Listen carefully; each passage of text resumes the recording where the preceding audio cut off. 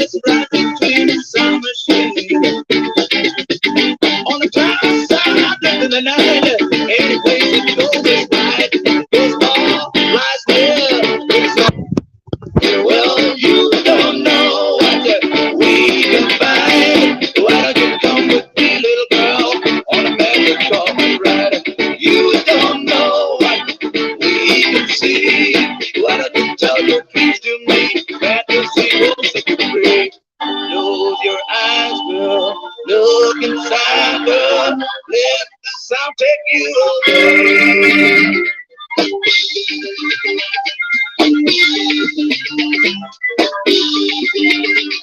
Last night I wanna let him slip, and so I wish that I could stay. If anything would answer me, well, someone could take my lamp away. I look around, I love the candles all out. Well, you don't know what we can find. Why don't you come with me, little girl, on a magic carpet ride? Well, you don't know what we can see. Why don't you tell your dreams to me? Fantasy will set you free. Close your eyes, girl. Look inside, girl. Let the sound take you away.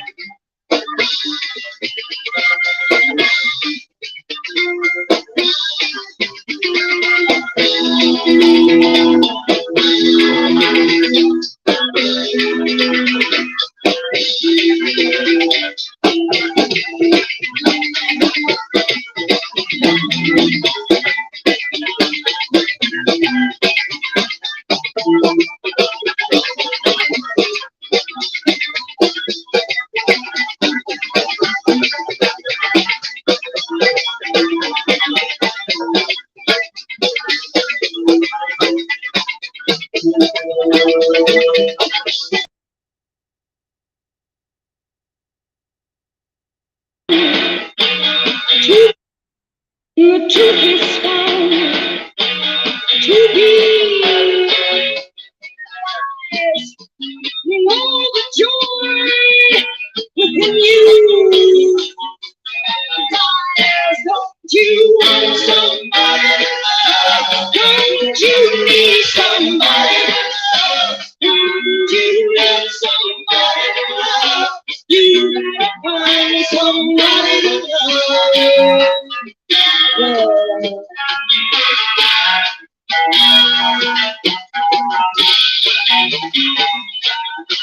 God is flowers. Hey, yes, and your mind is so full of it. Don't you want somebody to love? Don't you need somebody to love? Don't you want somebody to love? You find somebody to love. Your eyes, I say your eyes may look like his. But in your head, baby, I think you know where it is. Don't you want somebody to love? Don't you need somebody to love? Don't you love somebody to love? You gotta find somebody to love.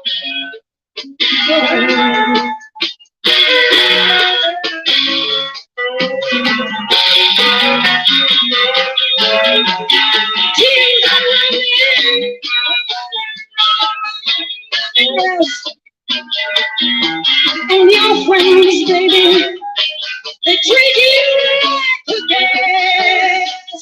Don't you want somebody to love? Don't you need somebody to love? Wouldn't you love somebody to love? You gotta find somebody to love.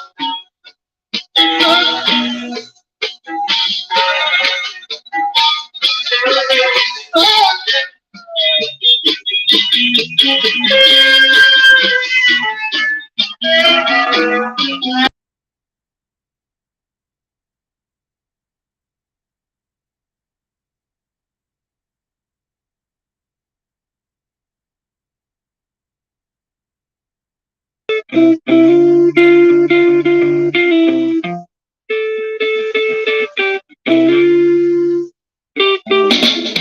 a tissue that I wish you saw. Sock after Mr. Know It All. But close your eyes and I'll kiss you, cause with the birds I'll share. With the birds I'll share this lonely view. With the birds I'll share this lonely view. Push me up against the wall. Young tough girl in a push-up bra. I'm falling all over myself to lift your heart and taste your help. Cause with the birds you share this lonely view. With the birds you share this lonely view. With the birds you share this lonely view.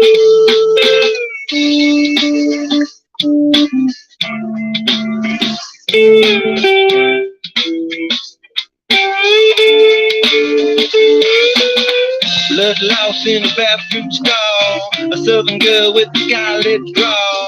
A wave goodbye to Ma and Pa, cause with the birds of shade. With the birds of shade, it's so lonely view. With the birds of shade, it's so lonely view. Soft spoken with a broken jaw. Step outside but not to brawl. And autumn sweet wind, call it fall. I'll make it to the moon, it'll have me crawling. With the birds and shades, it's a lonely view. With the birds and shades, it's a lonely view. With the birds and shades, it's a lonely view.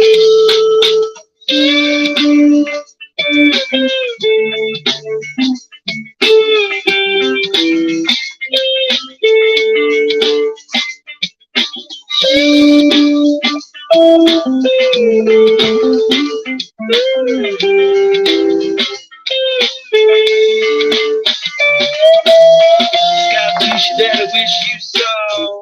Sock cap, Mr. Know It All. Close your eyes and I'll kiss you, cause with the birds of share. With the birds of share, it's a lonely view. With the birds of share, it's a lonely view. With the birds of share, it's a lonely view.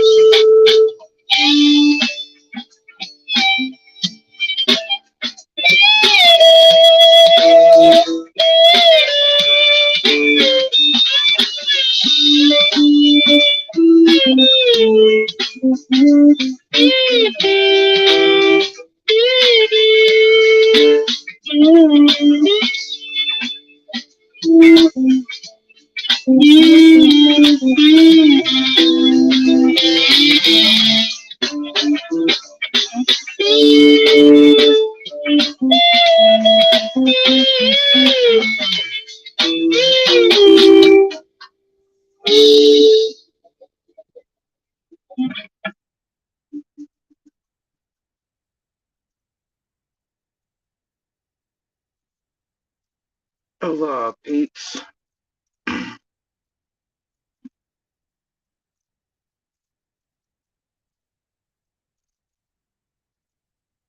I thought I'd hop in for a bit. I was gonna do a show last night, but then I don't know, it's like people have like the ESP or something. Right? There's no one about to touch a button.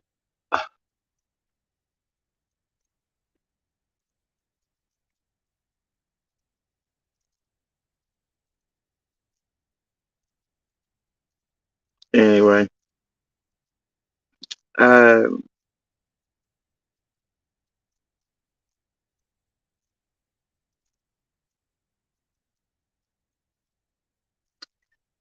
wanted to go over some stuff.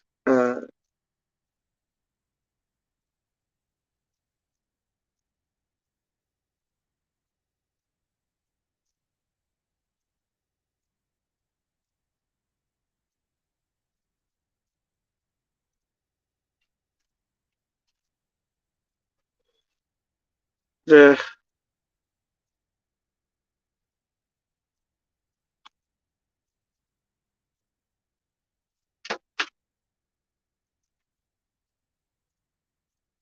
Now the cat wants to wake up and get weird about it. Um,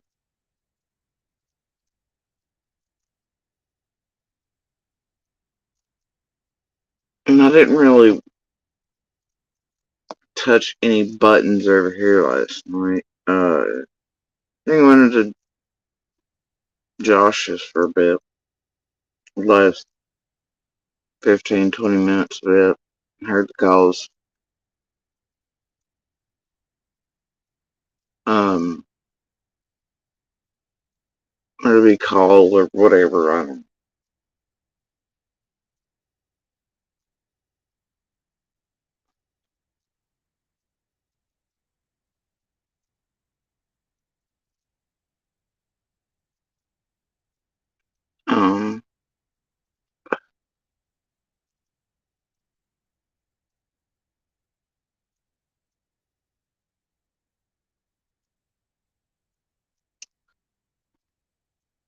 Um, there's always so much to say and no real good way to say it sometimes. Or that you think is probably not a good idea to say, and all of that combined makes it hard to say anything. Right?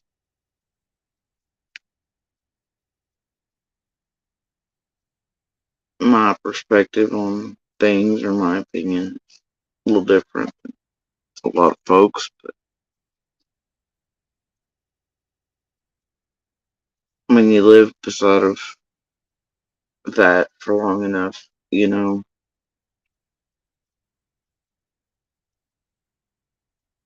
and then you've had you've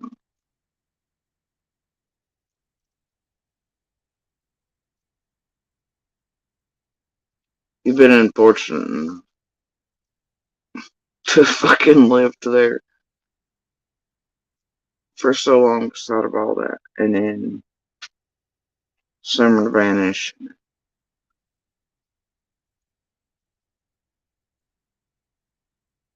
Somehow, bizarrely enough, fun days marching on, and now into 2.5 years. She never expected, never once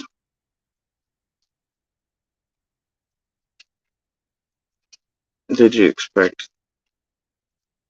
anything to go beyond June 15th, much less 16th, 17th, 18th. And then for the years to change 22nd, 23rd. Never dreamed that in a million years. Not the worst fucking nightmare.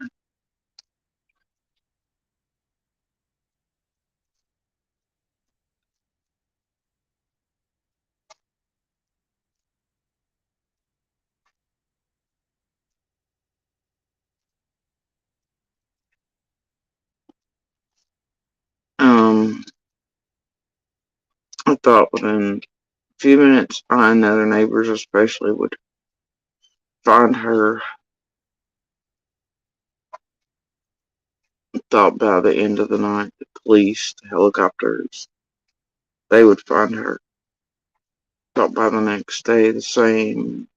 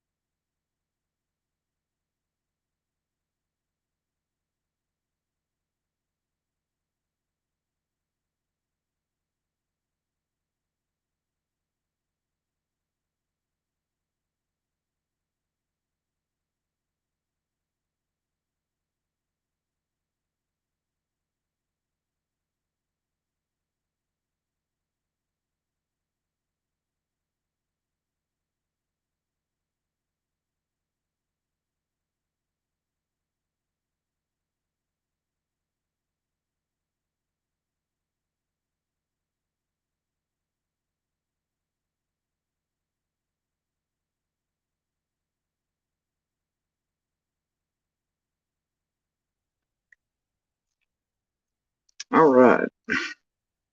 It's just one of those mornings. Uh, anyway, you just think that every day answers will come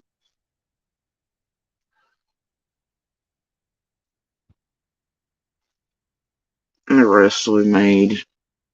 You wait every day, and you go to bed at night, same thing. And you wait, and you hope.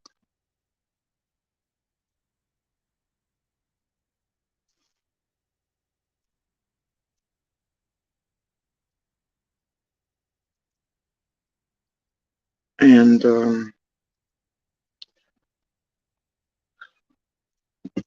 I don't know. So many things, right? But, there are moments, so many, during everything.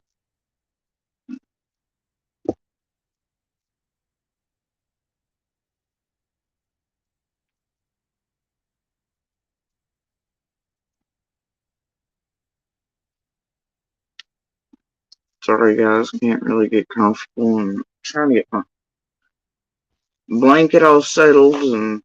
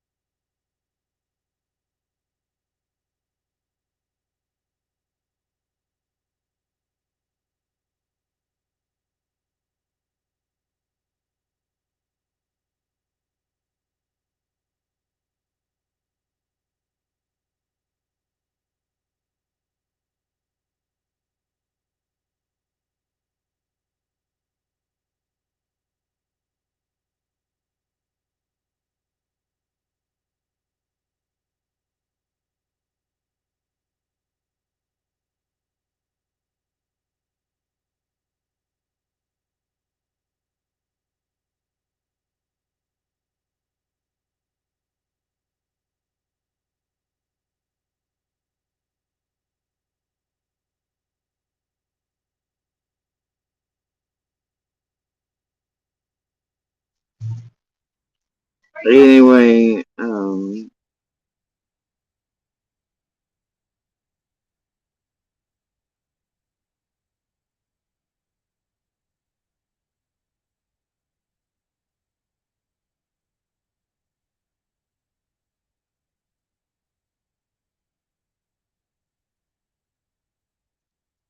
the cat is on a mission, y'all.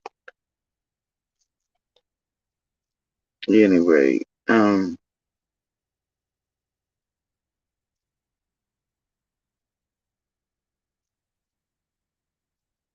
think my perspective,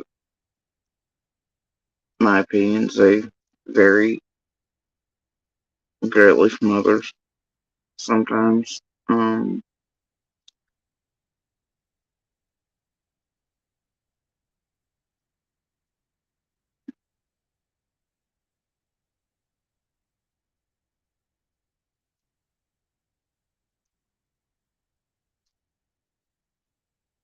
Like with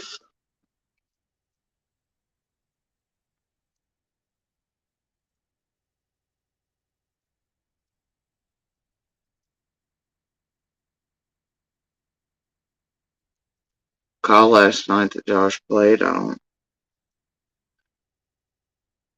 don't know. I definitely don't find anything funny in it, you know.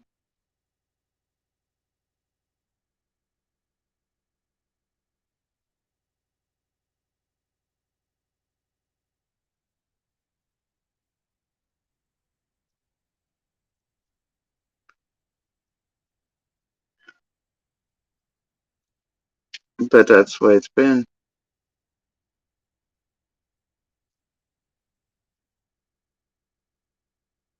since summer vanished, and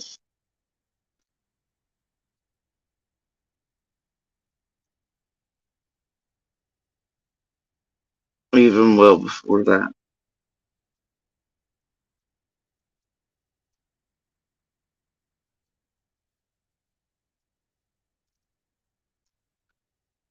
Those who seem to enjoy or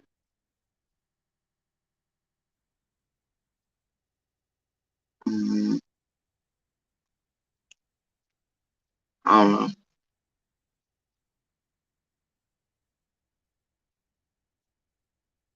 pain of others or causing it or whatever, right? The giggling back and all that, playing games. Mm,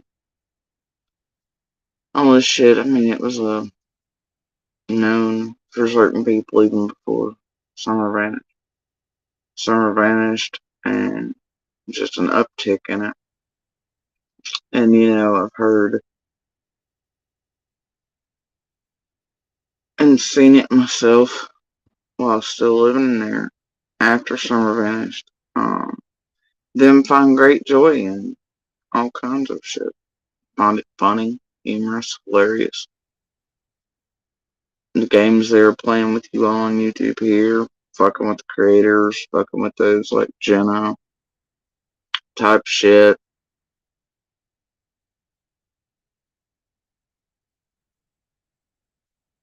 calls made to marry, that type of shit.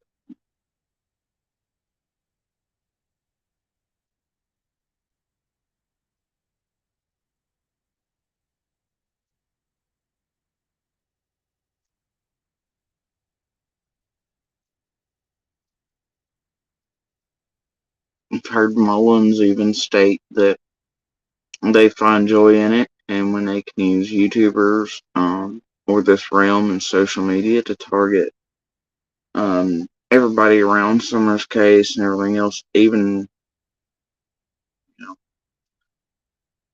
before a great deal many of us were ever even public about was happening. Um,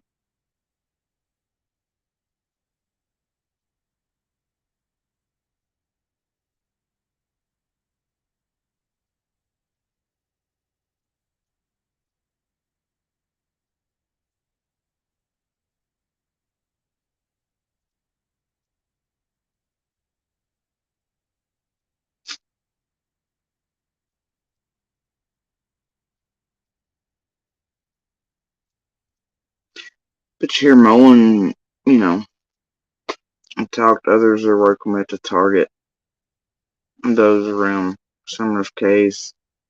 He slips and oopsies and all these things. He also enjoys it. They enjoy it, but somehow he even finds their enjoyment in it pretty vile to listen to. But he himself enjoys it. It's the weirdest damn, some of the weirdest fucking recordings I've ever heard. But it is what it is, right? It is what it is. But every time online, you hear them laugh, giggle, do the things, play the games. I don't talk normally about things that nobody should be able to even, in my opinion, think, let alone verbalize, especially out like into the universe. But every time I hear it,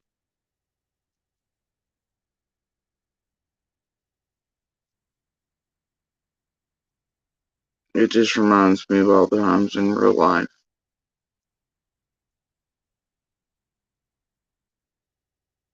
Which I hate to say real life because of this fucking place.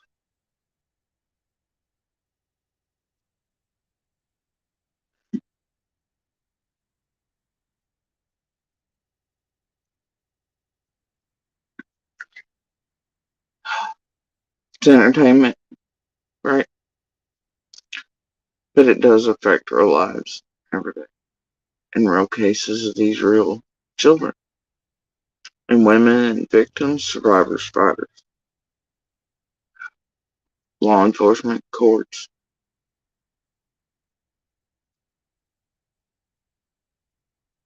This realm goes so fucking real life on everyone. Around any case, it's just mind blowing. Most people wouldn't believe the extent of it. Most people wouldn't be able to piece together how these groups work online without sounding like fucking fruitcakes. That's what they sort of rely on here too. It's fucking whack. Either way, but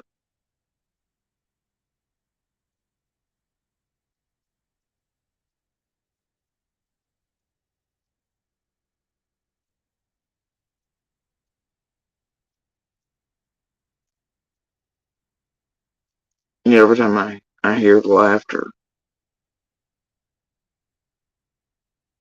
like that, and with things like that, I know how much uh, just reminds me all year.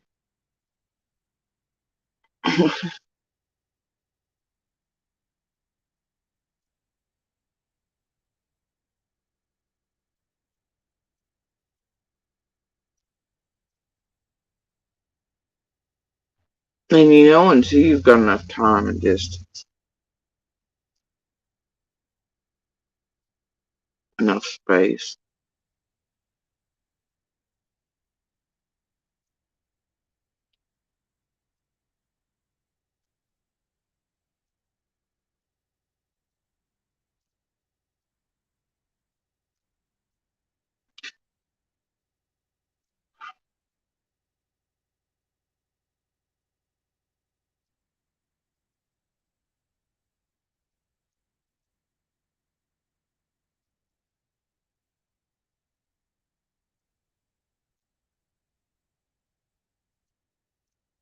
but every time I hear them, it's like tonight when I was listening to that over on Josh's, right? All I could think of was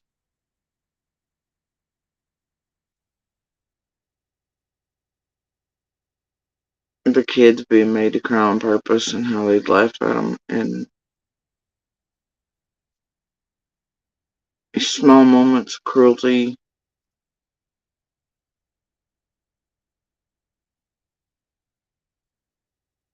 that throughout the years when they happen, you just think dumbasses are not raised right or whatever, right?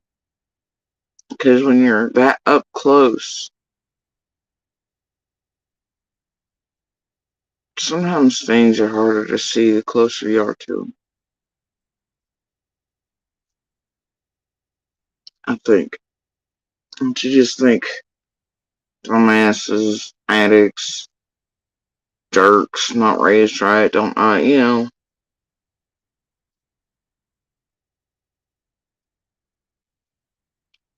then you realize, and you combine all the things, and you watch the years pass by with it, it's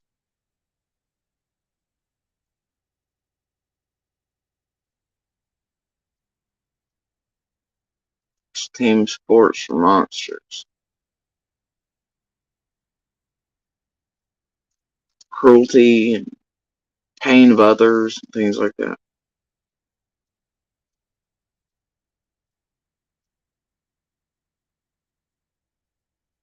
Even their own children brings them joy. They can laugh about it. They do laugh.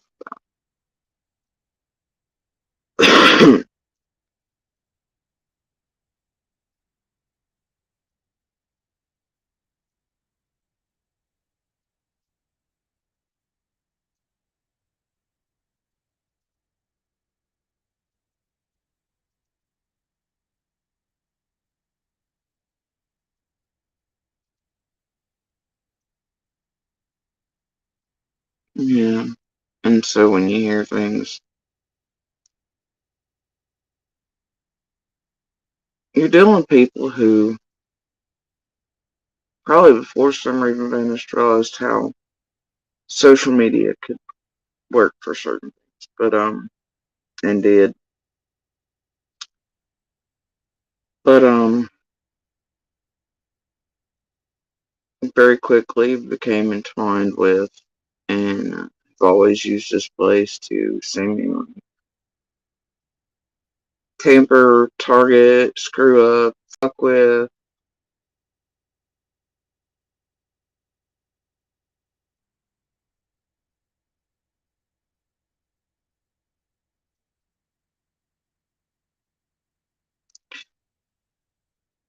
And these creators have helped him do it. On purpose. Like a lot of these creators knew they were helping them do all that.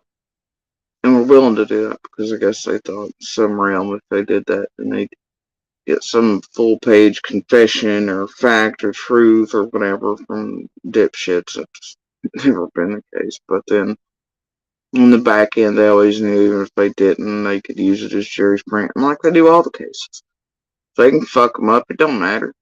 If they can fuck them up and all those involved can benefit, and cases can't be solved or millions can be made, or whatever, they're gonna do it. They'll continue to do it here. While they all swear they give a flying shit about these children and women and victims and survivors and fighters or families. And justice and arrests. Nah, nothing further than the fucking truth around here. But you're dealing with people who knew from the very beginning everything they were saying and doing was going to be recorded, played, put out online. And they have used, and the creators have used them too in order to, you know, parasitic, symbiotic, whatever you want to call it, relationship. For whatever suited everybody's needful things in between. But every time I'm recording anything gets released, you know. And they know it will be. And they generally know it's bullshit. It's to target those closest to, around, who might know too much, who might have said something to displease somebody, or whatever, you know, witnesses. But,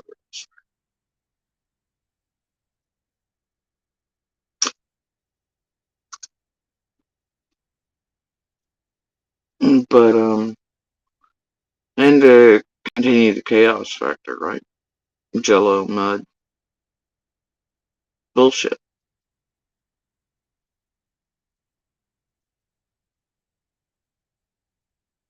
And they know these creators and people would rather have extra entertainment and chaos and mud and whatever else Jerry Springer quality shit.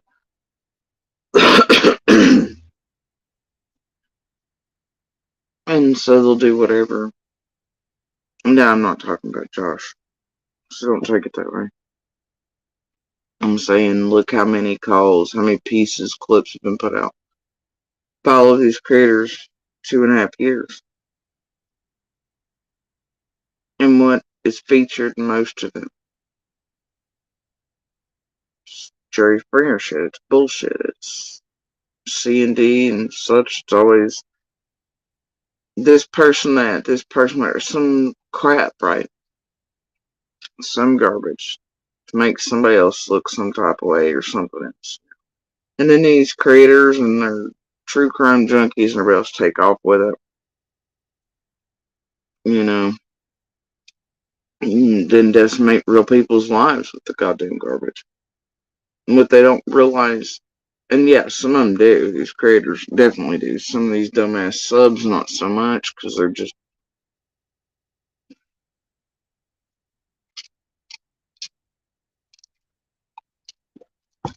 idiots, you know? We're just fucking idiots. And I don't know any better way to phrase that. Some people are just fucking morons. And gullible as shit, and just the way it is, okay? And this realm really relies on it.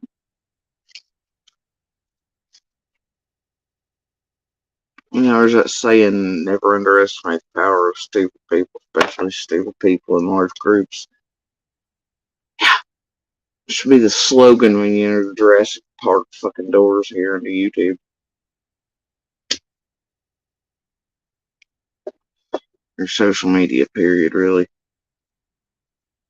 The best thing that could happen for humanity at this point is that the internet just crashes and forever remains dark. And that's the damn truth. It's the best thing that could happen to this planet, to people, is that the internet just go fucking dark and remain.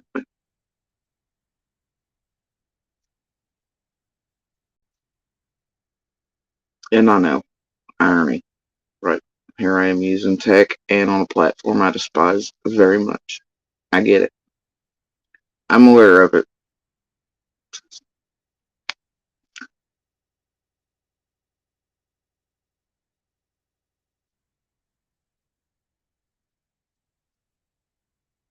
But in my opinion, what you've seen is two people use this realm since before many of us were ever public.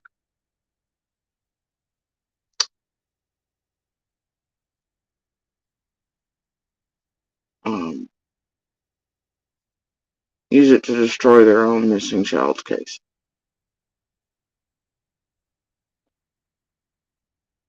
And to tamper and target with witnesses and those around their lives who knew too much, might know too much, etc. And the weird fucking shit is that some of this shit was happening before. What is happening from June 15th forward, but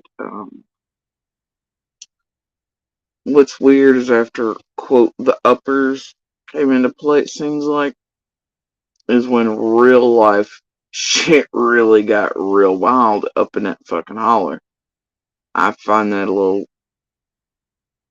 odd considering things that have recently come out and found. There's so many things that go together. And in the end, I hope they're told. And I hope they're heard.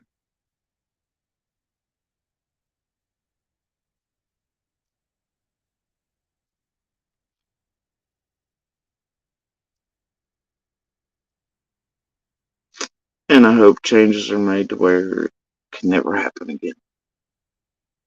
Never.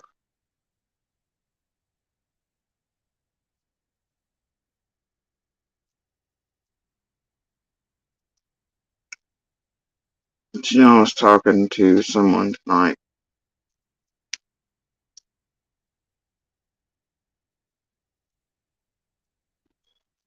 God, there are always so many things. Every one thing has another thousand things around it.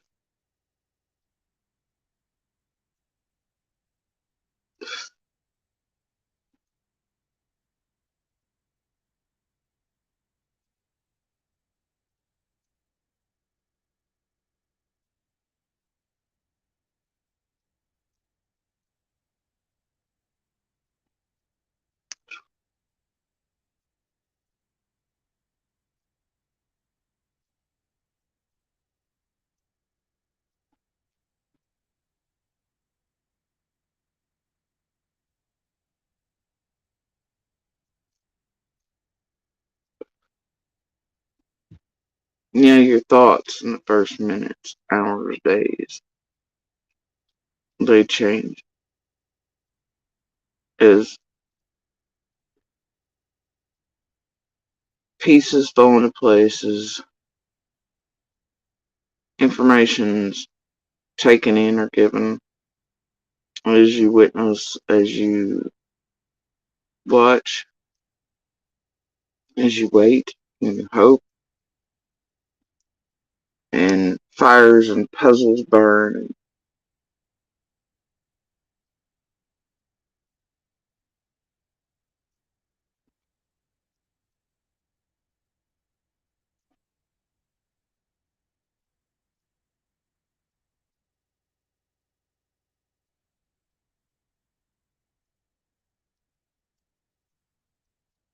'Cause in the first minutes or hours, you might discount certain things or misread certain things.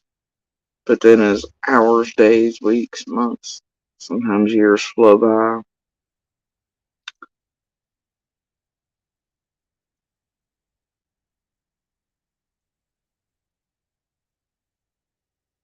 things change.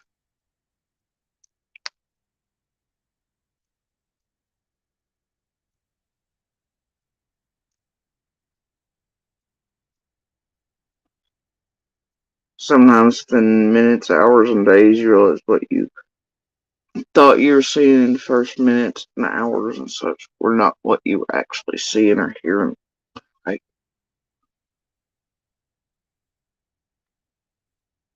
things are not what you think they are.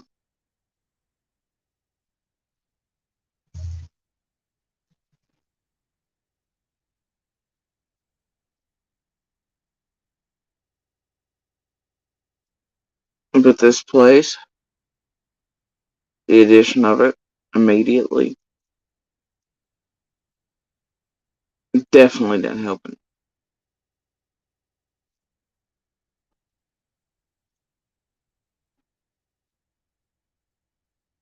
And a lot of these creators, they're aiming for just like the other cases. And a lot of these creators realize if they can keep those cases from being solved, or they can fuck with them or tamper with them or taint jury pools, or they can tamper with courts and they can fuck with law enforcement and feds and all these things, or they can try to tamper with or blackmail or harm or do whatever to witnesses and those around everything, where they can make the public, they can sway them with this thing. It really creates goddamn problems for these cases. And that means these people can continue talking about them, making millions on them. And sometimes in certain cases, I think those most likely to be responsible are starting to use this around, much like Quentin Simons, Karen Reed's, a few others. You see some of them, even defense teams and things, starting to use this realm in order to do that for their clients. I think that's the case in the Delphi thing that's happening now. I think that's tampering with um, Jared Lasix was not accidental either. I think there was definitely money behind the scenes for some of that. To fucking shut down certain court proceedings and shit. I think there's a great deal of fuckery around YouTube and creators and even search groups and all kinds of things, and all kinds of people working in different fields that are true crime junkies. They're helping these creators and should not be, and you know, it's a damn cesspool. And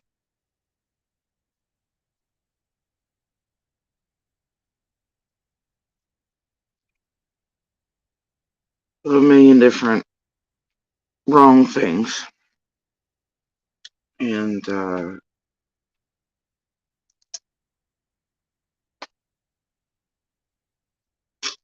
don't even know how it exists or how it's happening. But I do hope to see it stopped for good in some way.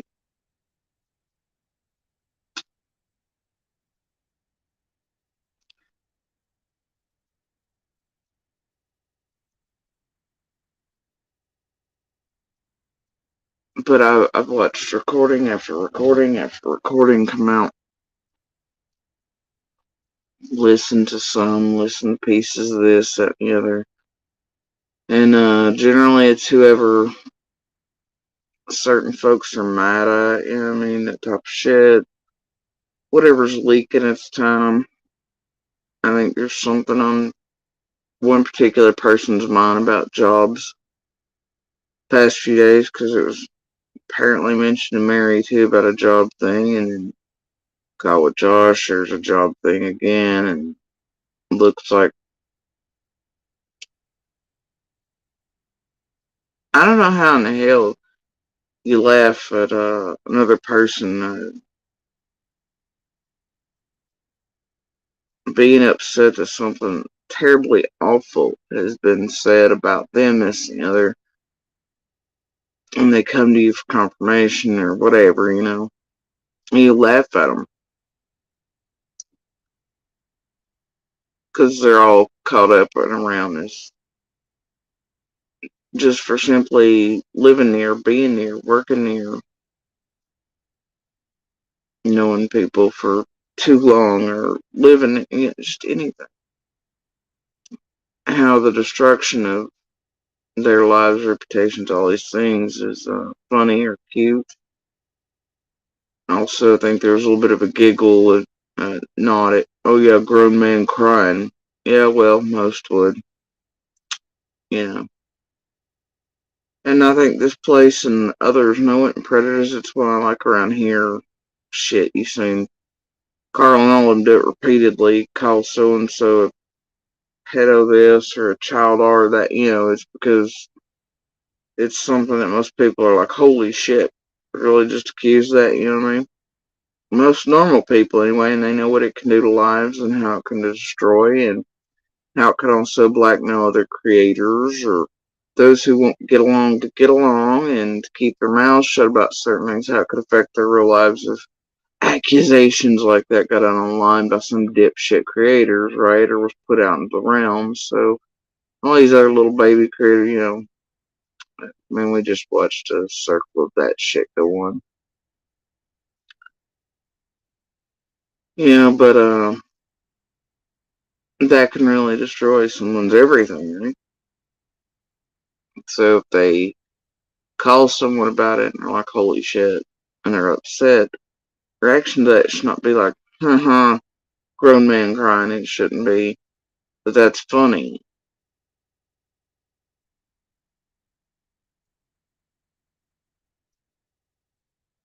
And the ease in which people can talk about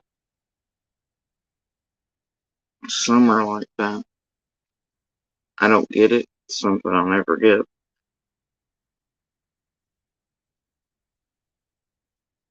And I try hard not to project because certain people are what they are, but damn,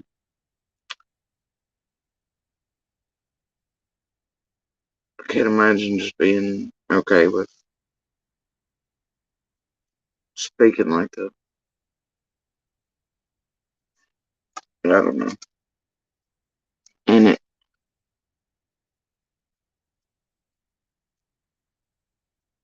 I just, there's nothing about any of this. It's normal.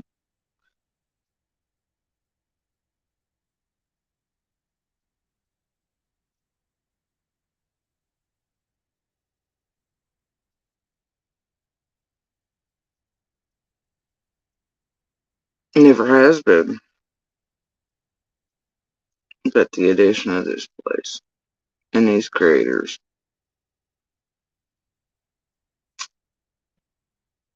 no, the bunches of assholes and 40 owls and inserters and wannabe Jennas and all these Fruit Loops and idiots in between, the hackers, the stalkers, the in-person guide tour motherfuckers, the just, you name it.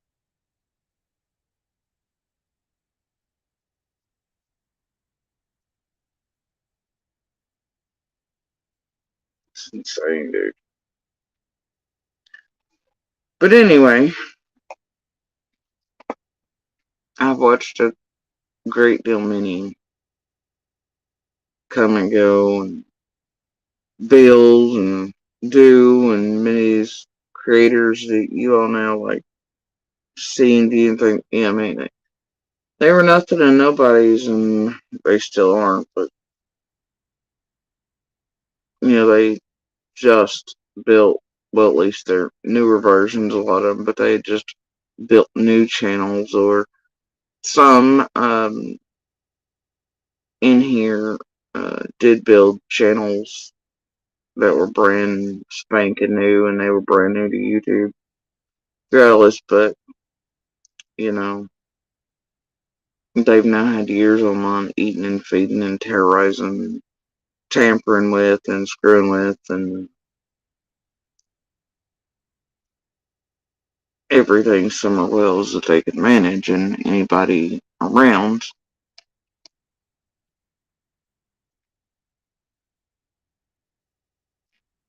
All of it. You know, and so anyway, I do take note when new personalities show up on the scene. I usually look at them a little sideways.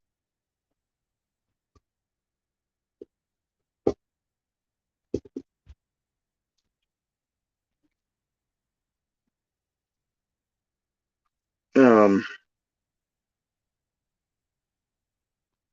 I tend to stay away from any newer ones trying to build and that type of thing. Um,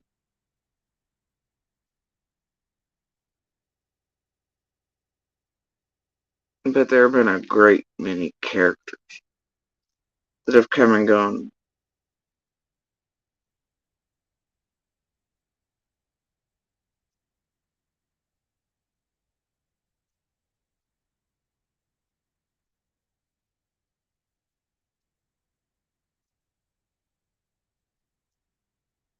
Some they've come and then they've just hidden behind the scenes too, and made y'all think that they're gone. It's always a trip.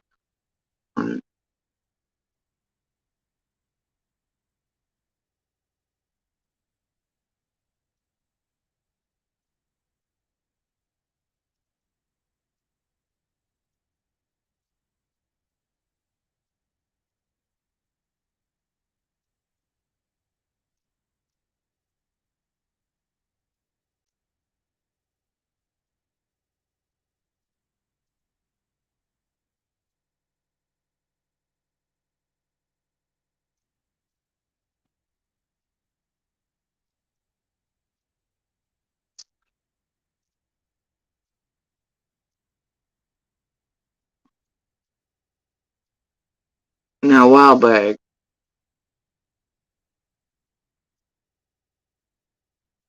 there was one that showed up a couple months ago.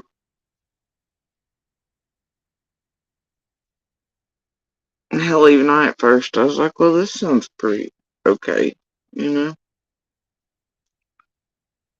Whatever, carry on.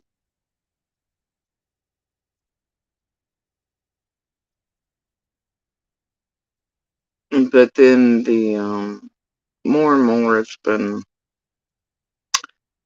putting out videos and such. It's like, whatever, you know? Some of it was definitely not what it had promised itself as or what it was original video, but it's like, whatever. But then I hear Ziggy and Fred slip, right? Fred's psychic slip. They're down the 1 minute call. And then you realize pretty quickly who's supposed to be going and interviewing Fred.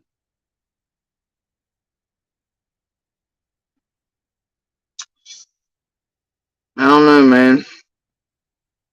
And I'm like, you know what? I don't give a shit. Because what's about to happen is, oh dear,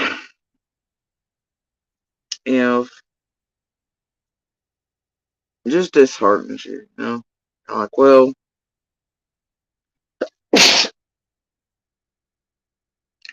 never mind these people that come along.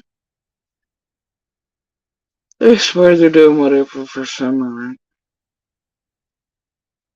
But then almost immediately,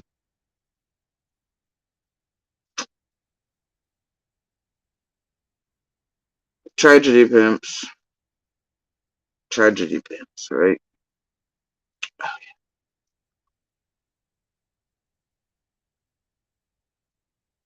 tragedy pimps. And well, anything that starts rubbing elbows with those, but just like, no, man. Then when you start rubbing elbows like Ziggy, and I hear tell last night, others, but you start going real life. Start knocking, trying to get a hold of witnesses and community members, and start doing exactly what you swore you were not going to do, and you're touching hands with YouTubers, tragedy pimps. Well, and then I start taking note.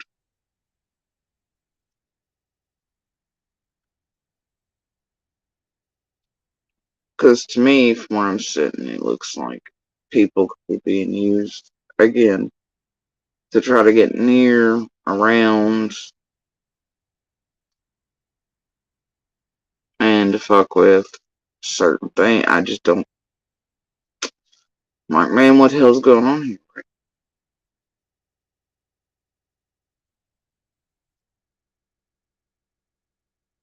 And then you always have to wonder, well, is this tragedy pimps using these people unbeknownst to them? What exactly, or is this a case of somebody already knew and came into this room and had intentions to do that from the first place after certain stories were out there? I just don't know, man. Chicken or the egg, right?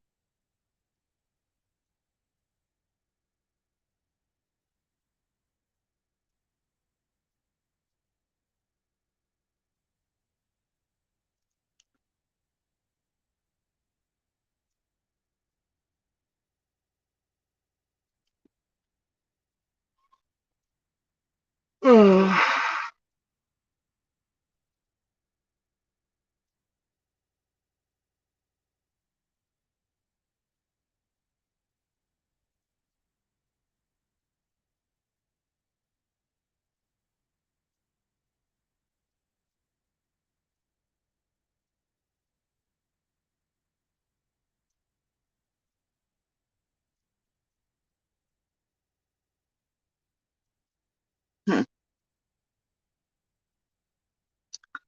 Squirrel.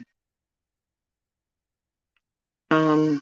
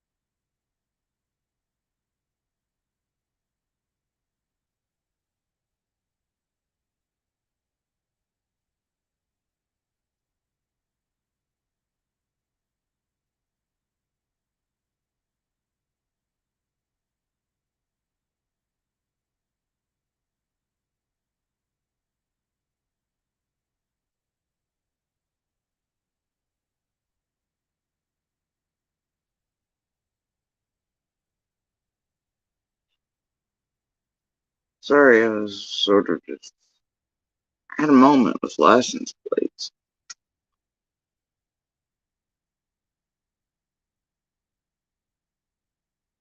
Something connected with something else.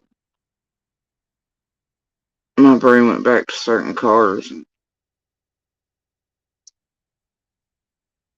license plates from before summer vanished.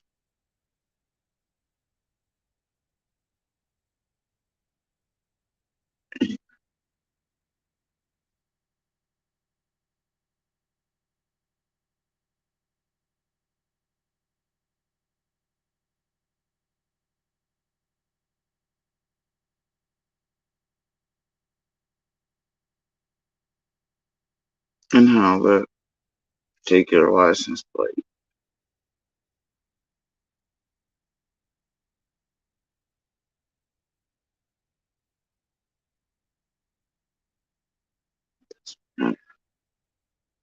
Anyway, uh, yeah, so I kind of keep side eyes on anybody that just shows up and the weird shit. I don't know. For me, I'm feeling like we're being introduced to another 423 chase sort of situation. I'm not big on it. Um,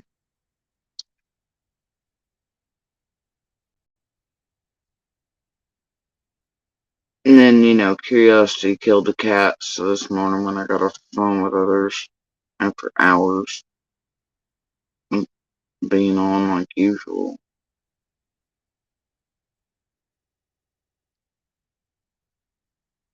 curiosity killed the fucking cat, man. Start digging. Only problem is some of these websites, man, are ones you kind of.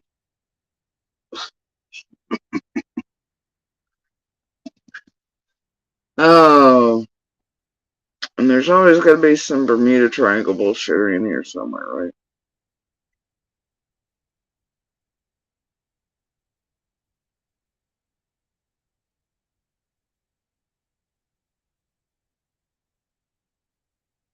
Always.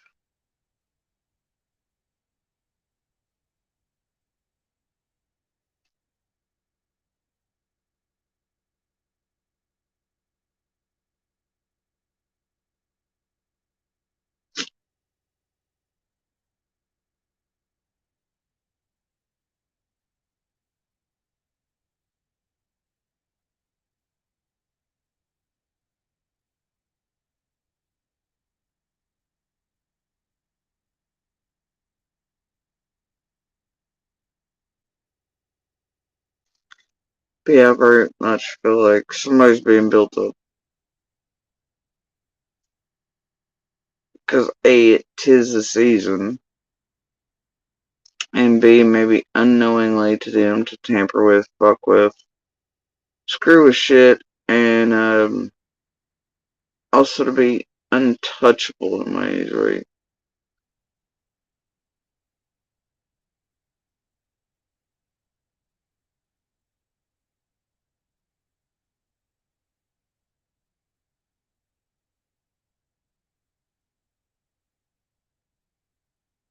I don't like to feel on it. And I don't know if that's coming from certain folks or if that's coming from the tampering of and with already the tragedy pimps. I don't find it a coincidence that certain people were brought supposedly into this because a bunch of people found them out of nowhere. A local with a YouTube channel and started leaving comments and everything, begging them just come into Summers everything. Doesn't that seem real random?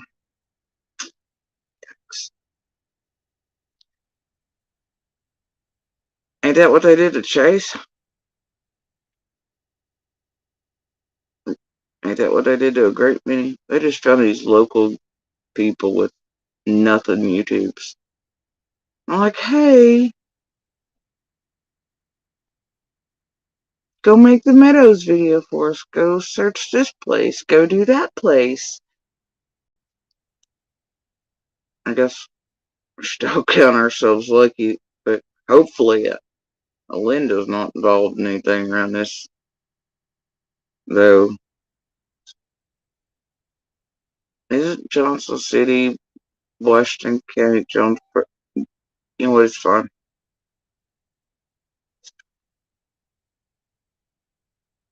It's all fine.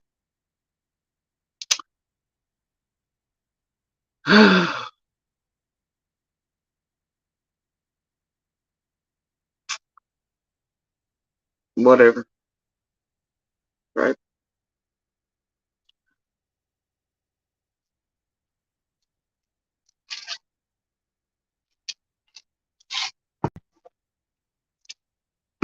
Now,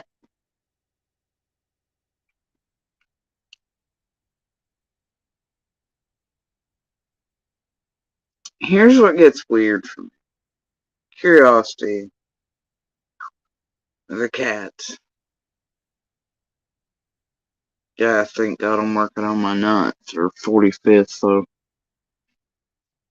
I'm full on fuck around and find out. Snickers bar, no regrets, right?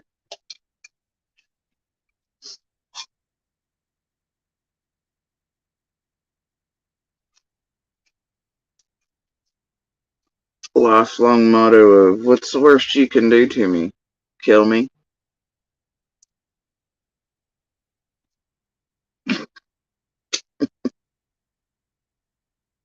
Good luck with that.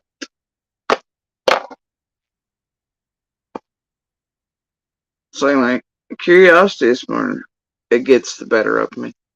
I touch play. Yep, touch the button. Or 4.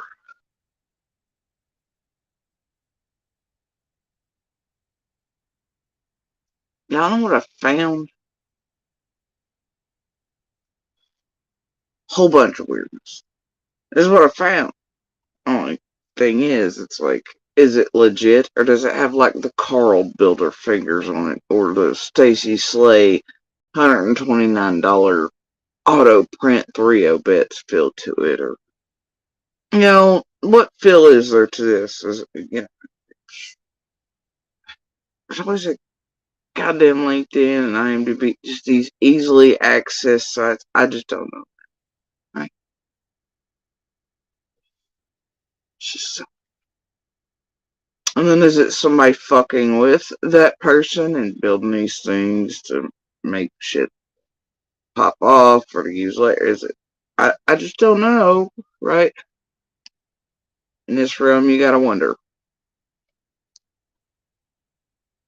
Because you are in the YouTube realm of fake receipts, fake websites, fake this, fake backgrounds, stolen identities, people buying the wrong ones sometimes. Some of these creators literally they're like 6 identities fucking deep, bro.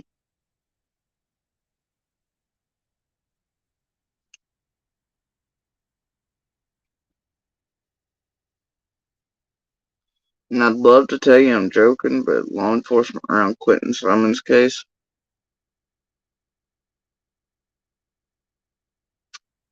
yeah, I don't know, at least that's what they told me. That's all I can tell you. Is it some of these creators were definitely under all the wrong identities. And that's all I'm going to say about it. So anyway, weird that. That could be bullshit too. I don't know. Everybody's allowed to do as they will. Especially Ellie, I guess, but whatever. But considering what I've seen around here, and, the pickup accounts, the sold accounts, the hack accounts, old laid down accounts these people get a hold of, because pretty quickly the world became aware that if you had like a brand new, fresh, shiny, like account trying to friend request you on Facebook or anywhere else, that it was a warning sign. So now they just go back because all these social media things been there for so long, and they just hack, take over, do whatever. They actually build, no shit, they build accounts and they've been doing this for years. And these dipshits, like, they'll post garbage crap on them, right? Just to keep them going and whatever every day. It's like gardening, but for tech, right? They start up a million different fucking YouTubes, Facebooks, whatever. They post horse shit on it. It trades hands 40 times. And they sell them up. Especially YouTube channels that are capable of, you know, lives or community posts or anything else like that. They, hold them in the background. But they do sell them up. They trade them, they do whatever. Anyway, and more people are like, well, this account's been around since like 2008, so it must be legit. But actually, it's 40 owls in a fucking raincoat. Welcome to tech, right? Gotta love social media. So anyway, they also create all kinds of shit. They create life stories for themselves online. They can, you know, grab these things that make it look like there's been a long-lived social media presence for them. Therefore, they must be real people. They must be whatever, right? It's a thing. Um, that way, if anybody looks up the accounts, and boom, makes it look even more, whatever. So it's hard to really tell real from fake these days, and who's what and what's where, and yada yada. And if you notice, a lot of your favorite creators, their names, like Ziggy's now, she's getting less views. You'll see the other ones actually come up in algorithms along with hers these days. But at first, you couldn't see it. They play off of names, like Days did, like so many others have. It'll also help hide them in algorithms, but it'll also bring them up at first to where they get more subs like these people, all this shit, right? But a great many of your creators, if you actually pay attention to their names, what the channel name is, we sort of do that. So do a lot of 40 Owls and others. And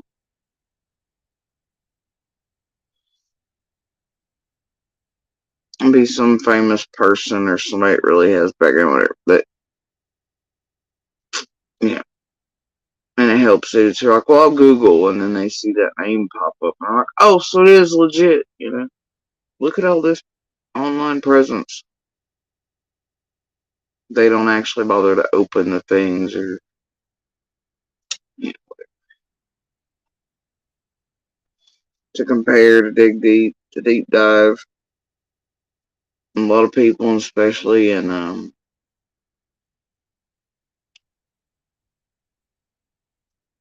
certain groups that meet certain criteria, age ranges, are less likely to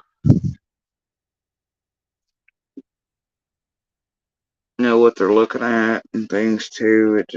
It's not cool, man. So, I don't know, but it is really hard sometimes to discern whether and what. I mean, hell, names are names. I mean, people have them too. But I always find it alarming when I look up someone's name and there's a famous person or something that's just wow, right? And then there's a similar, it's always like sort of a red flag for me.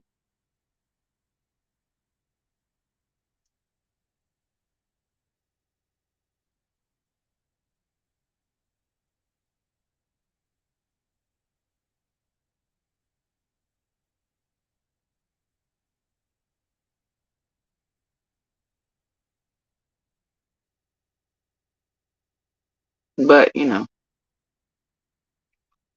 names are names and many people have them and a lot have similar.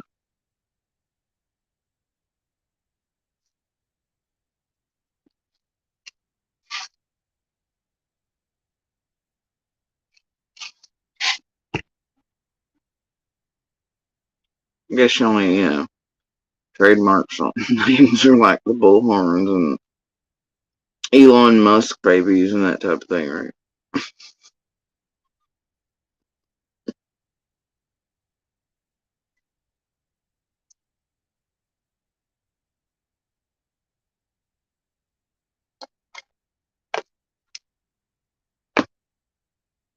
But Curiosity the cat, 9 lines, 45, whatever.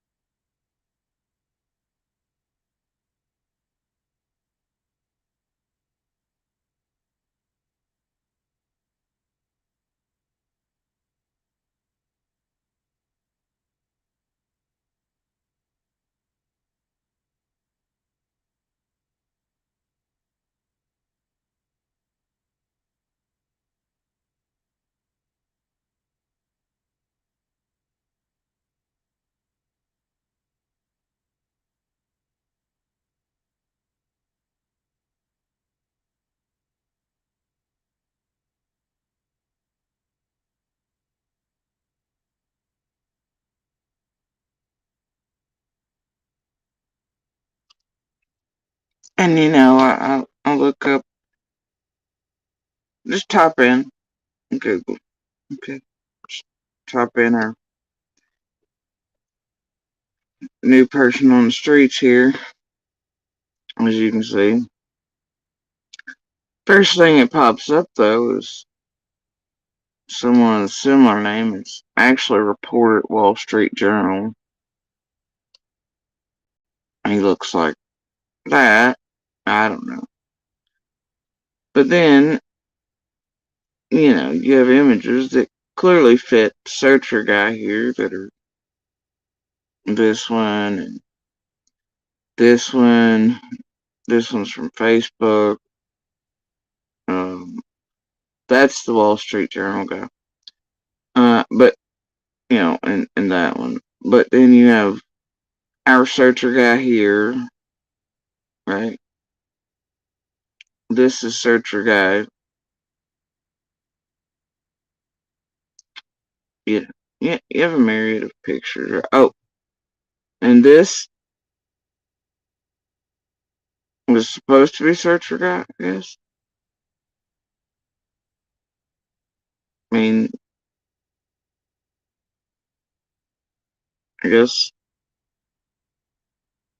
bridge of the nose and stuff fits. Right? There's just something here.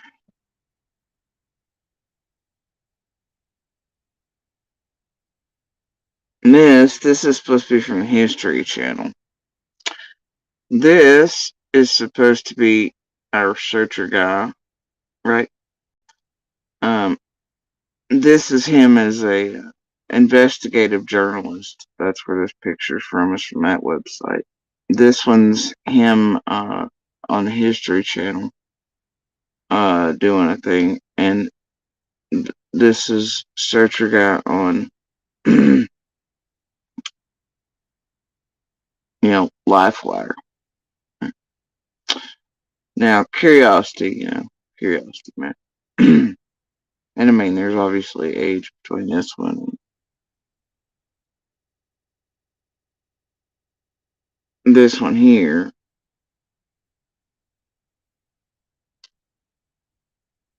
But it's been 12, 13 years since this episode. But it's only listed on IMDb. But anyway, the thing is, curiosity, right? So, LifeWire, right? I go there. I'm like, well, what the hell's going on over there? And, well, that's definitely Searcher fella. Right? I don't know. It matches up to his YouTube thing. It says University of Maine, but Anyway, his expertise is software and apps, Apple and Android OS, devices, Windows, Microsoft Office, home networking, consumer tech, smart home, computer, laptop hardware, audio, streaming, social media. Weird. Alright, so then introduction is uh, degree in electrical engineering, automation, engineer for whatever, senior IT analyst, Corning Life Sciences, former managing editor of MakeUseOf.com, experience. Ryan is a technology writer who's been writing how-to and other technology-based articles online since 2007. He was a group editor for technology and automotive channels at LoveToKnow.com.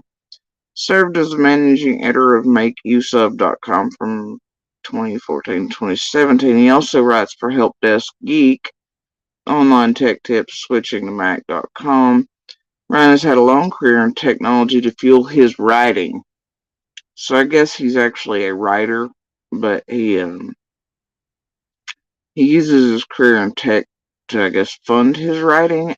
I'm not sure, but since '98 he worked for whatever. I don't want to dox that. As an automation engineer for 13 years, automating complex manufacturing equipment using programming, logic controllers, as well as developing HMI interfaces. Switching careers in 2011, he went to work at senior analyst for Corning Life Sciences, where he helped manage manufacturing, IT needs like weekly tape backups, managing facility IT hardware and equipment. His primary role was an OSIPI systems analyst, developing, maintaining manufacturing data collection and data analysis systems. Currently, he works for, I'm not going to dox it, but he works for the large chemical place here. Um, which okay, whatever, right? And that does match up with his YouTube and what he lists there as well. So he put it out publicly, but I'm not going to dox the place. Um, anyway, deep technical experience spanning. He works there as a overall equipment effectiveness leader focused on manufacturing digitalization. Deep technical experience spanning over 20 years has helped Ryan develop an appreciation for aspects of technology people struggle with and how to fill those knowledge gaps for readers.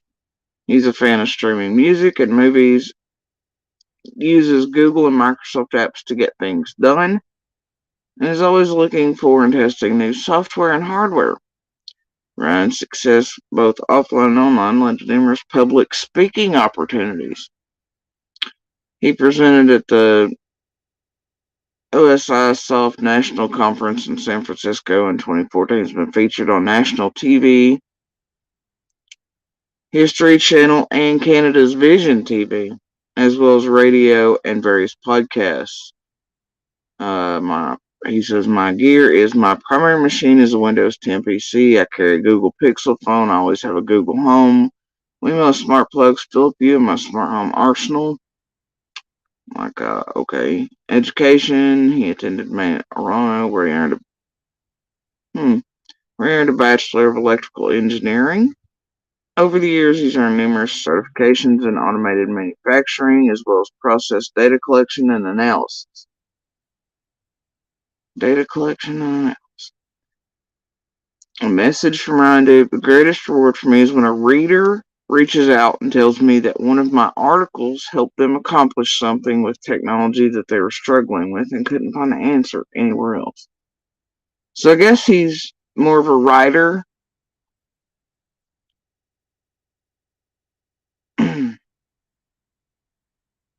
Okay.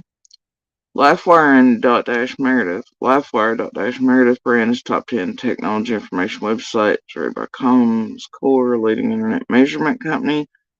We provide trusted, clear, and actionable answers to your most pressing technology questions vetted by certified experts as well as trustworthy product recommendations. Blah, blah, blah, blah. Anyway, yeah, so I'm like, alright, whatever. And then,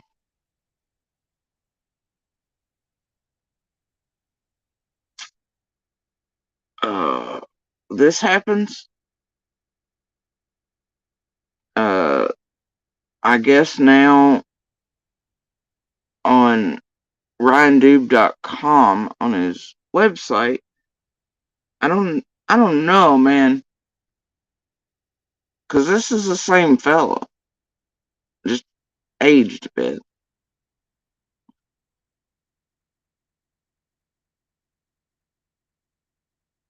Just aged a bit. Has to be, right? I, I don't know, but according to this website, he's a writer, editor, and investigative journalist.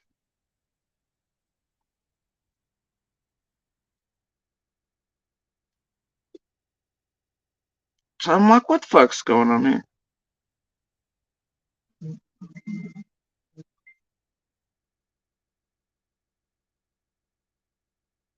But then it has Indianapolis. I don't know. So maybe like the picture, maybe I'm wrong and I'm blind. Maybe this is the Ryan Dube for the Wall Street Journal. Shit, I don't know.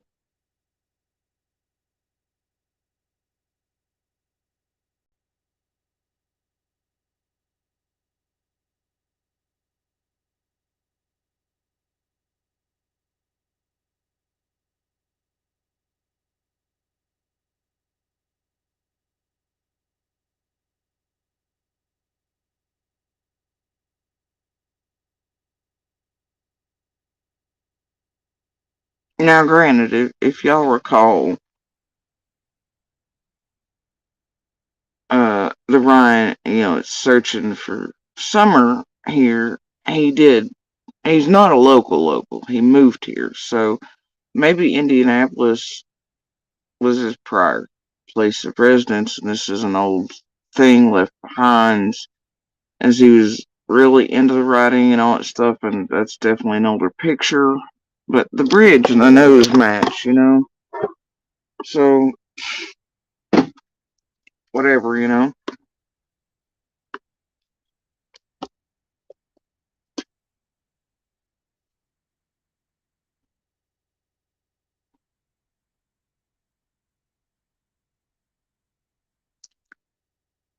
I just don't know. But anyway, everything you want to know about Ryan. Ryan has been a tech writer and editor since '07. He was a group editor for technology and automotive channels at lovetoknow.com from '06 to 10. Writer and SEO make use of. So you see these things listed here are the same things listed at the other one. Uh, that has I mean, like, it's literally lovetoknow.com and the make use of, which obviously were mentioned here, and then, the other information here matches him to his YouTube that he has information on. So it has to be the same person. So Ryan is all kinds of things, apparently. Anyway, so, anyway, he served as the EO manager at Make Use of from '08 to 14, served as the managing editor there from 14 to 17. He's now a writer and editor at lifewire.com, a tech writer at groovypost.com, and managing editor for AKIC Consulting, which owns helpdeskgeek.com, onlinetechtips.com, and switching to mac.com. Ryan worked for, well, same place listed last time, Corning Life Sciences, blah, blah, blah. Speaker, whatever, right? Oh, and look, he's an editor and investigative journalist, writer, editor, all that. But Ryan presented at the OSI Soft National Conference in San Francisco. 2014 has been featured on national TV, History Channel, and Canada's Vision TV, as well as radio and various podcasts. Had a link for Hire Me there. Want my experience enhance your business. His first thing is he's an expert writer. So I guess he's trying to get hired as a writer. or something. I don't know, but he's an expert writer. That's what he puts first. I guess that's what he sees himself as. I don't know. Anyway, Ryan has been publishing online since '06 and has published over 1,000 articles. With his SEO background and passion for writing, so not tech or but so okay. Ryan can draw in more readers, keep them on your pages longer, and draw them deeper further into your site. He's an experienced editor. He can ensure your writers are following your style guide or any standard ones like ALA, AMA, or Chicago. His feedback to writers is kind, thorough, and effective. Most editors only clean up content, but Ryan seeks to help others improve their own craft and grow. Managing editor. He was managing editor for a major tech site and blockchain marketing company. He successfully managed over 50 editors and writers at once. Handled hiring needs and reporting on overall performance. Ryan is kind of leader focused on helping others find their passion, blah, blah. SEO and content management.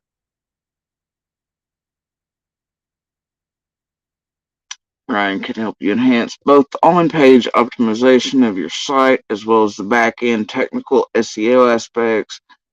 Ryan's Google Analytics articles have been tweeted by Google's own analytics team. Ryan uses the latest SEO tools and tech to identify high search engine demand topic that'll light a fire under your traffic. Business and workflow automation with expert level programming experience in Google Scripts, Microsoft Office VBA, and automation tools like Zapier.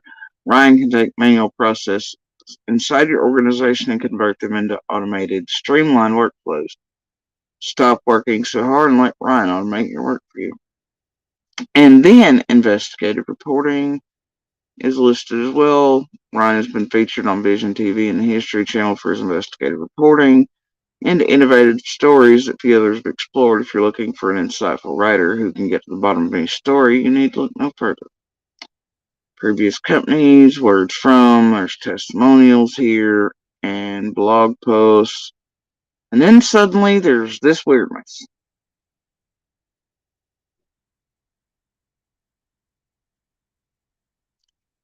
Reach me. And it's just catch me if you can. And then contact info below. But seriously? Like all I could think of was like Leonardo DiCaprio, right? Catch me if you can type of thing. I had a little giggle. I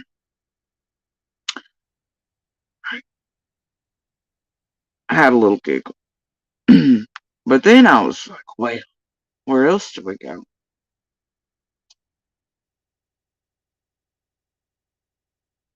So then I go to, well, I guess everybody's got my damn email now.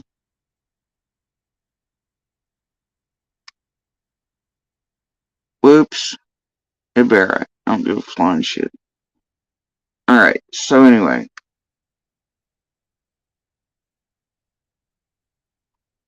Alright. I do not want to network. So yeah, look, pro tip, don't email me. I'm not answering. Alright. And the hackers already have it, so fuck everybody. Anyway, so as you can see, this is the same fella, right? And the workplace, well, it lines up with his info he is given on YouTube and the other websites, right? And I'm not going to dox those things, even though they're public and he's made them public. I'm going to try not to do that. So, then I'm like, but what the fuck? And I just want to know where else it goes, right? RyanDube.com, writer, editor, investigative journalist.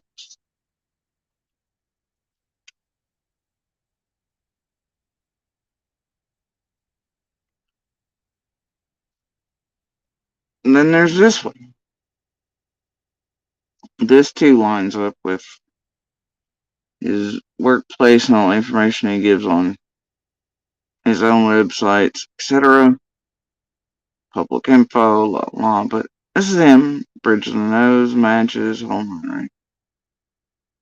But it has even his digital manufacturing, whatever, managing editor at contributing writer, freelance, blah, blah, blah.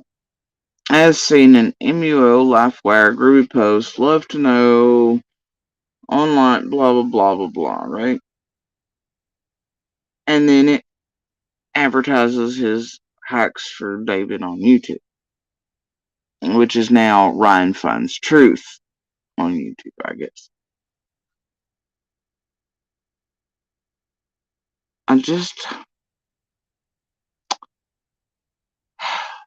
And I mean, you can come online and kind of create your own websites, you know. But here he lists himself. It's Muckrack. I'm not sure what the fuck a Muckrack is, but what the hell this is. PR pros for journalists, resources. I don't know. I think this is one of those where you. I don't know. Let's check it out.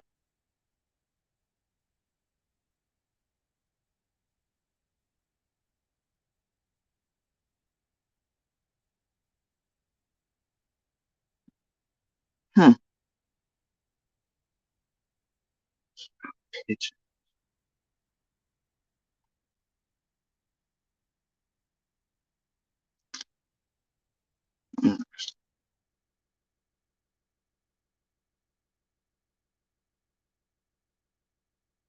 hmm.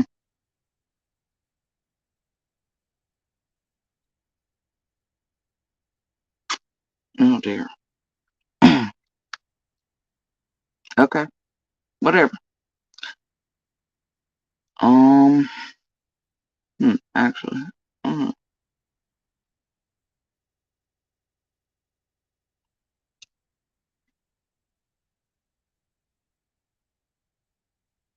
Oh. Okay. So. All right then. So, helping organizations find the right journalists to pitch, report on media coverage, and improve the value of public relations. MoCrack was founded in '09 to connect journalists on social media. Oh, so it offers journalist profiles and media databases again. Okay. Public relations. Interesting. So you go on here and you put in your bona fides, and then so it's kind of like people come here to hire you if they want a journalist, but you input on all your own information onto this website. Oh, okay, got it. And then I get real curious about um. Well, I don't know what the hell Saltburn is, but actually, I think Little mentioned that name the other day. I don't know what Saltburn. But then here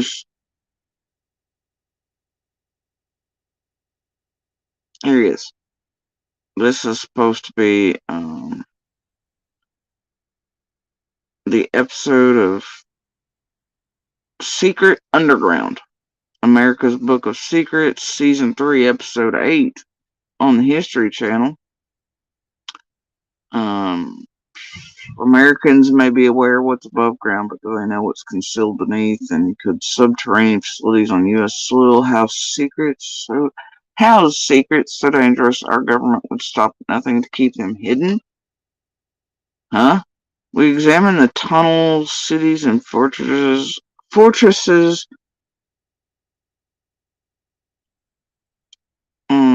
covertly constructed beneath the feet of the American public. No synopsis. IMDb. I don't know. There's a plot. Says. Kind of want to watch it, but not really. I think that was after the woo woo guy with the crazy hair. History Channel was no more. Um. So anyway, yeah, I don't know, but this was way back in the day. I think release date was May 17th, 2014. Um,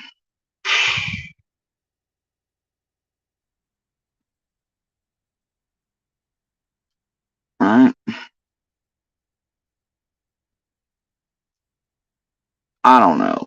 It gets fucking weirder, man. Um, and then also, this is obviously our same searcher guy. He's a freelance writer and speaker. Uh, so I don't know. Anyway, apparently he's also given whatever presentations, etc. I don't know. This one he's teaching people how to use PowerPoint and presentation software, whatever, right? Weirds me out about these faces and these capitalized words, bro. Anyway, so the thing is, I don't know. He's also done public speaking engagements, that type of thing. I don't know, but there's a whole list of folks here at whatever customshow.com creating and giving great presentations. Um, what is Custom Show? We built Custom Show for sales teams that require.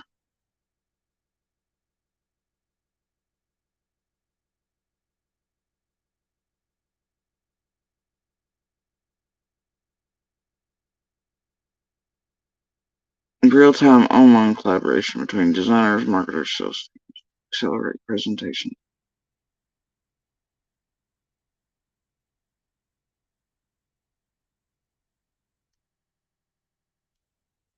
Freed of technical challenges, presenters can now focus on selling.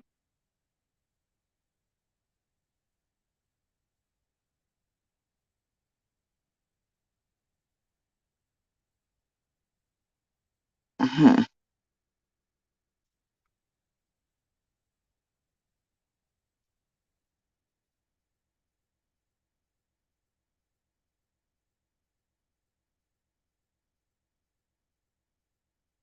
Oh, so this is kind of like the last one. That last website, you can just input your own info and you can connect with other people, and or if they need somebody to hire, then you can. Okay. Okay. Um.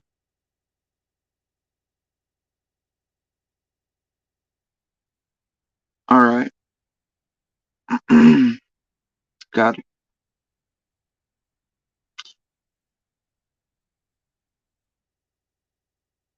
I don't know, man.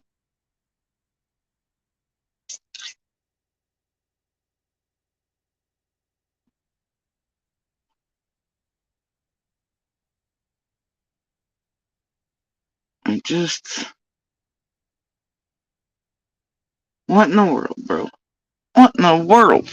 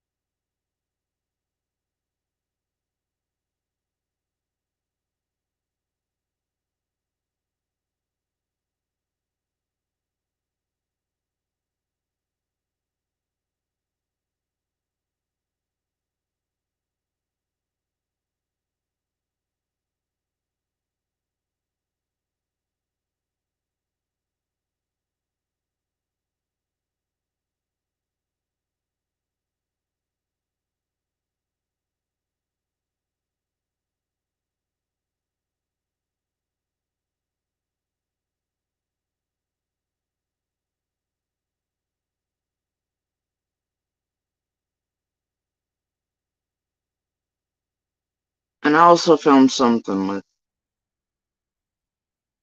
him, and he was having votes and stuff done because he was going to win some sort of fitness thing for the year 2024. So apparently he's really into health stuff too. I don't know.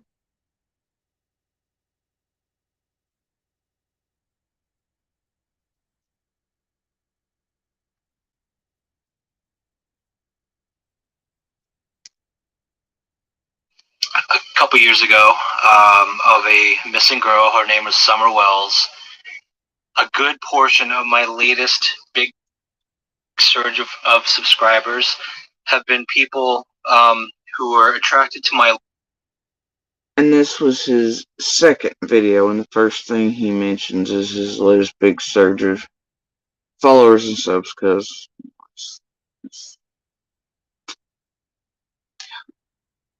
okay. Anyway, this video 4 months ago, the second one got him the whole 26,000 views. I mean, that's pretty addictive, I guess. I don't know, it could be.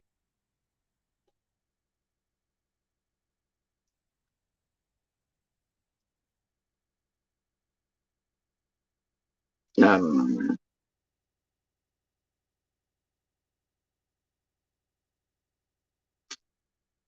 Um,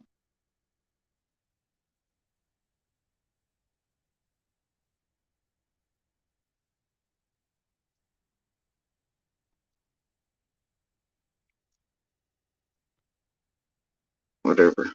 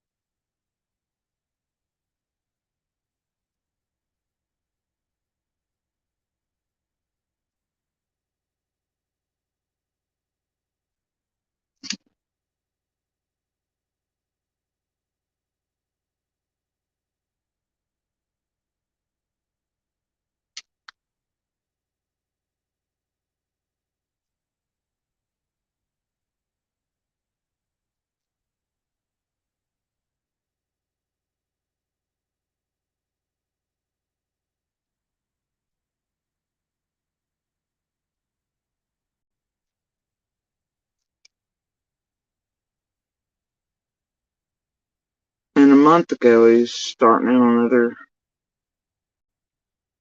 cases. And some of the first videos that should have that were here are no longer here.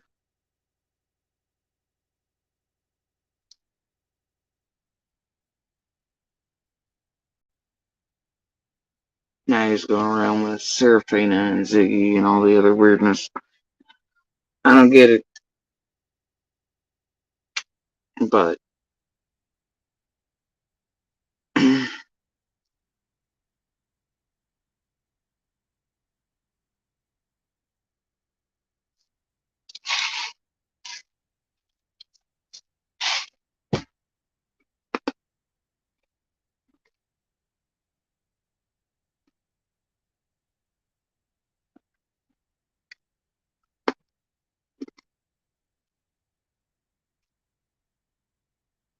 It's Michael's big holiday sale. Deck your halls for less and get up to 50% off from trees, more.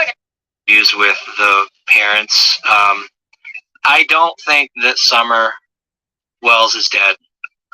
I don't think she is anywhere buried anywhere. I don't think she's in a cave anywhere. Don't think she's in a well or dropped in a hole where there's water.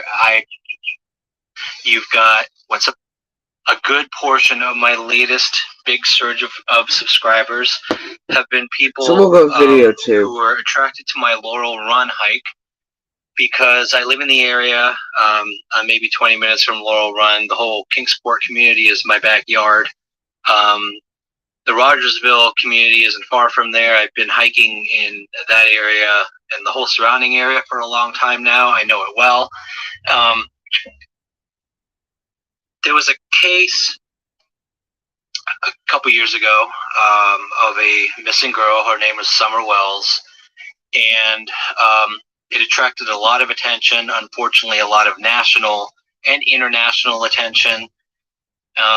Since then, it's exploded into what usually happens with unsolved cases or just unknown mysteries. You've got, when something goes international, you've got a lot of people latching onto the story. I mean, it was on Dr. Phil. I mean, like writers, freelance journalists, those trying to break onto TV and history channels and shit for looks like several decades now. Not really. Maybe they use their actual careers to fuel their love for writing and TV career. Anything's possible right now. The parents of Summer were interviewed. So international awareness brings a lot of loonies and drama.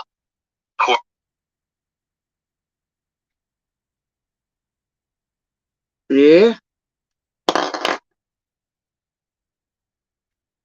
Yeah. Of course, online, social media personalities start weighing in, giving their input.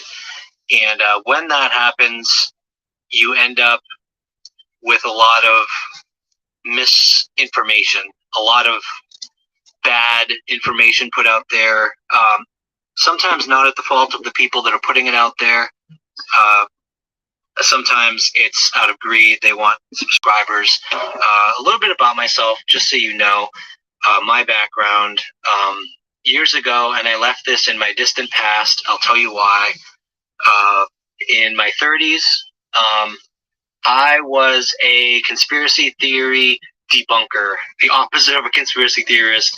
I spent a lot of my time diving into conspiracy theories.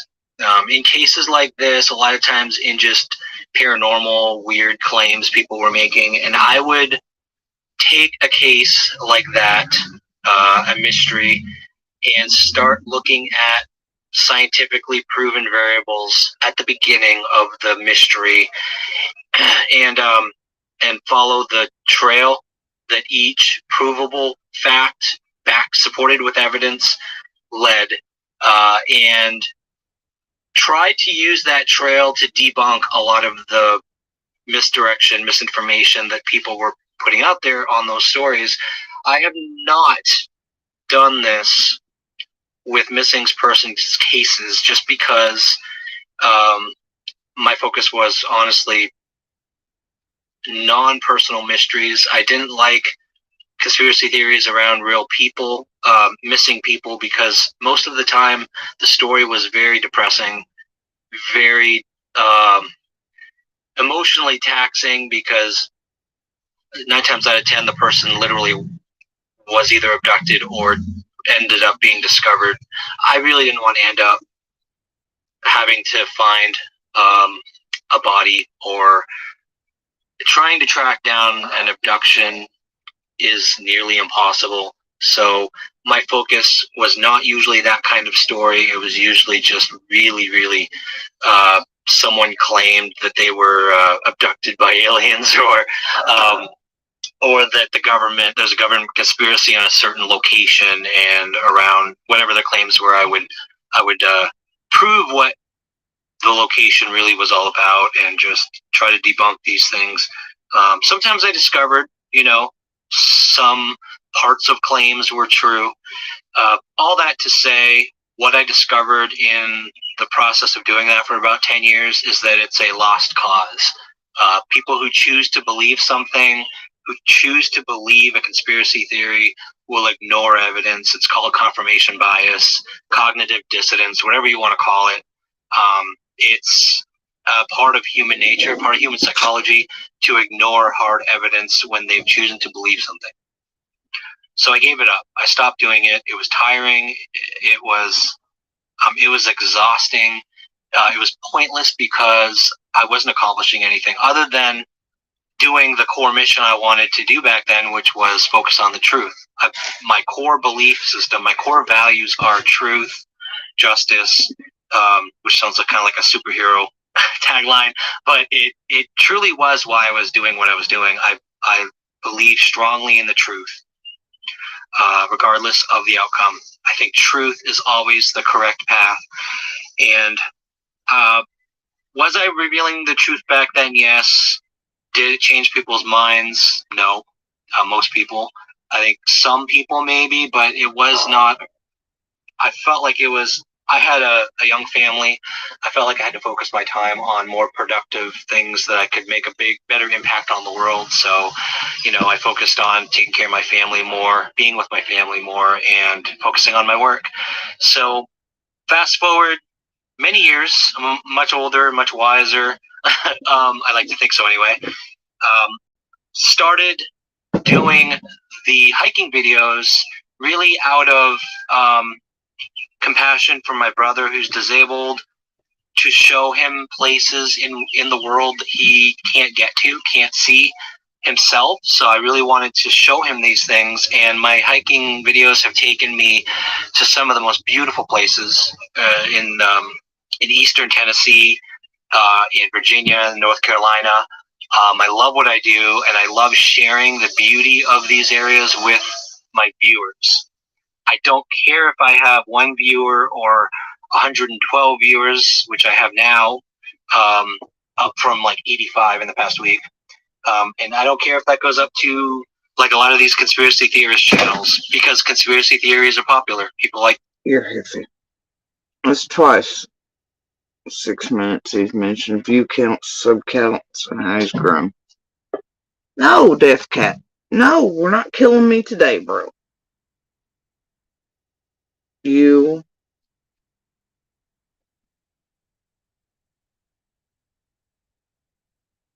are rotten hot mess.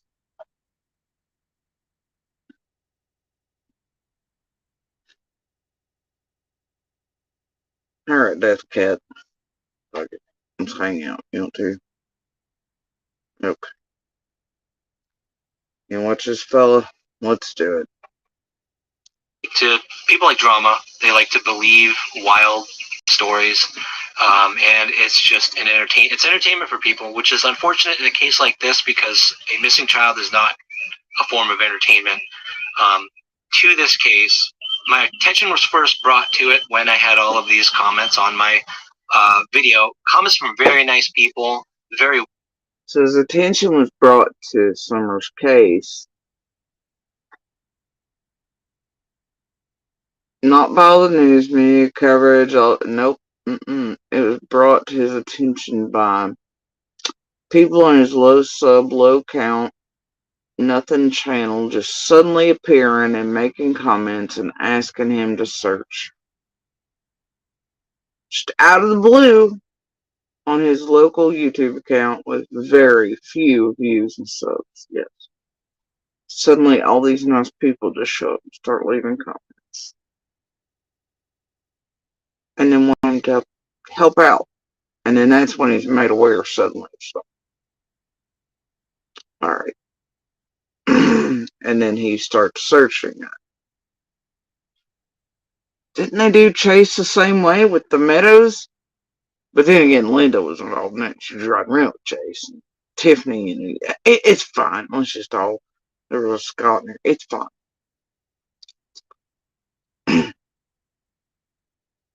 well-meaning people who just really care about this young girl and want her to be safe. And I hope this guy kept screenshots of those nice commenters and all forms of contact he's had with any of these creators and all these people who look like nice, average, non-crazies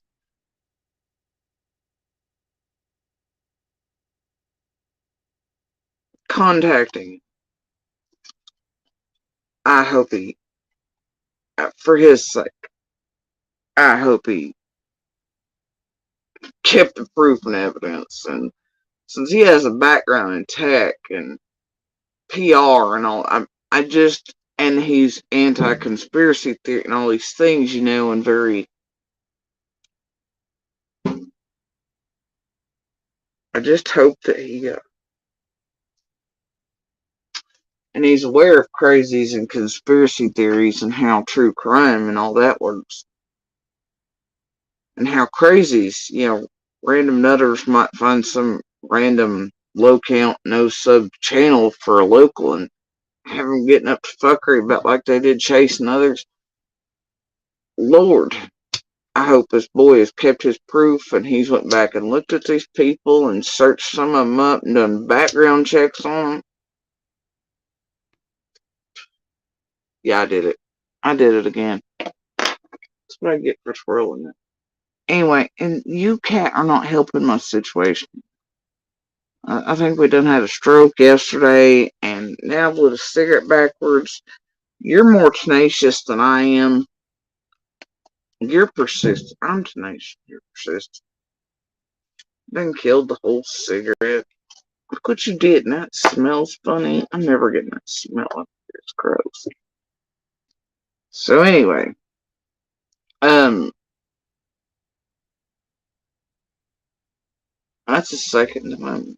2.5 years I've done that. Both times on here. Anyway, I know, Mudpie, it's too late. I didn't see you. I was paying attention to Death Cat. Now his pals up here looking at me. It's your fault it smells like that in here. Better be glad I didn't inhale. Y'all, they're gonna clip that and put it beside the one CZ did that time. Thank God I didn't. I've been coughing for like 45 years. But I blame this on Death Cat. So, anyway, yeah. I don't know why somebody's so aware by their second video of what true crime and what the true crime realm is and how many nutters latch onto cases. You'd think this guy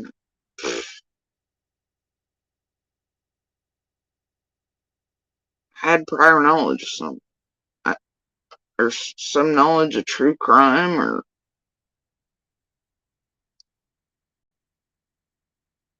based on his second video and he's talking about, I mean, no, man. Maybe he's just very social media. I don't know, but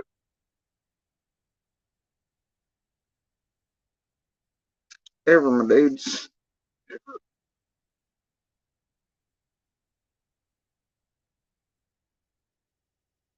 I'm glad this local investigative journalist tech guy here, I'm glad he expected it, because the rest of us didn't. I gotta tell you, even though we knew that, like, people go out here and marry Dahmers and do weird shit, and but this guy was fully aware of the weird shit out here in the world. Because I still wake up every day and I'm just astounded that this place and people in it exist. But whatever, I mean, this guy's on History Channel talking about tunnels, conspiracies. I don't know. I ain't watched it yet. Season 3, episode 4, whatever it was, 1186. I don't know. Anyway.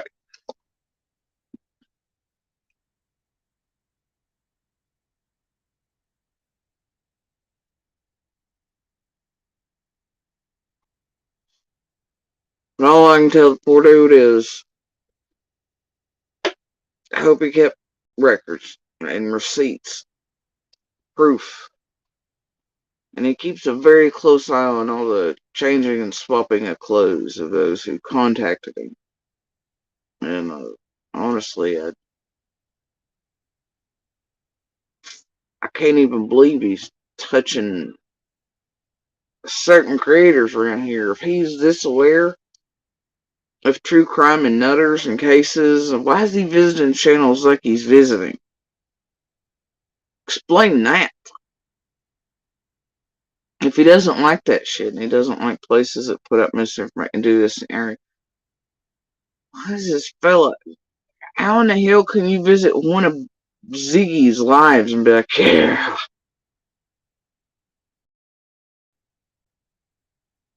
Then I did obviously become aware the other day that he was following Serafina's search it out advice and went looking for somewhere based on Serafina's shit. So, signs in the sun or some shit, right? But I thought he was all logic and reason and not conspiracy and not putting out stuff.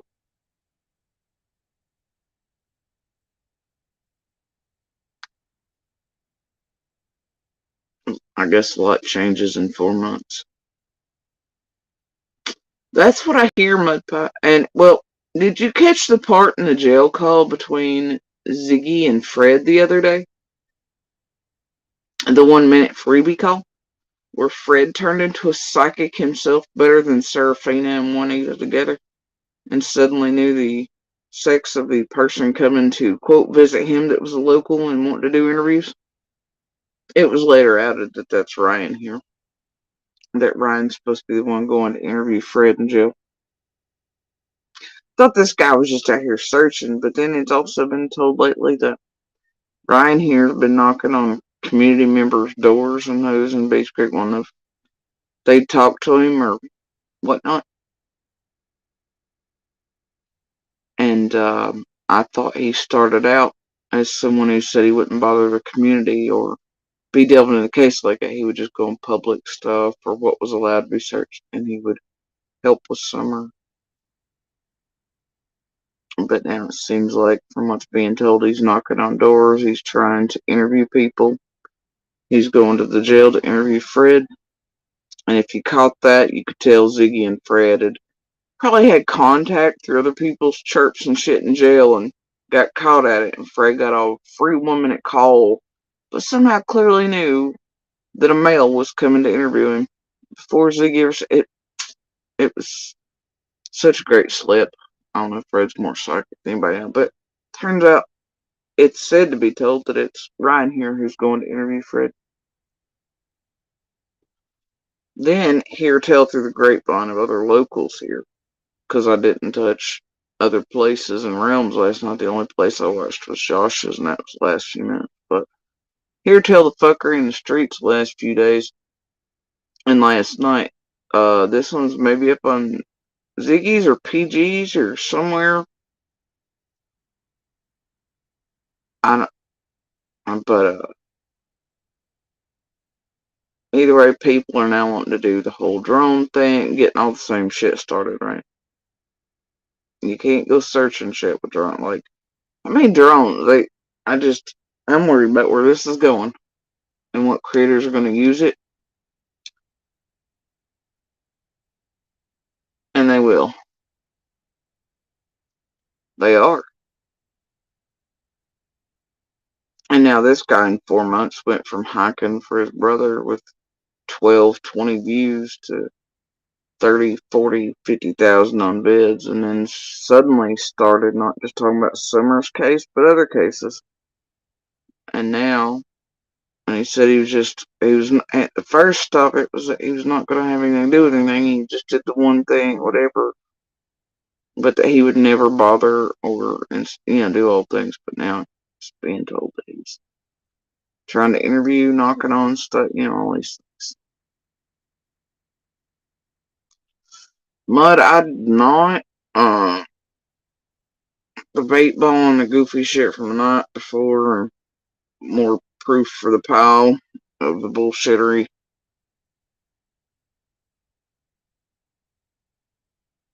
I'm not going to blame what's occurring right now, because some shit's trying to be stirred. I ain't dealing with it. I got better shit to do this holiday season than help them make fucking money off of, or try to get by with their crimes, including attempting to have us fucking murdered in a group concerted effort online, and being caught dead to rights in it all. Can't backpedal from it.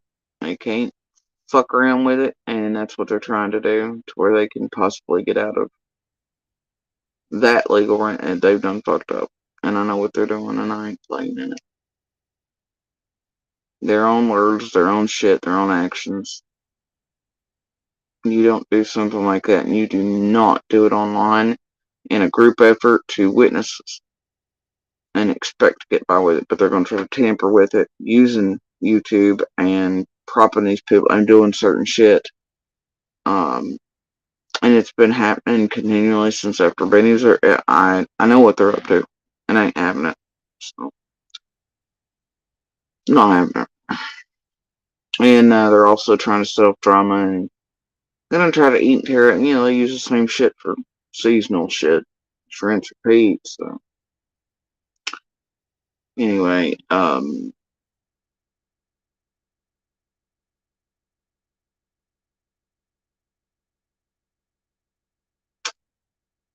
yeah, no, they can miss me with it this season. And they can say, do whatever the hell they want. I ain't playing with it. But it's also weird right now. In case nobody's noticed, that all of a sudden they're trying to build up Lisa K in the Hive circle. I know that, what was it, yesterday? People coming here mentioning it. I guess that way eyes will go to chasing and chasing hairline. And, wherever all them show up in a little nest, you can bet they up to some shit.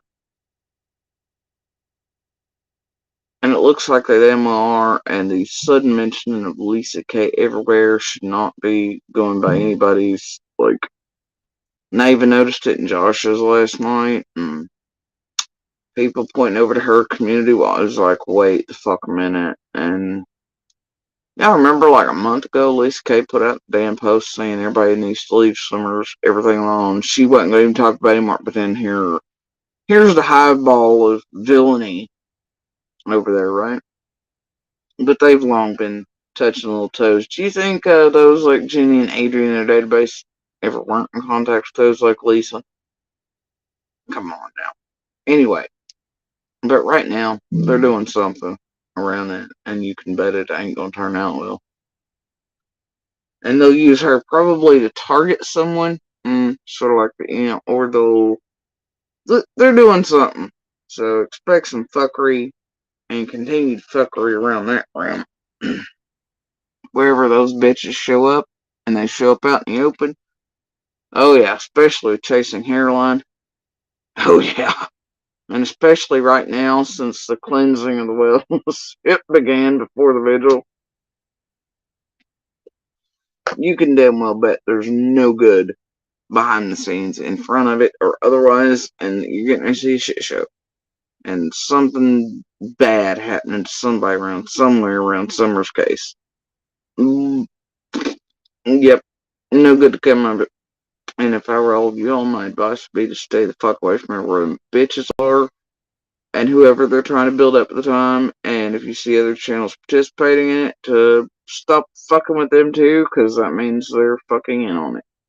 So that's just how I feel about it. I've watched the shit enough.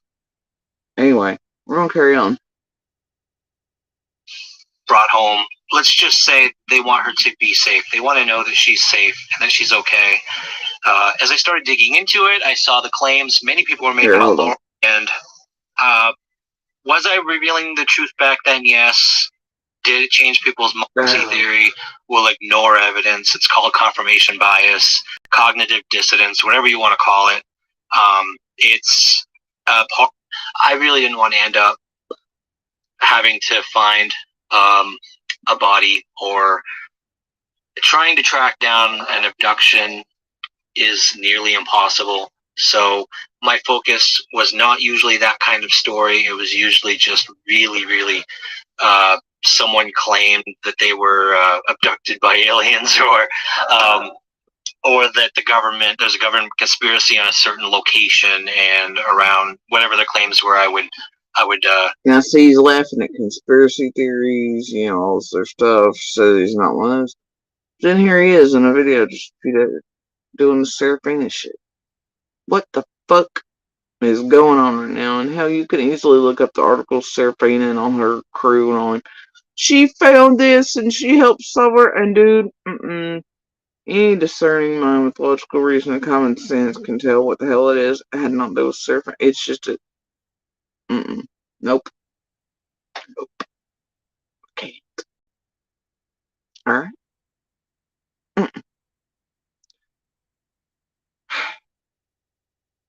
prove what the location really was all about and just try to debunk these things. Sometimes I discover, And he should probably be well aware that something bad could happen in that realm too, or shit be turned into a slum. Because y'all remember that time Serafina was like, oh, the Eastman Chemical Company signed it's on a palm, and it was meant to hit it. Monsters fan, like really anybody. It's a vague thing because most people in here work at, But he should probably be careful with the group he's fucking around with, especially when it concerns Serafina and her. Oh, but there's a symbol on a palm, shit. Because she done blamed all kinds of shit on certain places around here. Anybody who might have worked at them. As a vague, I'm a psychic. So homie here, I'm starting to feel like Whoopi Goldberg and Ghost. Like, what's her line in that? It's something about you're in danger or something. Like, some parts of claims were true. All that to say, what I discovered in the process of doing that for about 10 years is that it's a lost cause. People who choose to believe something, who choose to believe a conspiracy theory, will ignore evidence. It's called confirmation bias, cognitive dissonance, whatever you want to call it. It's part of human nature, part of human psychology, to ignore hard evidence when they've chosen to believe something. Chosen. So I gave it up. I stopped doing it. It was tiring. It was exhausting. It was pointless because I wasn't accomplishing anything other than doing the core mission I wanted to do back then, which was focus on the truth. My core belief system, my core values are truth, justice, which sounds like kind of like a superhero tagline, but it truly was why I was doing what I was doing. I believe strongly in the truth, regardless of the outcome. I think truth is always the correct path.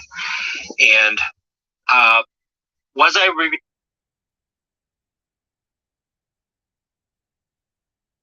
And see, this is why initially I was like, okay, this guy, and it's been fucking hopeless trying to wake people up throughout this political error and this real news and truth dies in darkness and that type of shit. It's fucking fruitless and pointless. You can't wake people up. Cognitive dissonance is real and it's painful for people to confront that they might be wrong. They might be gullible enough to believe something that wasn't true, and most people, therefore, it'll actually, when you hit them sideways with something, it's painful for them and their reactions to dig even deeper, right? To really tuck their heels in and be like, no, And so you actually can make it worse. And harder to wake certain people up, but. And that, too, is part of the problem with YouTube here. The same demographics and criteria and all the shit that has been going on for so many years politically and internet-wise and all that. QAnon, Wayfair, all this garbage. It's existing here on YouTube as well. And those most likely to believe one shit, well, guess where they flock to, much like Jerry Springer's core guest type things. I mean,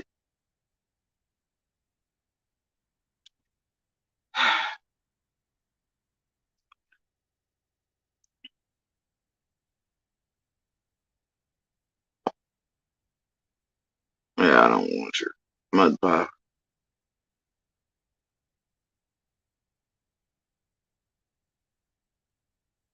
But, I know her people watch me, and I know I still get continual bullshit. And at first they were trying to bully me, like her little hardcore group, and they follow me around everywhere doing that shit to me. If you won't sit down and don't read with Donna, then that means you're guilty. You're guilty. Fuck you. Anyway. Revealing the truth back then, yes. Did it change people's minds? No. Most people. I think some people maybe, but it was not. I felt like it was. I had a young family. I felt like I had to focus my time on more productive things that could make a better impact on the world. So, I focused on taking care of my family more, being with my family more, and focusing on my work. So, fast forward many years, I'm much older, much wiser. I like to think so anyway. Started doing the hiking videos really out of compassion for my brother who's disabled, to show him places in the world that he can't get to, can't see himself. So I really wanted to show him these things, and my hiking videos have taken me to some of the most beautiful places in eastern Tennessee, in Virginia, North Carolina. I love what I do, and I love sharing the beauty of these areas with my viewers. But the hiking videos themselves do not take it. That was a little backwards, but okay. I don't care if I have 1 viewer or 112 viewers, which I have now, up from like 85 in the past week. And I don't care if that goes up to like a lot of these conspiracy theorist channels, because conspiracy theories are popular. People like to. What's up, People like drama. They like to believe Skippy now. Stories. And it's just an It's entertainment for people, which is unfortunate in a case like this, because a missing child is not a form of entertainment. To this case, my attention was first brought to it when I had all of these comments on my video. Comments from very nice people, very well-meaning people who just really care about this young girl and want her to be safe and brought home. Let's just say they want her to be safe. They want to know that she's. That's another skip in the video. Safe and that she's okay. As I started digging into it, I saw the claims many people were making about Laurel Run being a potential point of interest, I guess, for lack of a better phrase. And so, of course, using my past approach, I don't do things just out of belief. I do things out of, I base my actions on evidence and truth. And so I started looking to see where those claims were coming from.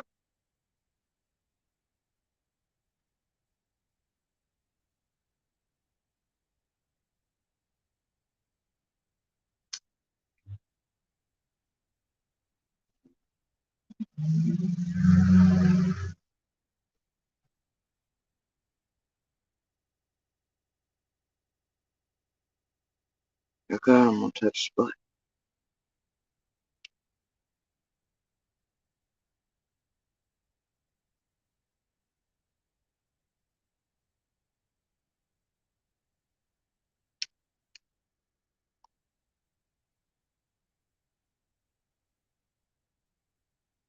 Evidence and truth.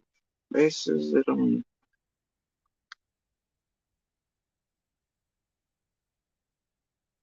Now I might touch the button on the other.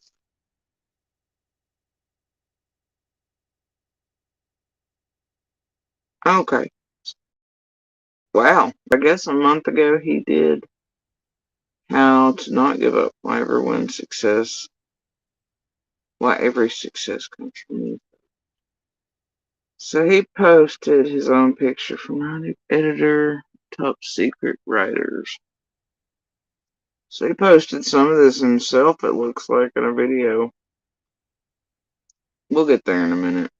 That's interesting. Oh, and the go-go dieting. Huh, that was 2 months ago. So that fits in with his voting for the fitness. Interesting.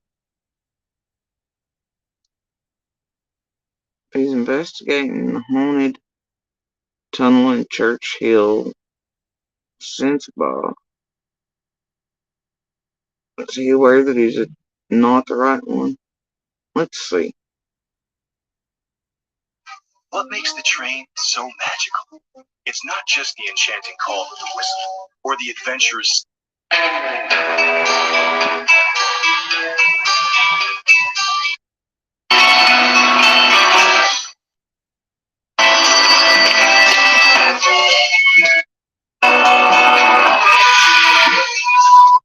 Here, show you what it all looks like, and this will be a quick one, I'm sure.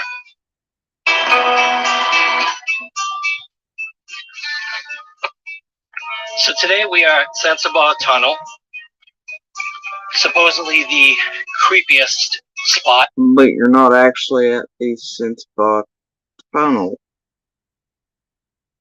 Huh. Okay. In Kingsport. People say you can't drive through it. You can drive through it. Drive through there often, but alright. There's houses on it. It's fine. Fuck it. I've seen at least 3 cars come through it, plus ATVs. There's an ATV trail right over there.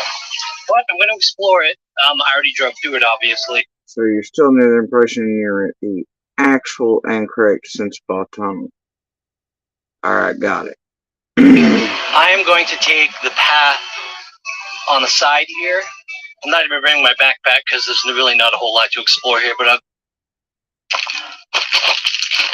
I'm guessing he did this search because Candace had pictures with the children in Sensabaugh Tunnel, much like every generation of all of us have, and my own children. Even before eldest left, we all went and did photos again. The graffiti changes pretty often. It's pretty, actually. But he's not at the right Sensabaugh Tunnel. It's not the actual. It's the false Sensabaugh, but I guess he's going to search it based on a picture around the internet. Okay.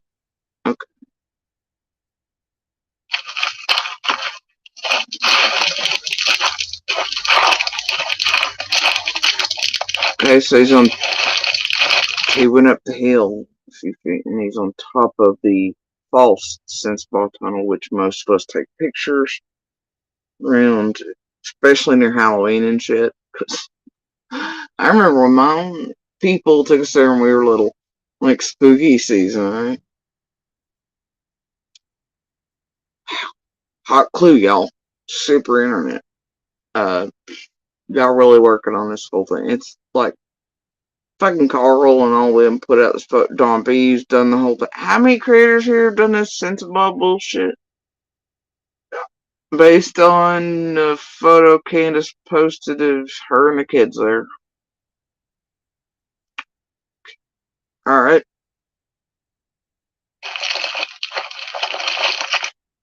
Which is far too far away.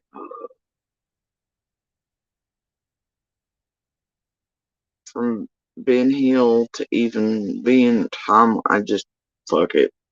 Fuck it.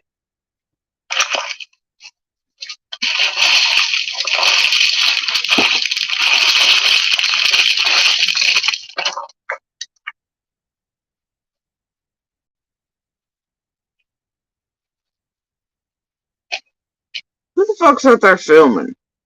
Now this phone's laid on the ground. Who's doing this?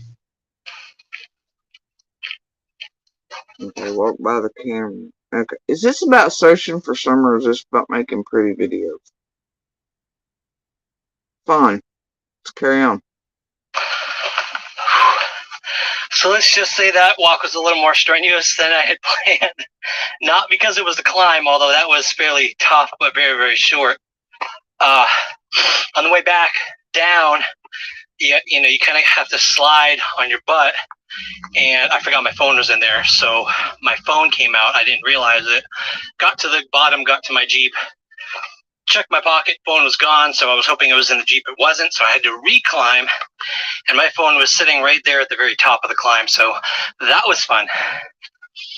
So supposedly, the various many, many stories at this tunnel, and I'm going to say this tunnel in quotes because. Oh God. Let's see. He did it in quotes. Okay, he's aware of this tunnel. Because. Okay, so he's aware this is not even the right one. I see the quotes. He says this tunnel means he is maybe aware this is not the actual sense bug. See, public can't access the other one. Anyway. It's not actually true. Wait. Supposedly a baby was drowned, and my phone was sitting right there at the very top of the climb, so that was fun. So supposedly, the various many stories at this tunnel, and I'm going to say this tunnel in quotes because it's not actually true. Supposedly a baby was drowned. I don't know. He did quotes in a weird place. I don't even know if he know. I don't know. Fuck it. Carrying on. Let's see if he actually knows the story all of us are told. In the tunnel, people were murdered. There's various stories. Entire family, various people. If you read, there has to be. Well, there was a chick left dead not far from it. No, that near some. It's fine, and that wasn't long ago. I mean, there are murders everywhere all the time, but right up the train track. Anyway, the point is, what the fuck? Half a dozen legends. No, not slide really. On your butt, and I forgot my phone was in there, so my phone came. It's not actually true. How does that make sense? What the hell, or who the hell was filming as he was going up or down, and his phone was, what? I don't care. Supposedly a baby was drowned in the tunnel. People were murdered. There's various stories. Entire family, various people. If you read, there has to be half a dozen legends about the tunnel. What most people don't know, especially people that aren't from this area, is that this is not Sensible Tunnel. On the map, if you type in Google Maps Sensible Tunnel, it'll always send you to this one. And it's a false one. Probably locals are happy about that. So it's not where any of the other events and legends actually took place. Because less people end up going to the real one. I'm going to show you, I'm sorry, locals, where the real Sensible Tunnel is. Yeah, those people have been asked to be left alone for eons, but good luck with all that. He's going to show us. It's just down the road. He'll show the world. He'll show the world where the real one is, and it's on personal property. Those people asked for eons to be left alone. Even the locals leave them the fuck alone. Alright, carrying on. Got it. Alright, what else we got here? Good Lord, he covered the mass pew pew events.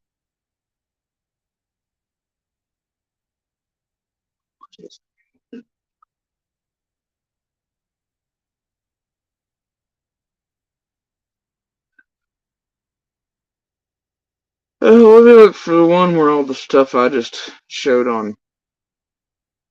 Well, at least some of the stuff I showed on. Here, I've seen pictures of it all pushed together on a thumbnail. Let me see what that's about. How to not give up. Why every success comes from many failures. Damn, only 72 views on it. Well, I guess if it ain't about summer, you don't get them. Right? Big drop from 23, 24, 25,000. But anyway, so 72 people at least were aware of some of what I just showed, at least judging by his thumbnail for this.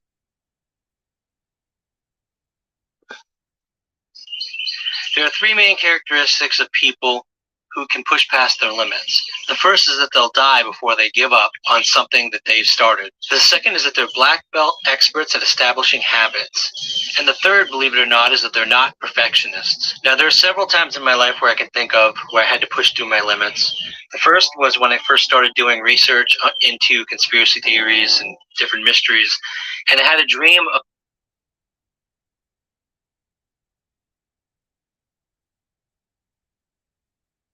There's music, and now we're going to play. Okay. Of eventually getting onto the national stage. It took about 7 years before I was eventually featured as an expert on America's Book of Secrets on the History Channel. The second time in my life, in different missions. So wait the hell a minute. He tried for years to get on TV, and this pushed him past his limit. We'll listen to that again. And the third, believe it or not, is that they're not perfectionists. Now, there's first is that they'll die before they give up on something that they've started. The second is that they're black belt experts at establishing habits. And the third, believe it or not, is that they're not perfectionists. Now, there are several times in my life where I can think of where I had to push through my limits. The first was when I first started doing research into conspiracy theories and different mysteries, and I had a dream of that somehow pushed him past his limits. And he had a dream of eventually getting onto the national stage. And he had a dream of eventually getting onto the national stage. It took about 7 years. And that took about 7 years. Before I was eventually featured as an expert on America's Book of Secrets. Before he was eventually featured as an expert on America's Book of Secrets. On the History Channel. On the History Channel. Oh hell, all hope is lost. Can we turn around now?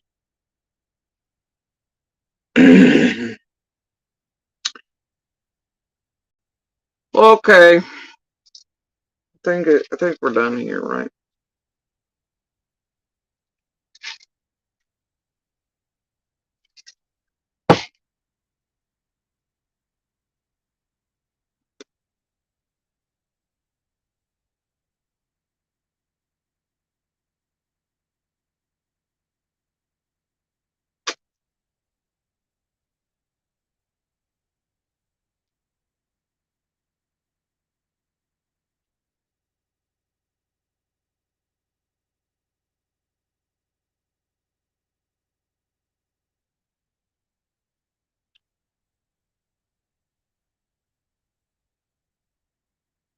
Y'all want to play it again?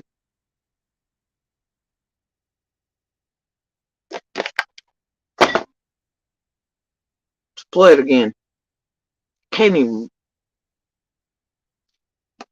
Y'all, I seriously came on here exactly as I've never touched this button. I went full curiosity, killed the cat, found the things this morning, and damn, there's a thumbnail over here.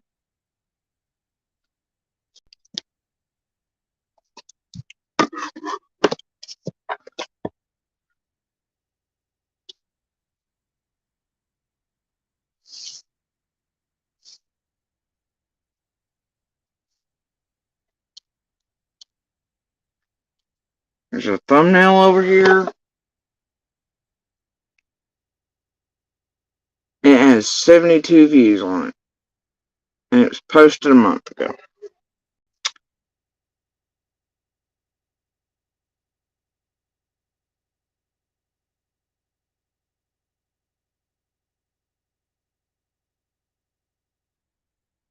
The thumbnail legit features pictures from stuff I just showed you where I went full, curiosity killed the cat. You see there's a picture of Mr. Chan, all these other things, right? Y'all are discovering with me this morning. Everybody needs Medicare Advantage from Farm Bureau Health Plans. I need it. Get a $0 premium. I need it too. And $0 copays on primary care provider visits. Farm Bureau Health Plans has been caring for Tennessee for over 75 years. I need people who care. That's why we offer a growing provider network. So I need that. There are three main. Just call us the Discovery Channel today. Let's listen to that again. Main characteristics of people who can push past their limits. The first is that they'll die before they give up on something that they've started. The second is that they're black belt experts at establishing habits. And the third, believe it or not, is that they're not perfectionists. Now, there are several times in my life where I can think of where I had to push through my limits. The first was when I first started doing research into conspiracy theories and different mysteries, and I had a dream of eventually getting onto the national stage. It took about 7 years before I was eventually featured as an expert on America's Book of Secrets. Notice he doesn't say his whole life he worked for his career, got a college degree, and he works at certain plants, this and whatever, inventing, doing, tech-based doing. It's all about the TV and the writing and stuff, I guess, right? That's the true dream. Fame. Got it. That's the real struggle, is trying to make it.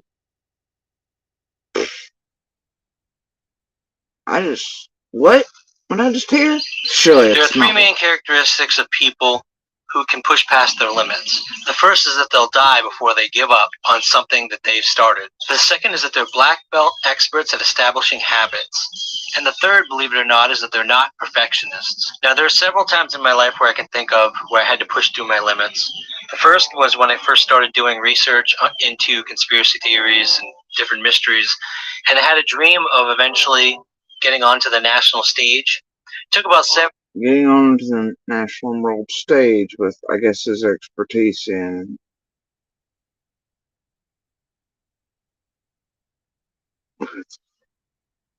saying he's sort. You know, I was 7 years before I was eventually featured as an expert on America's Book of Secrets on the History Channel. The second time in my life when I think I had to push through my limits was supporting a family member with mental illness for about 10 years, 10 difficult years, in and out of the hospital, just a lot of struggles to survive that amount of time. And we did. And the third, I think, is when I decided at almost 300 pounds to try to achieve a weight loss of about 100 pounds.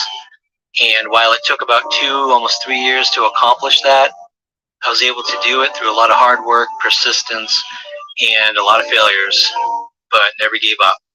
So let's dive into what it takes to push past your limits and to never give up on those dreams. When you so he had one episode. He lost 100 pounds in some sort of family situation or whatever. Not even gonna touch that. But really, one episode does not make fame. So still trying to do that with investigative journalism, writing, fame.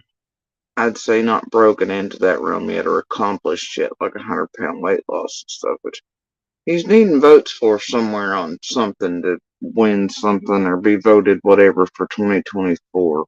It's on one of the web pages for him. Anyway,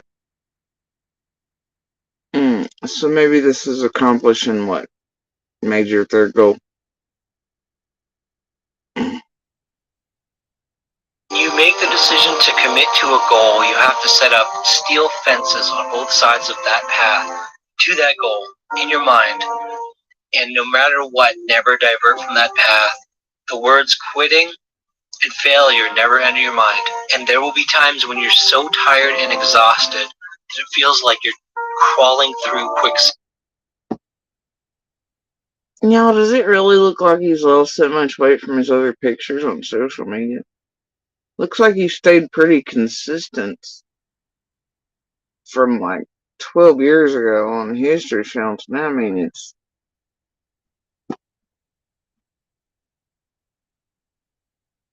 But if he's been doing this hiking thing for his brother, was it for the weight loss or was it for the brother or.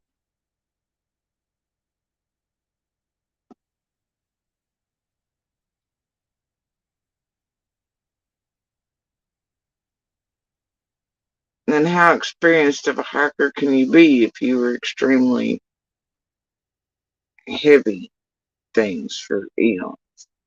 So hiking's a new thing too? Or is that for the.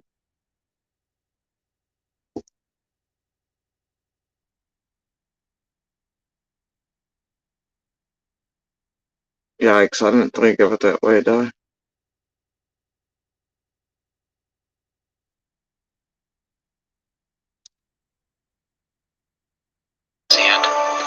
those are the moments when you have to summon up the persistence to keep crawling forward. But how to establish the path to those goals, those big dreams that you have, those would be the big mountain that you.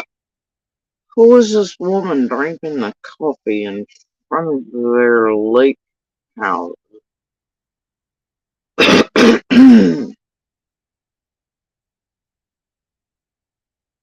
I have a lid of a thermos, like they ain't got a cup there. Is this about how pretty the videos are, or is this, it's happening?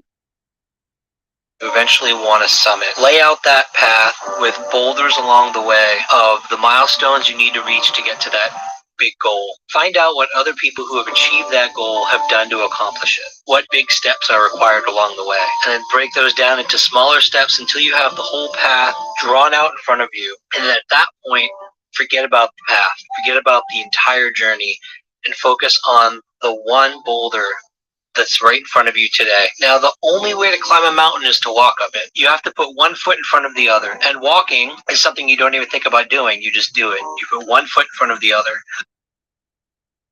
Are you serious, Mudpie?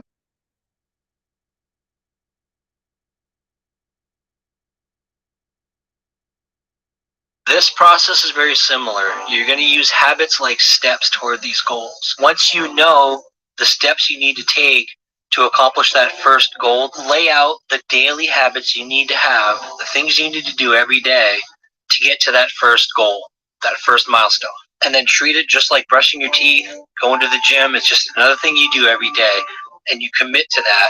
At first, it's going to take a lot of energy. James Clear, the author of Atomic Habits, says it takes about 66 days to establish a more complicated habit, which means that at the beginning, it's going to take a lot of motivation. It's going to take a lot of energy to do those habits every day. Once you This tech segment to have this type of glitching inside of one's videos. I mean, I know I can't complain.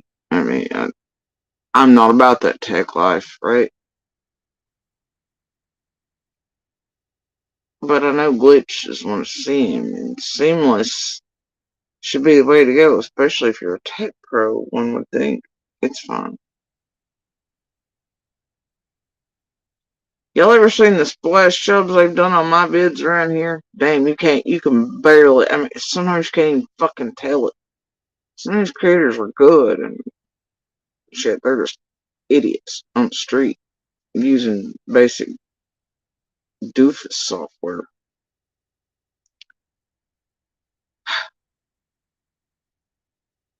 Splices and shit.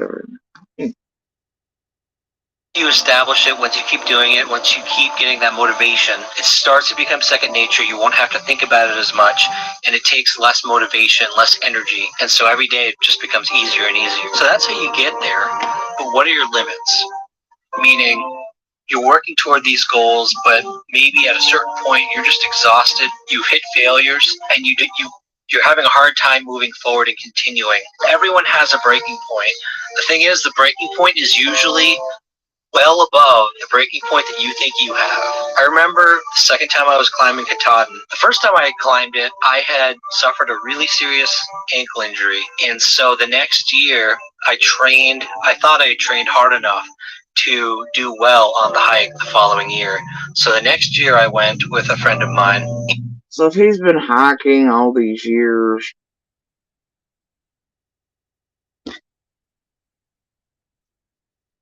and hiking like that to that extent, then how did he need to lose 100 pounds that he's just now trying to get fit, whatever, and the votes for?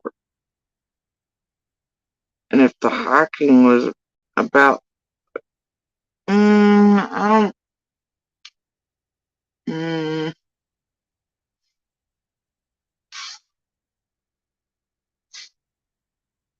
see, sometimes it's best not to touch buttons or um, time, distance, enough cumulative shit, and an end point you can look back on. You can see things that don't quite. I'm fairly glad I didn't touch any of these buttons other than the one for me got like one time. Damn. Weird. and we took probably the hardest route up the mountain. It was up a trail called Dudley. Fuck did he just say? He just called it a route, not a route. But he's not from here. Never mind. Carrying on. You just said that trail name was Dudley? On the hike the following year. So the next year I went with a friend of mine, and we took probably the hardest route up the mountain. It was up a trail called Dudley to Pomola Peak, which is the first peak on the way to Baxter Peak. The trail is nearly vertical, all bouldering, and it's a lot of work.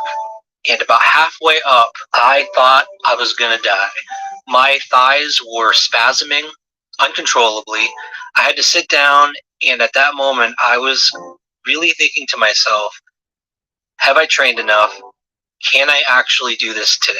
After about 15 minutes of that and repeating to myself that I had committed to doing this hike, that I was going to get it done. And if he's such an experienced hiker now, why in the fuck was he sweating and carrying on after a few feet? And the weird slate thing he was doing at Sensiba. He's been hiking for years now. Suddenly the weight loss voting and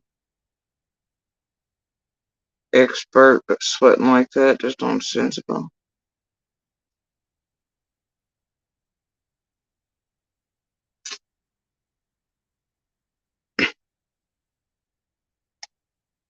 What will one do in pursuit of, Even if it took me, say, a true love like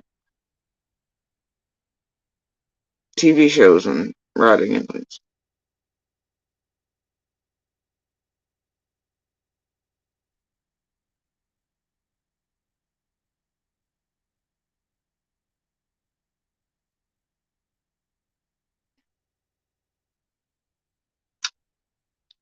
Uh-oh. I'm just feeling ways about this.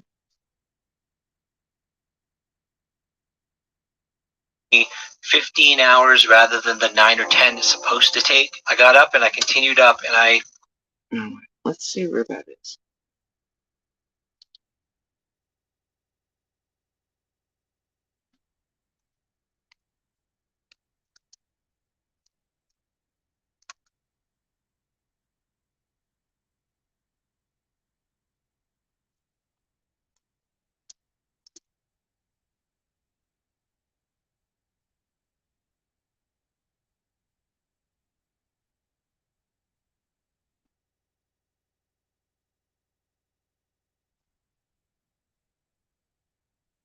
Baxter Peak, roadside trailhead,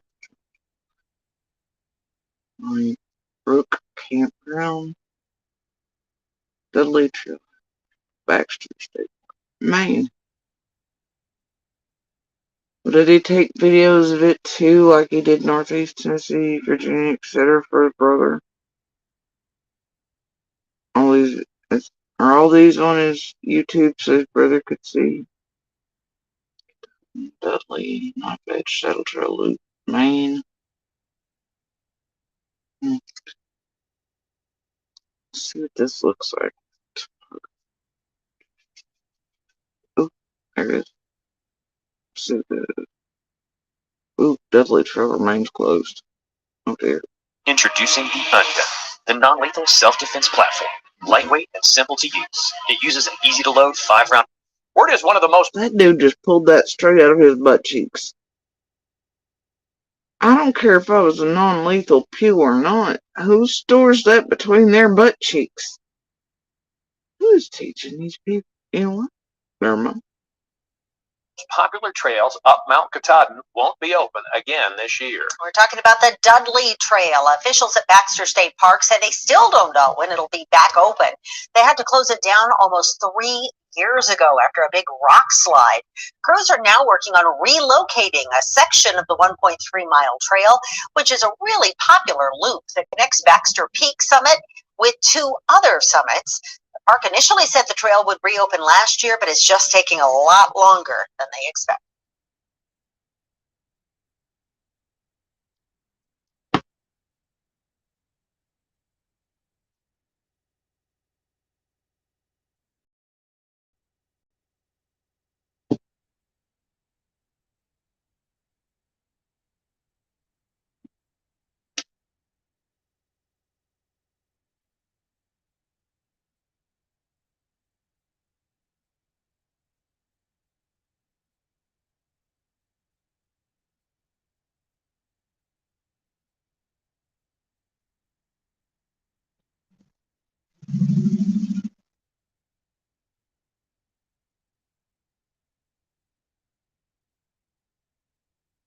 front of you today. Now, the only way to climb a mountain is to walk up it. You have to put one foot in front of the other. And walking is something you don't even think about doing. You just do it. You put one foot in front of the other.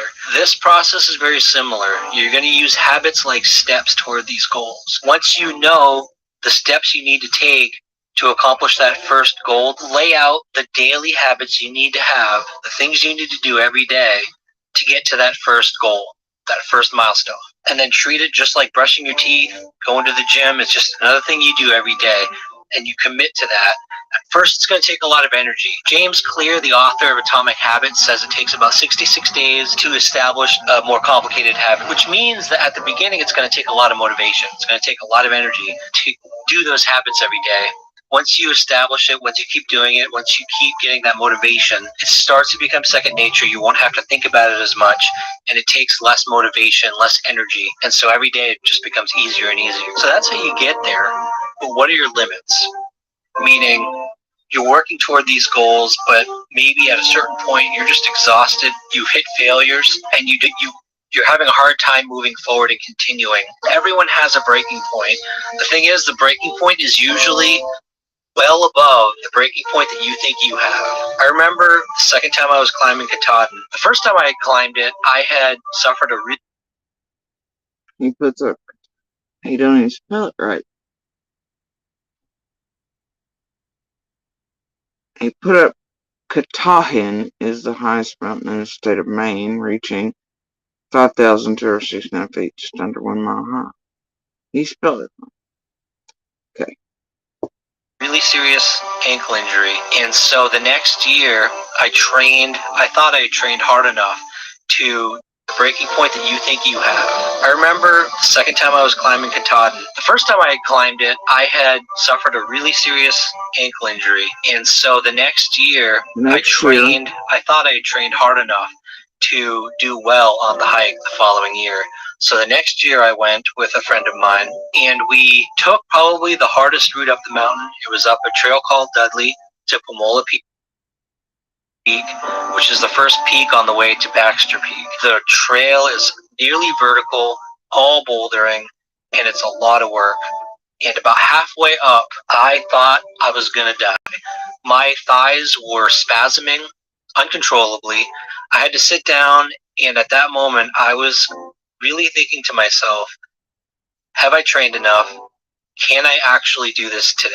After about 15 minutes of that and repeating to myself that I had committed to doing this hike, that I was going to get it done, even if it took me 15 hours rather than the 9 or 10 it's supposed to take, I got up and I continued up and I crawled up those boulders up to Pomola Peak. And I remember at the top of Pomola Peak, it was so beautiful. The sky was blue. The view was so far in the distance. And I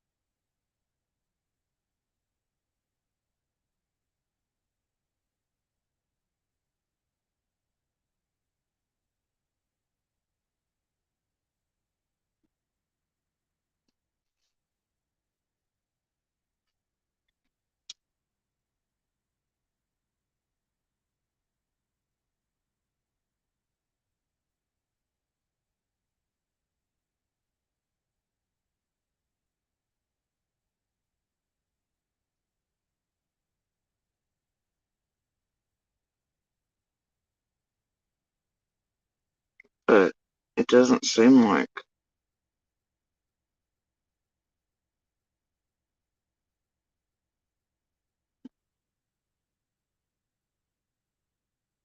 northern terms.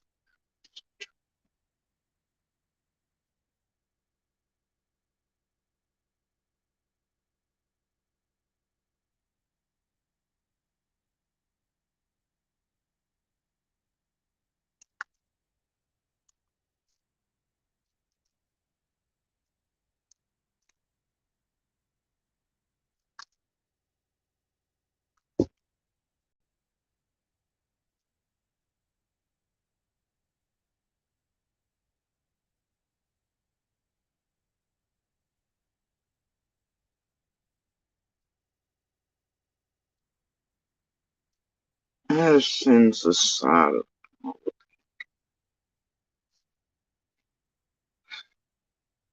this. Alright, anyway.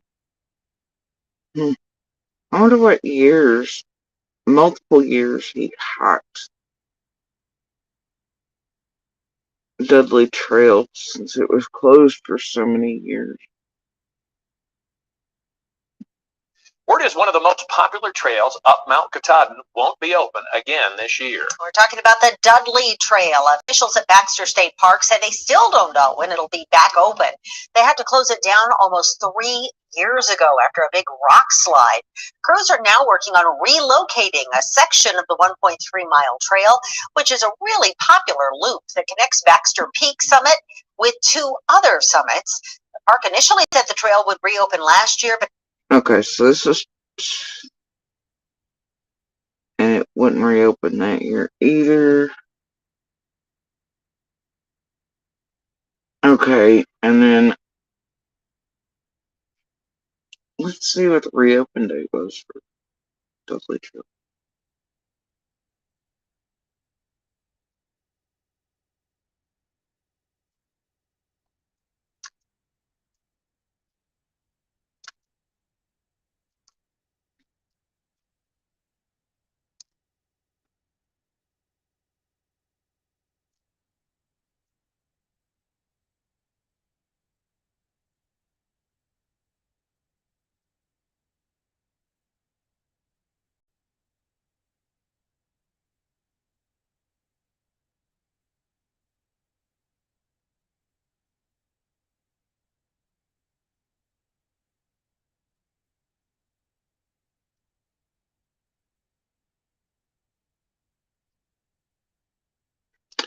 2019, they said Katahdin's Dudley Trail remained closed indefinitely, and it had been closed 4 years prior, so since 2015.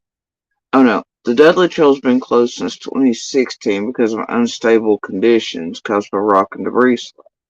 The strenuous 1.3-mile trail is whatever. Okay, so it closed in 2016. Trail update May 26, 2022. And that news piece I played was from 2019. And they knew even the 2020 season was going to be closed. Trail update in May of 2022 is that trail update starting Wednesday, June 1st. Most Katahdin trails will be open except for Saddle, Dudley, and Baxter. In May of 2023, the Hunt and Abbott trails will be open for hiking Baxter. All other Katahdin trails remain closed. Let's see.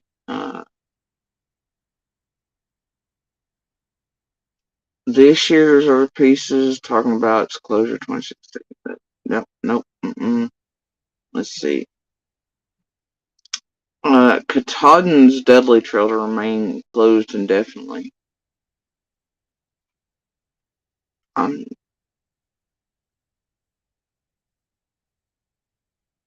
confused. In which 2 years that Ryan would have hacked these.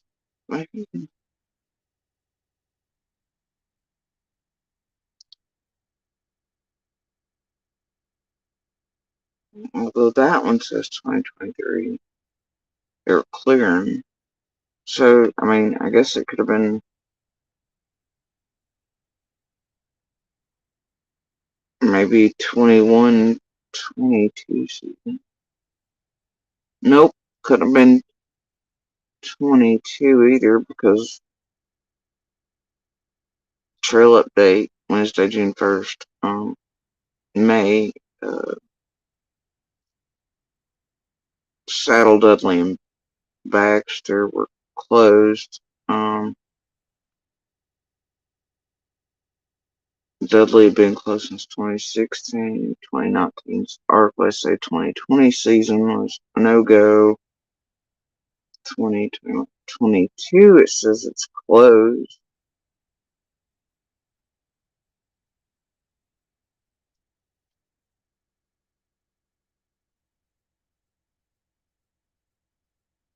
don't know.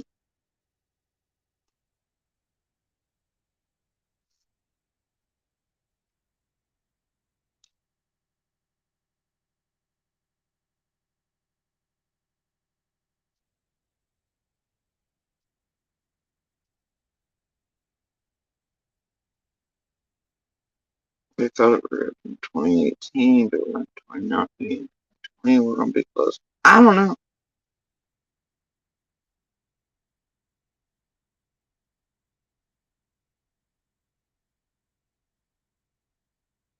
Now it says Dudley is now open, but a bit rough to go since it's still being reconstructed. Let's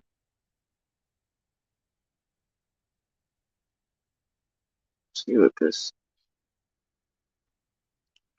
That was in 2021. So it was reopened in 2021.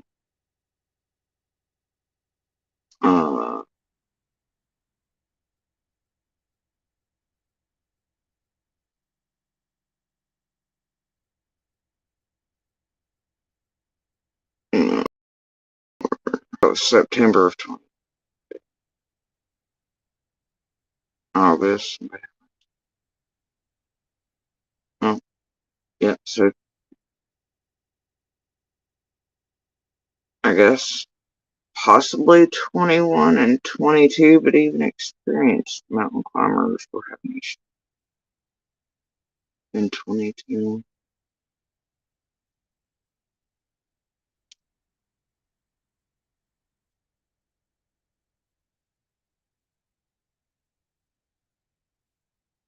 But then it said that most of 22 it was closed again. So for, man, I don't know, mountain math, right? And then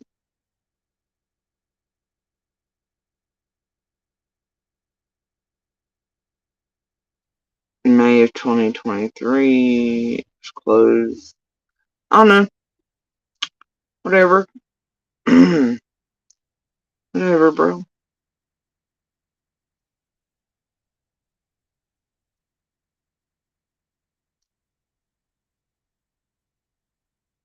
Then sweating out of breath like that was sensible.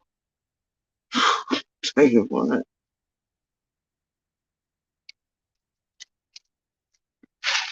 I could see Baxter Peak at the end of the range. We were on the first peak, and I could see across Chimney, which is a rock formation you have to climb down and back up. Knife's Edge, which you have to kind of balance on. It's a sheer, almost a sheer cliff on each side. Very scary. And then a long climb up to Baxter Peak.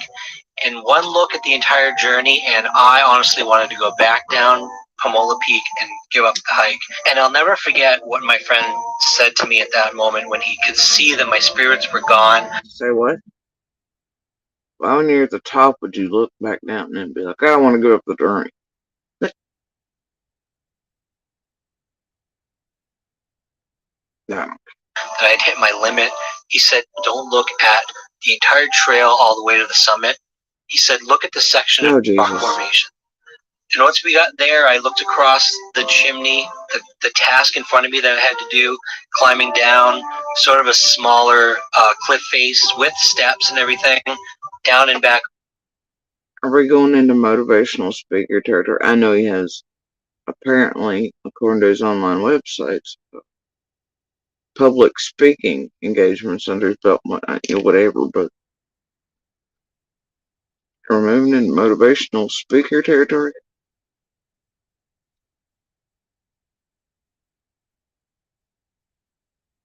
Up, taking it one small section at a time. Took a long time, but eventually we made it to Baxter Peak. And at that moment, standing on front of Okay. looking back made me realize that I could do it even when I thought to that goal.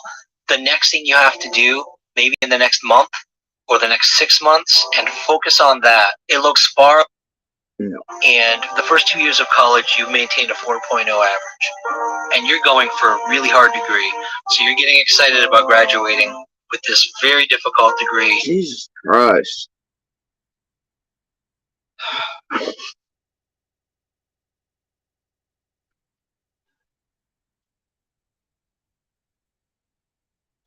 Y'all remember that Tim Robbins guy from way back day with the super white veneers? It was all over TV. The little mark. With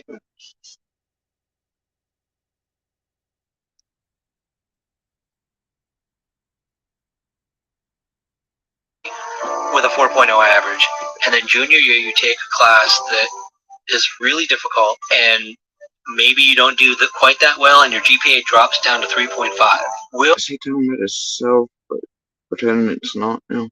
What's happening? Will those lower grades, those temporary lower grades, that temporary difficulty, You know what? No, not interested in this either. improving on your skill sets and Jesus. achieving success someday? Not at all. Imperfection is simple temporary setbacks that you can learn to improve yourself. And improving, and instead of accepting that as a bad experience, and it ended up limits when you aren't actually in failure mode yet, but being wise enough. Oh look, the music's going upwards now. Fuck it. I'm gonna go back here, because this is where I'm at.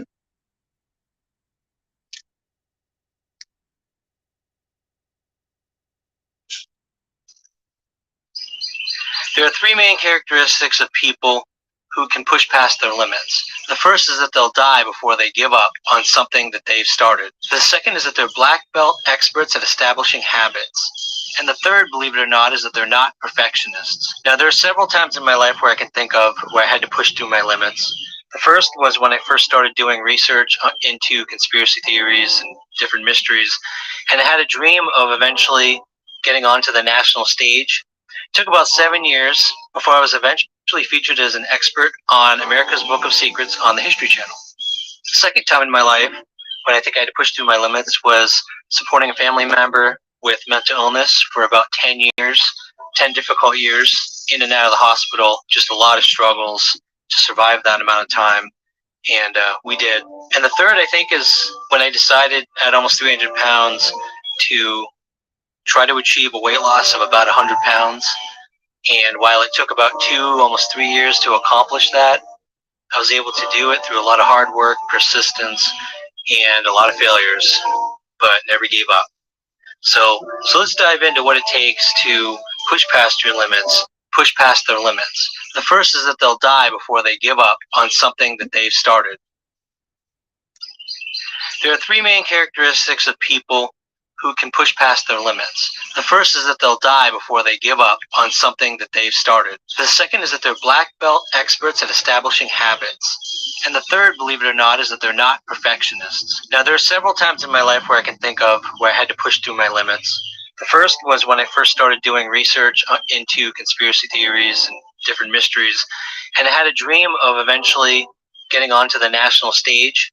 It took about 7 years before I was eventually featured as an expert on America's Book of Secrets on the History Channel. The second time in my life when I think I had to push through my limits was supporting a family member.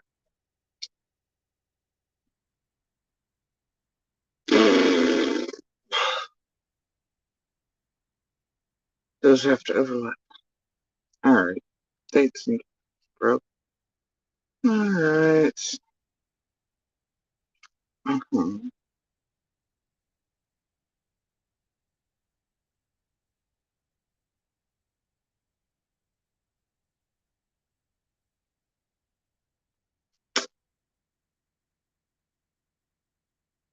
Now, I was originally going to touch the damn button.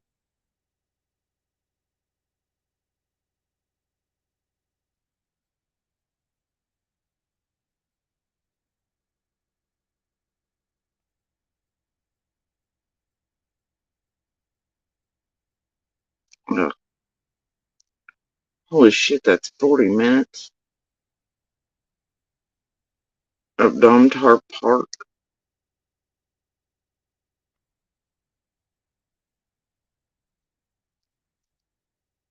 And a backpack. Search gear for that. Seriously? I gotta check this out.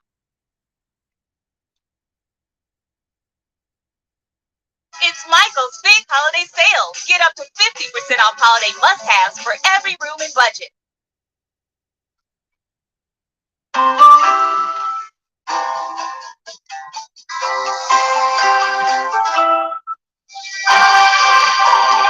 Donna's correct, and if a lot of the other psychics out there are correct with what they're feeling, see everything's kind of wet, but it's drying out. The sun's coming out. We're hoping for good weather today. There's been a lot of developments since our last Summer Wells video. I have been in touch with Donna Serafina, and we talked a little bit. She helped us. She helped me understand her. Who the fuck is us? And a we. And he's been in touch with a psychic. Didn't he say he did everything based on truth and fact, and he's not into conspiracies, and he was fighting hard against them and cognitive dissonance? Map, the pins, really the priority of where we should start looking.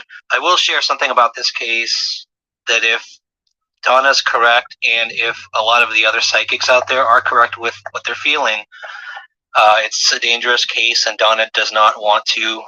One reason she stopped this is when she realized really the level of evil, the level of potential for organized. Bro, that bitch ain't stopped terrorizing nothing and nobody and anything else around Summers. And hell, she done let Dawn be over some fucking places too lately, including Doctor, which I think was actually coinciding with this garbage. Oh shit, this was 4 days ago. You know what? Fuck it, I don't care. She done sent Dawn B here on missions too, bro, to the same places and other day. Yes. What? As crime and things like that, she was nervous about her own protection, probably spiritually, but physically. Serafina was worried about her own protection and safety. Oh, fuck. Probably spiritually as well.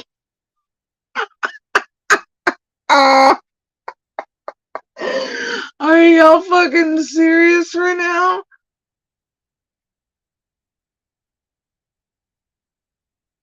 Maybe they're all just afraid that if they come back and have any more okay corral moments between psychics, that shit's gonna pop off. If they come back in here doing the douchebag shit they're doing, I don't know. Oh my god, are they no, maybe they're just afraid of all the fucking locals they've tampered with, screwed with, terrorized, tormented, had their little shit stains terrorizing, trying to blackmail. Oh dear. Yo, legit. I had Serafina's groupies everywhere, including some of the biggest groups you could make, Michelle and everybody else, and screaming across the internet that if I wouldn't agree to sit down with Serafina, then I was guilty. Blah, blah, blah, blah, blah, blah.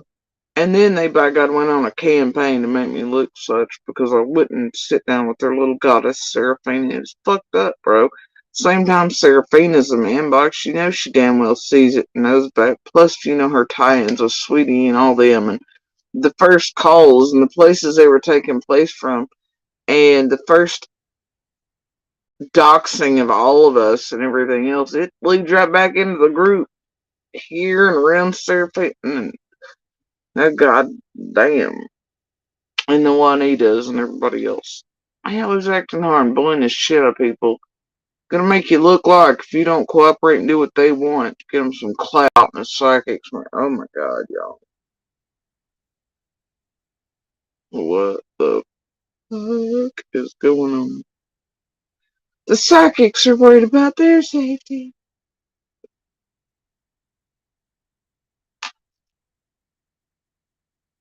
Like, this is what they're sending out the fucking Ryans and the Dawn B's because what? They're afraid after they've doxed the fuck out of everybody, terrorized people, shit on them, put out crap that everybody's guilty, sus, this and the other, made their bucks on it.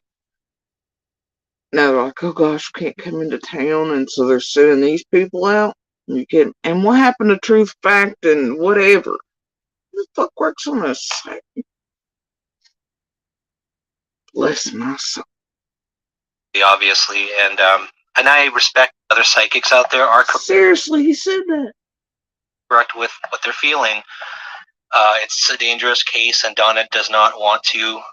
One reason she stopped this is when she realized really the level of evil, the level of potential for organized crime and things like that. She was nervous about her own protection, probably spiritual. You mean those in groups and say mafia, like all the little they doxed everybody's criminal, everything, made everybody look sus that were really into that? No.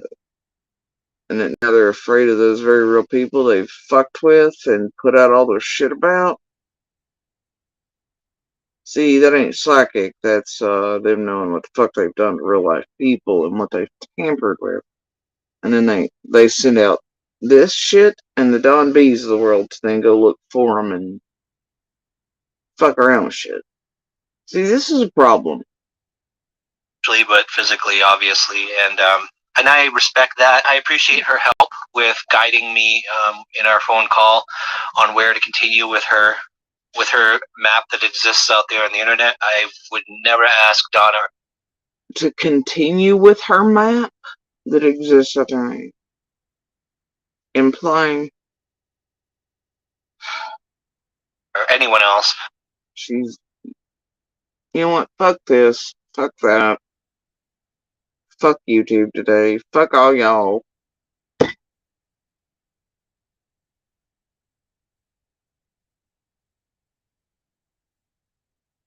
I would really give anything if the feds would come back in here with flamethrowers and fucking Vietnam military grade shit and just burn everything fucking ash from Johnson City to fucking Rogersville. Dig it up, use every bit of equipment on it so these people will just fucking stop. Any day of the week, I just... Fed level searchers, their equipment again, all day, every day. Any day of the fucking week. This shit,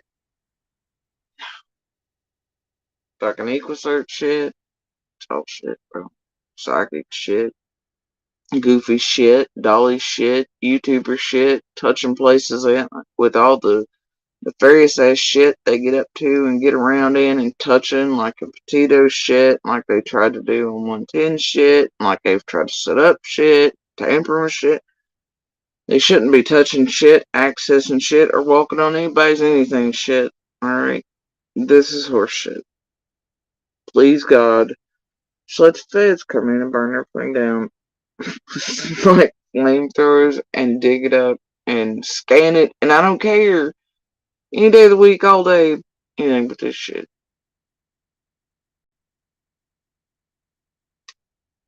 Anything but this shit. Goddamn.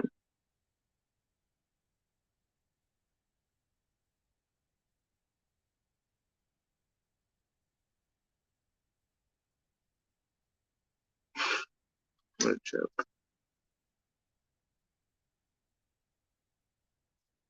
What a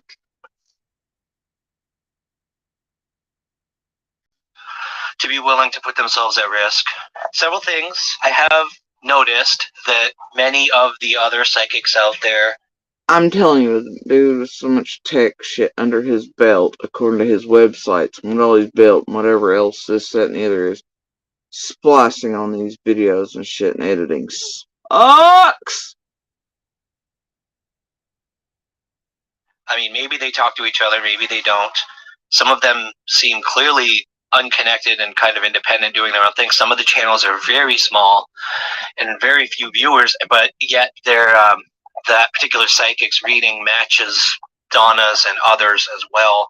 So, Oh, holy shit, no. On the internet, I would never ask Donna or anyone else to be willing to put themselves at risk.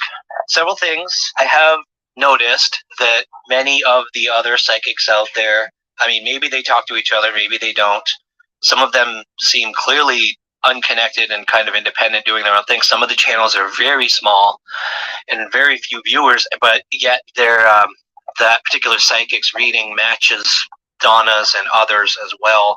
So just the collection of commonality, it signified the cuts in this video. And then this is going to be around the time, many days ago did Ziggy and Fred have the 1 minute comment. And oh my gosh, these people on YouTube and conspiracy theory land, they couldn't all be connected and feeding shit and feeding out the same shit after 2.5 years. Wow, what a leap. Where the fuck is Ziggy? And when they enter, oopsies, 1 minute. Psychic Fred appeared.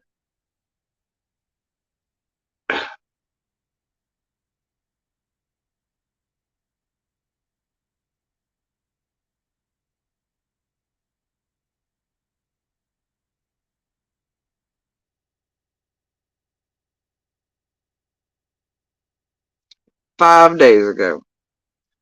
5 days ago, Ziggy runs the fucking live to Happy Thanksgiving Night special. If Fred calls while I'm live from jail.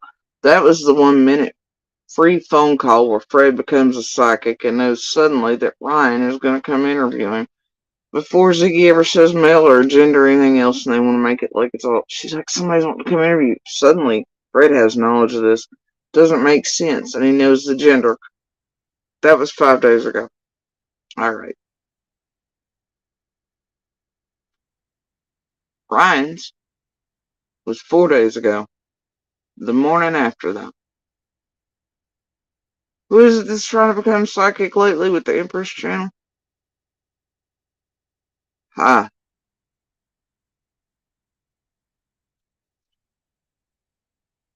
I mean, granted, a great many of them do the things, you know. Working in a group, all of them had the same about 2.5 years. I mean, it could just be all coincidence. I don't know. Is that this case is definitely really strange, very different than most other cases. If you look at the psychics that do this, they don't come out and say in every single missing child case, oh, this is very dark, this is very dangerous. They don't say that in every single case. It's not like a thing. You watch psychics often? Why are you watching psychics? I thought you were about the truth, fact, debunking conspiracies. Watching, and you've been watching true. What are you talking about, psychics and true crime around? Hold up. I think some of the channels are very small and very few viewers, but yet they're that particular psychic's reading. Very small and very few viewers. Why are you worried about everybody's sub counts already? And your own. Why are you always talking about the numbers? Ain't you too fresh to YouTube for this? And then the true crime. What the fuck is happening? Matches Donna's and others as well. So just the collection of commonality, it signifies that this case is definitely really strange, very different than most other cases. If you look at the psychics that do this, they don't come out and say in every single missing child case, oh, this is... If you look at the psychics who do this, oh, they don't come out in every missing child's case and say. So you watch a lot of psychics around a lot of missing children's cases, do you? Ryan? What the fuck? Very dark, this is very dangerous. They don't say that in every single case. It's not like a thing they do. This is interesting. And yet, in this case, from the beginning, as psychics got into doing readings, one after another, you get the very clear sense that strange, very different than most other cases. If you look at the psychics that do this, they don't come out and say in every single missing child case, oh, this is very dark, this is very dangerous. They don't say that in every single case. It's not like a thing they do. And yet, in this case, from the beginning, as psychics got... In this case, from the beginning, as in this case, as in the Summer Wells case, from the beginning, they say... Into doing readings, one after another, you get the very clear sense that... In this case, from the beginning, the psychics have said, but wait, hold up, buddy. Didn't you say you just recently became aware of Summer's case 4 months ago? When people reached out to you in your comments section trying to get you to search for her, but you were unaware of Summer's case? So how the hell did you know what psychics said in the beginning of her case? Indiana Jones. Use with the parents. I don't think that Summer, well, This is in response to 4 months. probably a good portion of my latest big surge of subscribers have been people who were attracted to my Laurel Run hike because I live in the area. I'm maybe 20 minutes from Laurel Run, the whole Kingsport community. Like they were attracted to Chase's Meadows video and just suddenly found him.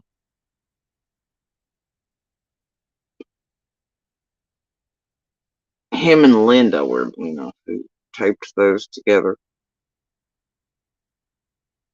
But then also it said that he was actually sent to do those after TM and found him. It's according to which story you believe, right?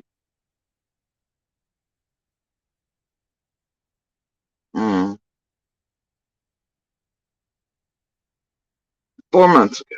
Community is my backyard on hike because I live in the area. I'm maybe 20 minutes from Laurel Run. The whole Kingsport community is my backyard. The Rogersville community isn't far from there. I've been hiking in that area and the whole surrounding area for a long time now. I know it well. But he says he's in Kingsport, but all the shit says he lives in Johnson. This one says Gray. What is up with all these Johnson City, Washington County folks inside of Summers case? There was a case. It's a little run. Look here. Fuck. Holy shit. July 10th, 2022 is when it's great. But he has a vast online presence for years otherwise, but never bothered to start a YouTube. Even while he was pursuing fame in other realms or writing or any of that. Okay. Didn't use YouTube as a way to do the tech stuff or public speaking. Why did he just start one in 2022? Use with the parents.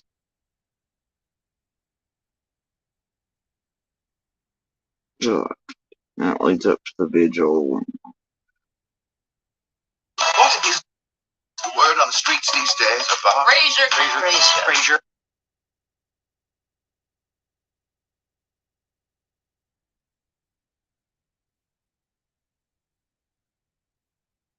I have questions, y'all.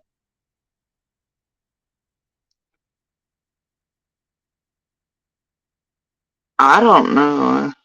I don't know which one I'm talking about. If it's over at Salted, I heard from other locals what went on. Ish. Cursory way, mostly. Heard it got a little weird. A little awkward. Something. I don't know.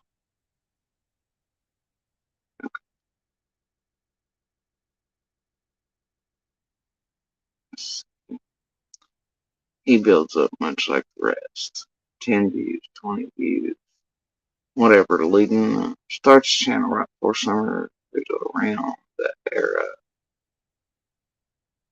Few views of this, few views of that.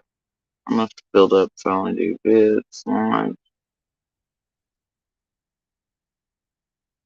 In July, though, I wonder if he showed up at one of the vigils and was met by one of these around the streets. Channel built up a few views here and they're hiking. And then 4 months ago, suddenly brought into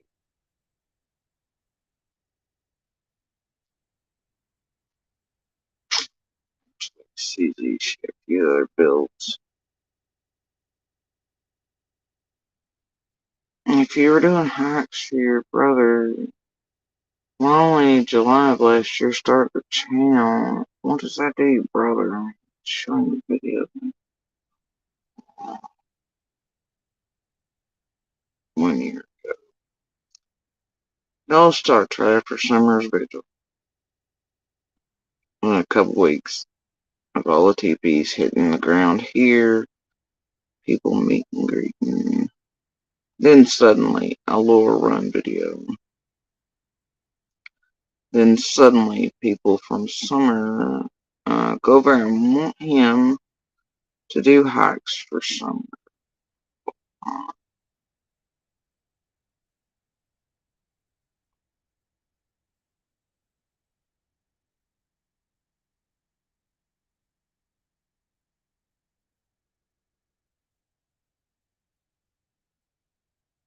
Then what do?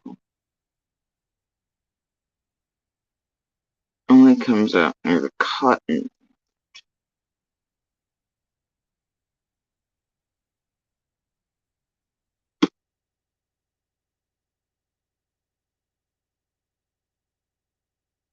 Enough to build up and look like you're truly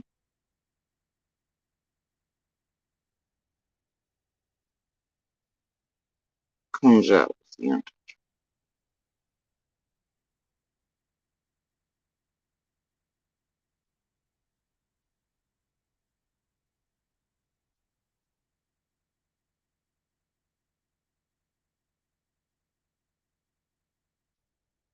No,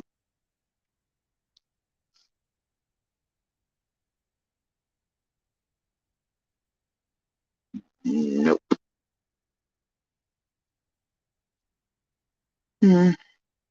Alright, let's go back to the sun 4 days ago, one after Ziggs and Fred and whatever fuckery. That they start getting really scared. They get sick from doing the readings from what they see, which... Oh, Jesus, give me a fucking break.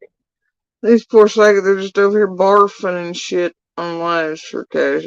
They're so sick from the spirit realms, all things. They see the Eastman Chemical Company sign on the rolling hills in East Tennessee. They're so sick. Give me a fucking break.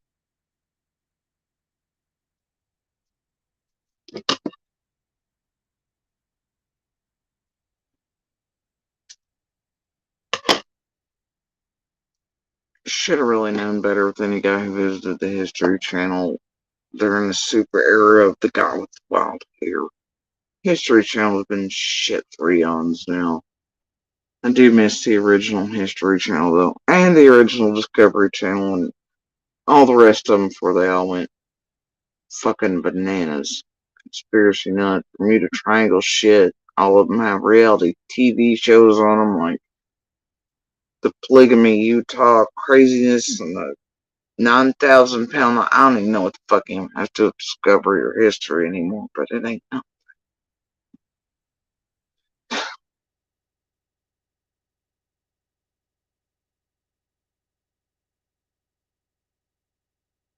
If true, and again, take that with a grain of salt, this is something we're using as a way to guide our direction of searching, for lack of anything We are using to guide our. You know what? else that comes out of the woodwork, anything more evidential. We are using this. Has anybody told him what happened to Chase? Anybody? Well, I mean, granted, he's still around here slithering in the background. Came out a while back with Slithers, but where ain't those lies, bro?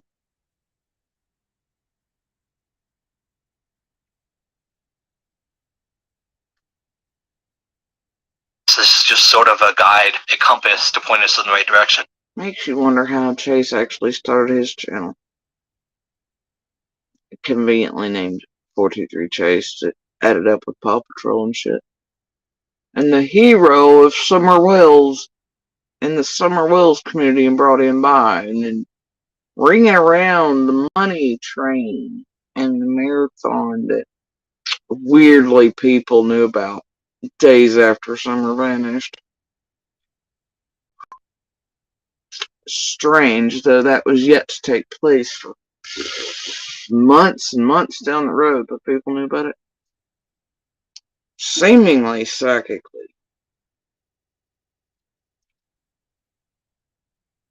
Huh. Rather strange. And then, of course, you got Squall Bridges. She had the first idea for it. First YouTuber, buddy. Right in there with the uppers a week. I don't know. You got the Dales, you got the Squalls, you got the uppers, you got the psychics, but not days out. I don't know. It's some weird, funky shit.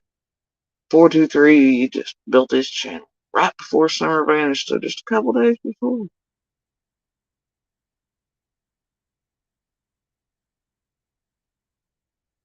Summer's favorite toys.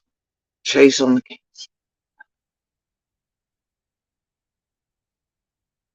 Linda revolving around the Tucker thing, all that. Washington County, Johnson City. Chase, Scott, a few others in here.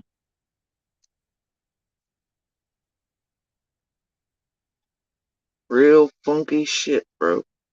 You know, some of the tags I remember seeing inside of Benny before Summer vanished, and it was odd because there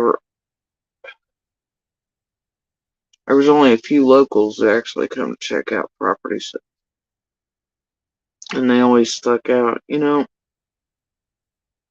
the few tags that were locals, Washington County.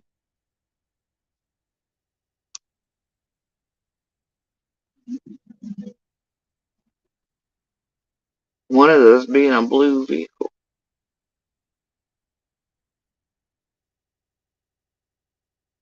Fluffy white dog. Whitest fucking dog. I remember seeing it thinking, Jesus Christ. I must bleach that son bitch every day.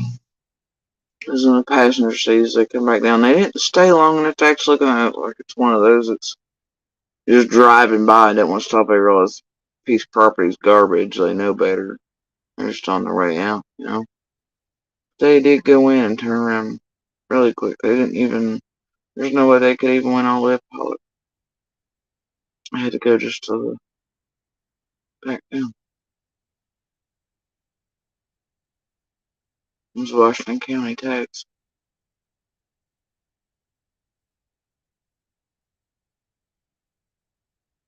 The only other local I can remember, they were in a car, their daughter was pregnant. And they come up, I talked to him, hell, they want to borrow my equipment and shit so they could do the lines themselves, go along and trace whatever they pulled. We talked, chatted, they were nice as hell. I gave them all the paperwork I tried to give fucking jackass jobs so that he could sue somebody for absolute fraudulent sales that went well beyond real estate puffery in legal terms. Could have got him out of that sight unseen and then sued the fuck out of whoever sold it to him under those terms. The other locals, they're like, oh yeah, they knew when they'd show up. They were like, ha, because they knew what the fuck they were looking at when they looked at it. That's why not many locals comment just out of staters and fucking Fruit Loops who are willing to chance sight unseen, that type of shit, you know. Smart ones got others coming there that lived here closer to look for them. Even they were like, no, this is garbage.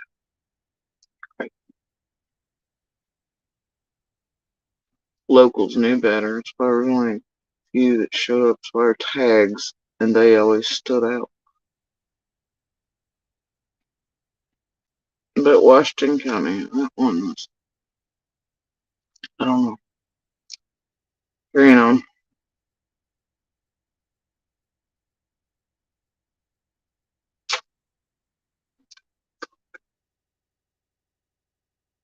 I'm going to protect Donna. I'm not going to ask her to get involved in the case or fly her here and have why her would walk you around fly town her? with me. If she sees this level of evil and is afraid, I understand that, and I will not ask her to do that, but I will use what she's provided. I will use what other people have provided, and I am going to keep looking. And I would say to any of those people, if it's true, and if you're in this group, if you're one of the people who have either done it or watched it or know. You know what's fucking wild is hearing him talk shit like that. It's like last night when people come by here trying to make us think the sounds or however they were doing it, but that they were gunshots. Probably called in, do whatever. I was like, ah, fuck that. You know, I've had people bust out windows yet. All these things happen to all of us around here that you motherfuckers out here in YouTube land have done. you've put us in danger and risk and real witnesses and real everything. In danger of harm. There's still a predator or predators out here on loose that you all don't know if it's C&D or otherwise, no matter what the fuck you think. Y'all think people or somebody couldn't come here and murder all of us as you giving helpful drive-by and how-to videos like Ziggy and BK have us and everybody else?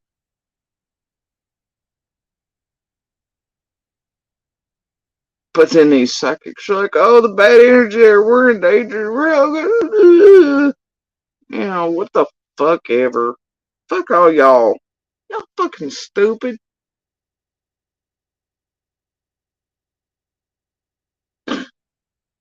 It's just absurd. About it, I think now is the time to do something about it. I'm sure you still have a conscience, even What though the fuck true. did he just say? And again, take that with a grain of salt. This is something we're using as a way to guide our direction of searching, for lack of anything else that comes out of the woodwork, anything more evidential. We are using this as just sort of a guide, a compass to point us in the right direction. I'm going to protect Donna. I'm not going to ask her to get involved in the case or fly her here and have her walk around town with me. If she sees this level of evil and is afraid, I understand that, and I will not ask her to do that, but I will use what she's provided. I will use what other people have provided, and I am going to keep looking. And I would say to any of those people, if it's true, and if you're in this group, if you're one of the people who have either done it or watched it or know about it, I think now is the time to do something about it. I'm sure you still have a conscience, even though you've either done or seen bad things. I'm sure deep down that you know that it's wrong. You are carrying this in you every day, thinking about it, thinking about what you saw, the innocence of this child, and the sun just went behind the clouds for good reason. I would say the sun is behind. Oh, holy shit.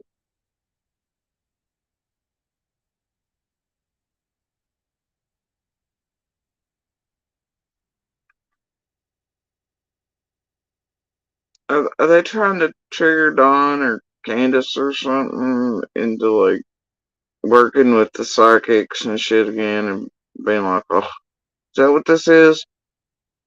And did he really just go, oh, the sun went behind the clouds for very good reason? Thought he only did all this based on fact and truth and real evidence.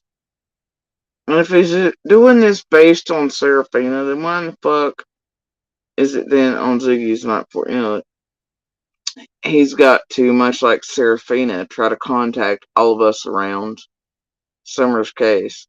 Right? Serafina in my inbox asking me who this person or that person was. And I wouldn't answer. I asked her, and y'all have seen it. I'm like, you're the goddamn psychic. Right? All she wants is information shit to where she can power of deductive reasoning, right? And do whatever and try to work a case and all shit and then come out with the woo-woo bullshit to make a few bucks. Or offer it at whatever she gleans from any of us, and she can take back into her psychic fuckery over and then go, oh, but I see rolling hills, but I see Eastman chemical signs, but I see, oh gosh, and this name comes to mind. Meanwhile, she's gotten it from somebody around something, right? Now this fucking jackass, and yeah, you fucking heard me, fucking jackass. More I watch. See, I'm glad I didn't touch these buttons until today, and there was enough cumulative to be like, what the fuck? Now he's gonna go wander about on Serafina's fucking horse shittery. But then he too's gonna have to conduct interviews with Fred and everybody else, and he's going to visit folks and be knocking on community doors and trying to get a hold of witnesses and fuck with people and interviews and all that. So, what does that look like, Hacken? No, it looks like you're fucking around for Serafina and him is what it fucking looks like. It looks like you're working for the Tragedy Pimps is what it looks like. Probably write a book or get a TV show from what it looks like. Weirdly enough, your channel starts right after Summer's Vigil. So you didn't know Jack, and it's built up with little baby views, much like many of the little groups in here that you seemingly keep an eye count on. What in the hell is going on right now? And then suddenly, oh, there's these little run videos I put out. And then all these people come to my no sub, no count channel asking me if I go look for Summer. And I wasn't even aware of her case. But then your words later in these videos recently shed light that, yeah, you've been indeed keeping up with Summer's case and Summer's this and watching all the psychics from the beginning and watching this and part of the true crime realm and part of the conspiracy realm that you proclaim. You tried for 7 years to break it. You know what? I can't with this fella. He's full of shit. Like a Christmas turkey. I said it.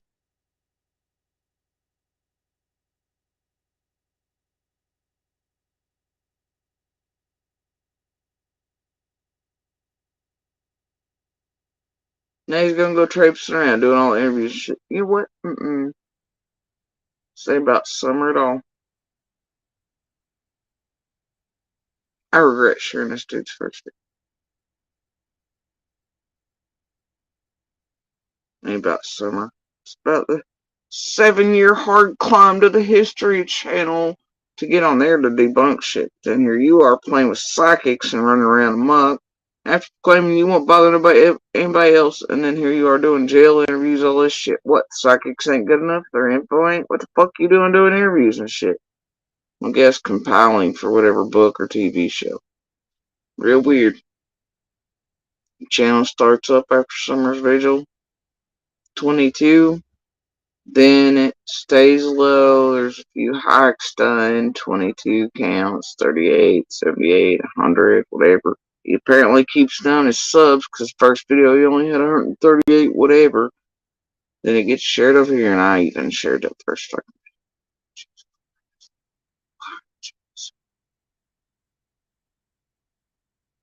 And now, 4 months ago, he says he suddenly became aware of Summer's case because people, nice people in his Laurel Run video, like, please come search for Summer.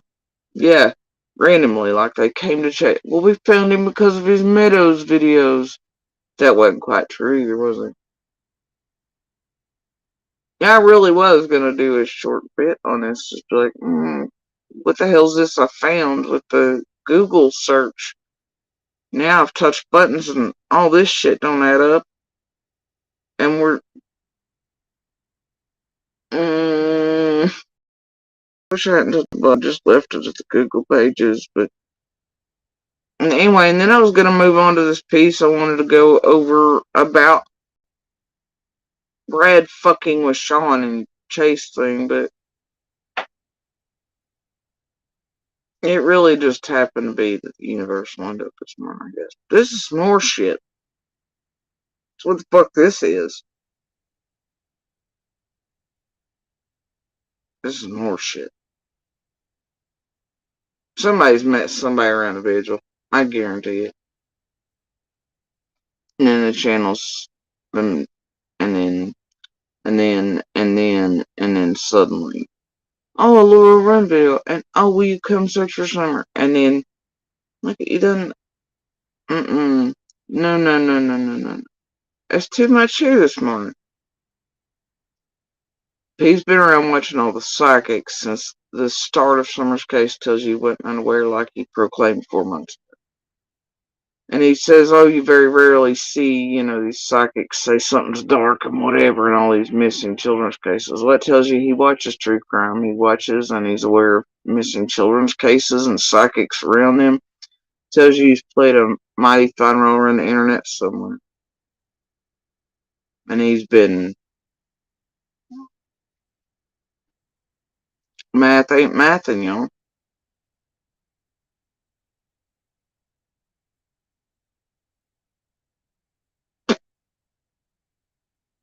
His shit about the high. Nope. Mount, bro. Now we really do have a 4-2-3 Ryan on our hands. And I'm thinking about cutting off the buttons over here and going on to what I was going to do with Brad this morning. But what the fuck is this shit?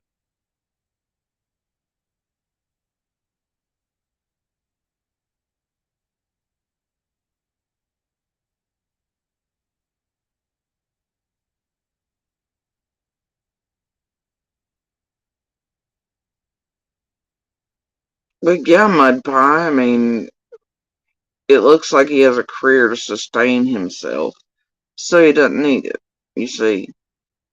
But, what happens if they say that, but then they write a book, or their goal is to do exactly that, or a TV show? For somebody who already has, clearly, it ain't nothing to be like, I'm not going to accept whatever. But like his 7-year goal to get on TV anyway, and to get to the History Channel.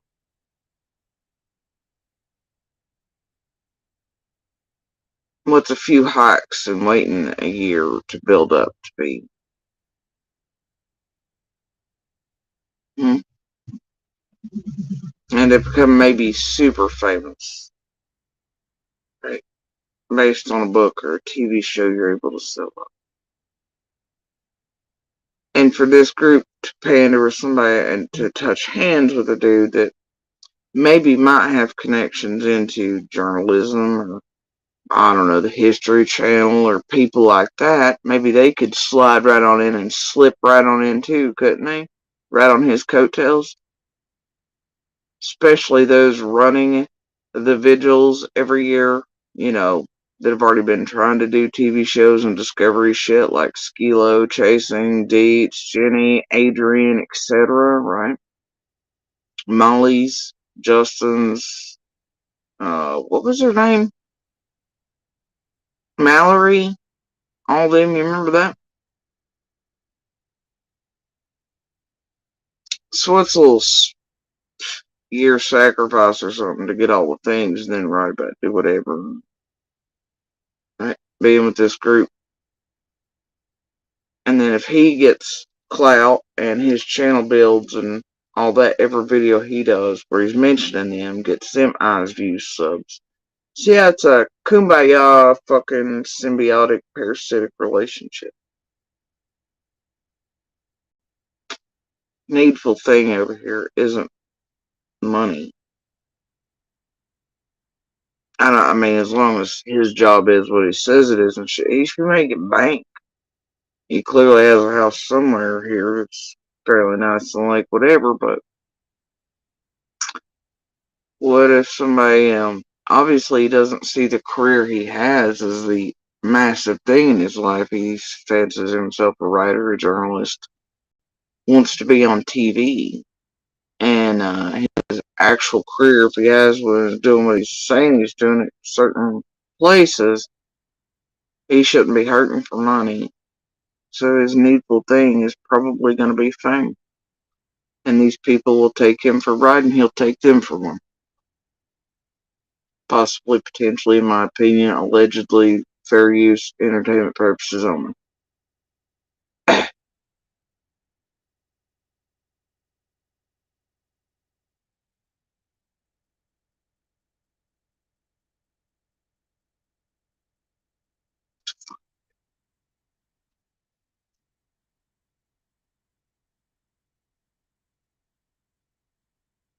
Well, maybe this time they'll at least, I don't know.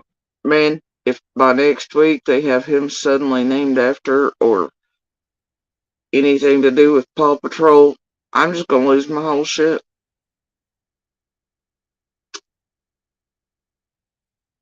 Wait a minute though. Hold the fuck up. Hold on. Hold on. He came about Plainfield 4 months ago. God damn it. Nuh-uh. No way. No way. Hold on. Because I know by this date, even if they've taken down the other pieces on shares and YouTube.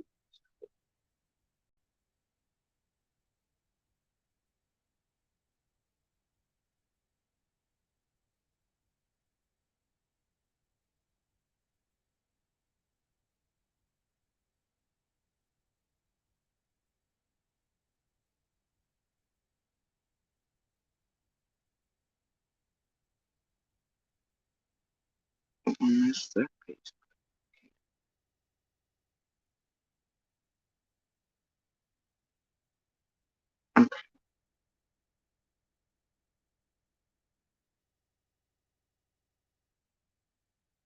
Never seen that one before either. Guess we'll put that in my handy dandy later files. Weird what you find sometimes putting in the same search criteria.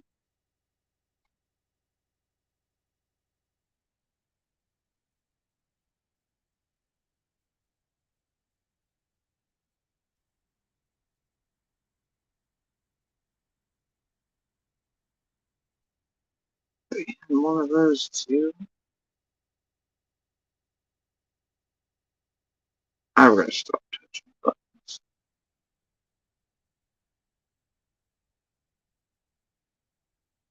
I don't want to vomit right now.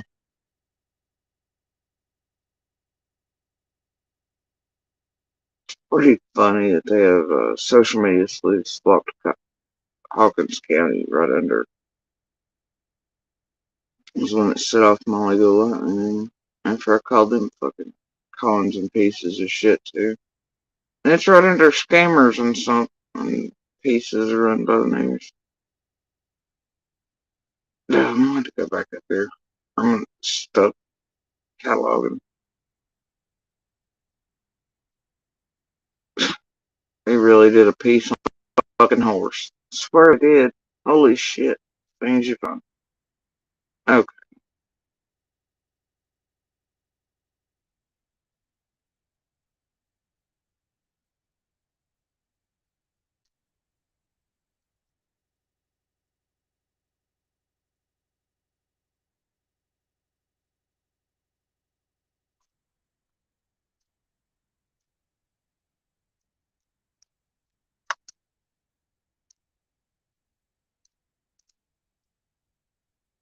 Here we go.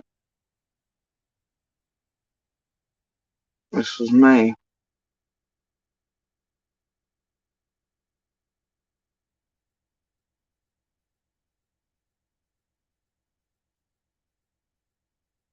Middle of May. That led up to the vigil. Did you know that? Because they were trying to start the other merchandise. Scamathon number 4,000 up right before the vigil this year.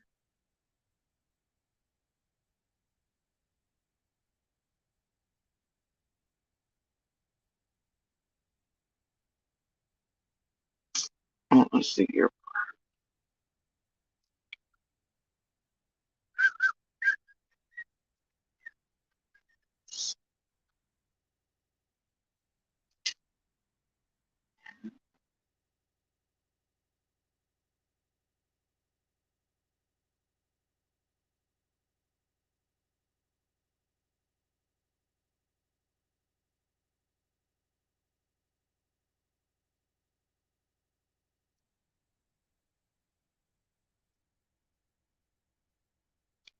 I wonder if anybody's seen any of these folks at Summer's Vigil in 2020.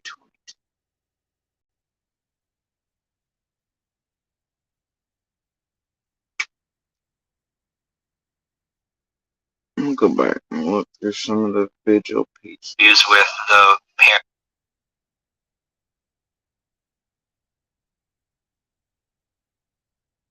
In the news footage.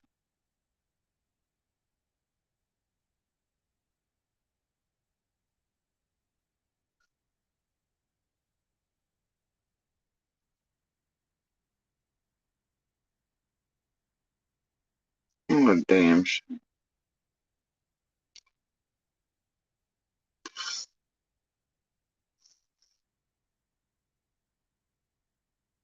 Okay. I know we were somewhere in here. Okay. We're in this stupid shit. That they start getting really scared. They get sick from doing the readings from what they see, which, if true, and again, take that with a grain of salt, this is something we're using as a way to guide our direction of searching for lack of any. As he keeps slipping. We, us, and then he'll go back to I. He's having as many fucking issues with we, I, and us as Don fucking Wells has.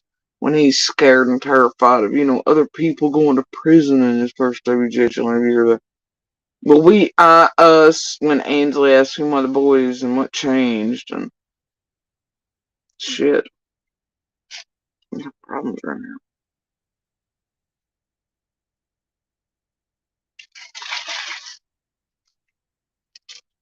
Anything else that comes out of the woodwork, anything more evidential, we are using this as just sort of a guide, a compass to point us in the right direction.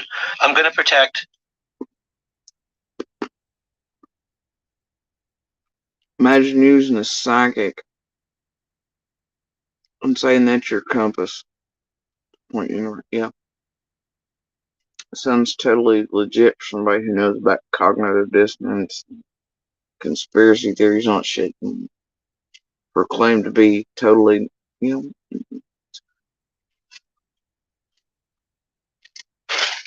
Donna, I'm not going to ask her to get involved in the case or fly her here and have her walk around town with me. If she sees this level of evil and is afraid, I understand that, and I will not ask her to do that, but I will use what she's provided. I will use what other... You know what's also super absurd about this? Is Donna Serafina could come her stupid ass here in a day of the week, and the dumb bitch could step out anywhere and nobody know who the fuck she was. Nobody here would be like, oh my gosh, it's Donna Serafina. Nobody. Her keys flipping out and being like, man, you think it's safe for me to come there and blah blah blah. And even I in journals and shit. What the fuck is wrong with this dude? He really thinks it. I mean, like, most could come here like Ziggy's and everything. Nobody knew who the fuck they were, nor would they care.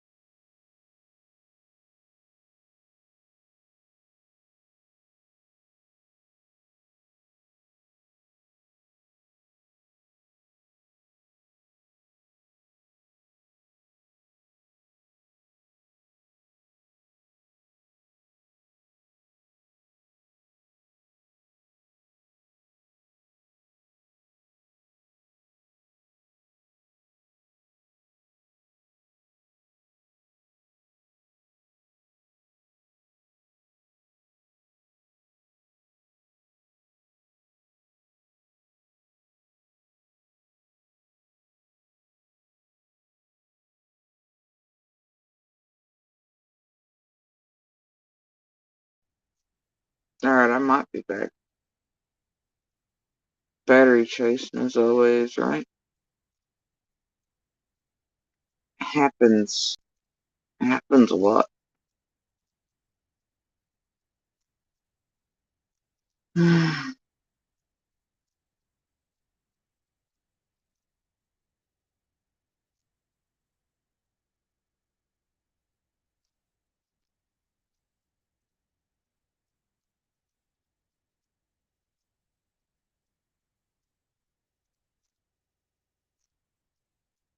Okay.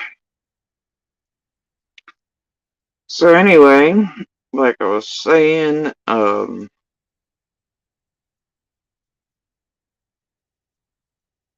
they wouldn't know who half these motherfuckers were.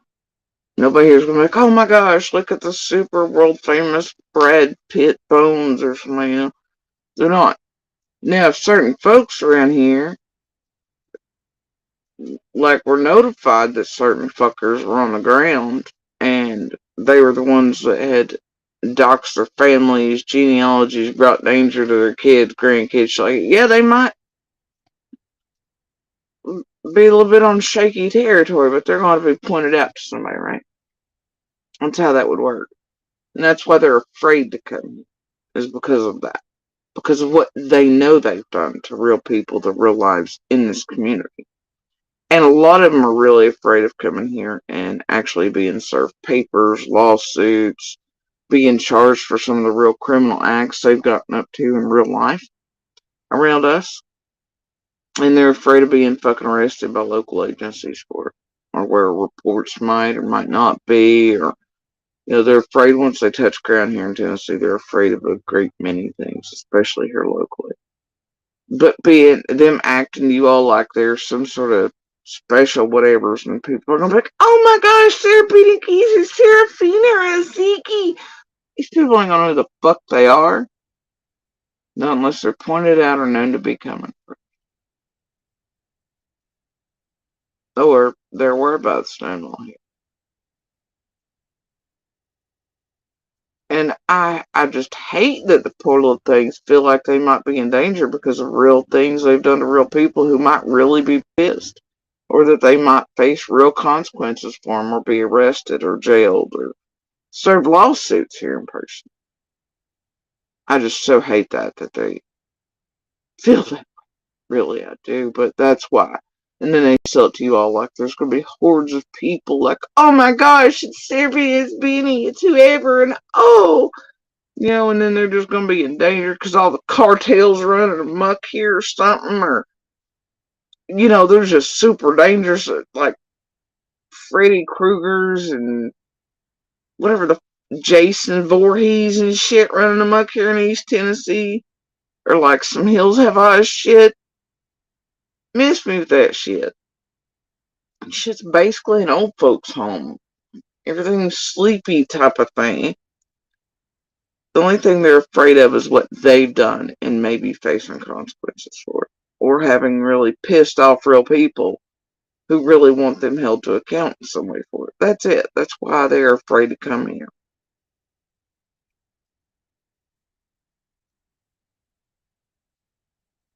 But they sell y'all good shit and story, don't they? While they've all torn it, look what they've done. I just jokes. Anyway, we're gonna carry on with whatever shit show this is over here. Makes you wonder though, how long maybe this one's been in the background as technology doing shit. Possibly, potentially, maybe. Or how many like them there, I don't know. In the background while everybody's been watching YouTube and true crime and other missing children's cases and psychics for years online. What have those people done in that room?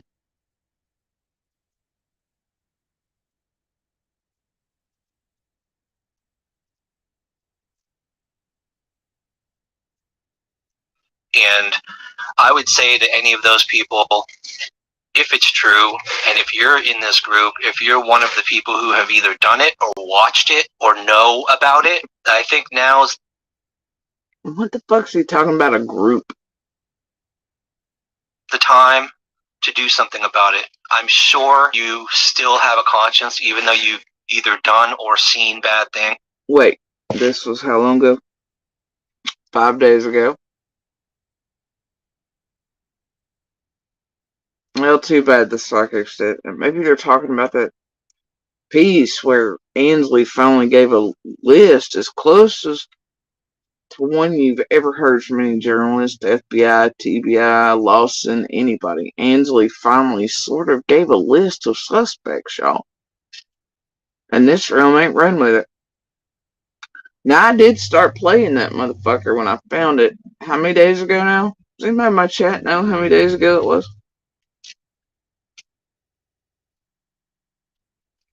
But this realm didn't run with it, Eric. Take notice of it after 2 years of looking for suspects and calling everybody suspect and POI and this and that, right? And this piece was aired 6 fucking months ago. Nobody said boo about it. But 6 months ago, this place with Chasing Hairline, Jenny and Adrian and such in the lead were trying to cleanse everything for certain folks. So of course that piece by Ansley wasn't going to be seen or heard. Right? Buried somewhere.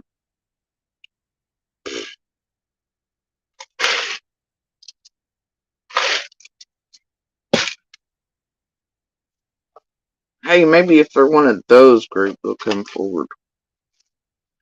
Turn each other in. That'd be great. But no, anyway. So maybe he's talking about the group or something. Ansley finally actually named.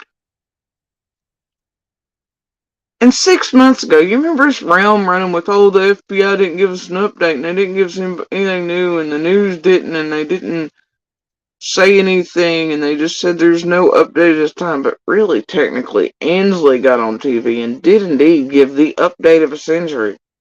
And this place ignored the shit out of it. I wonder why. Probably because they were on a cleansing cycle for certain folks. Because that benefited more, right? There's some weird shit going on. Anyway, so hopefully who knows what he's doing? I don't care. I'm sure deep down that you know that it's wrong. You are carrying this in you every day, thinking about it. Bro, dude, we've all been begging whoever it is to come forward.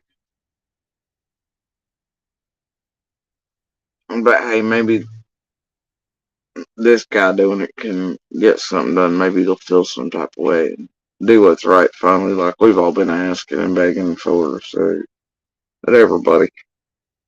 Thinking about what you saw, the innocence of this child, and the sun just went behind the clouds for good reason. I would say the sun is behind the clouds for you probably right now, and I think it has been killing you inside for a long time. If you are a police officer or a firefighter or you work in government in a powerful position, in a powerful office, if you are Is he blaming law enforcement or Fed or trying to imply police are somehow involved in summer vanishing? Please, Lord, do not let this be the way this goes here in just a second when I hit play again. And if it is, I'm going to start demanding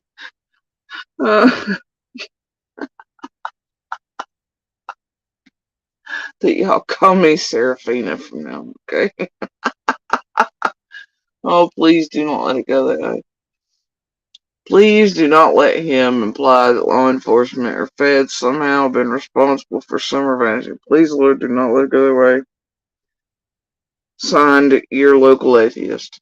Please do. CEO, business owner in the community, I would ask you to really think hard and look around at any clues that you've seen or any sign that you've seen that there are people in power near you, working with you, who could be involved in something like this. Oh because people my see things, people sense God. things about their coworkers, about their business partners, and you are probably in a better position than anyone else to get information about these people and provide that to the TBI and expose whatever's going on out there. And I'm not saying that it's definitely going on, but I'm saying if it is, we obviously have a missing. I'm done. I'm done.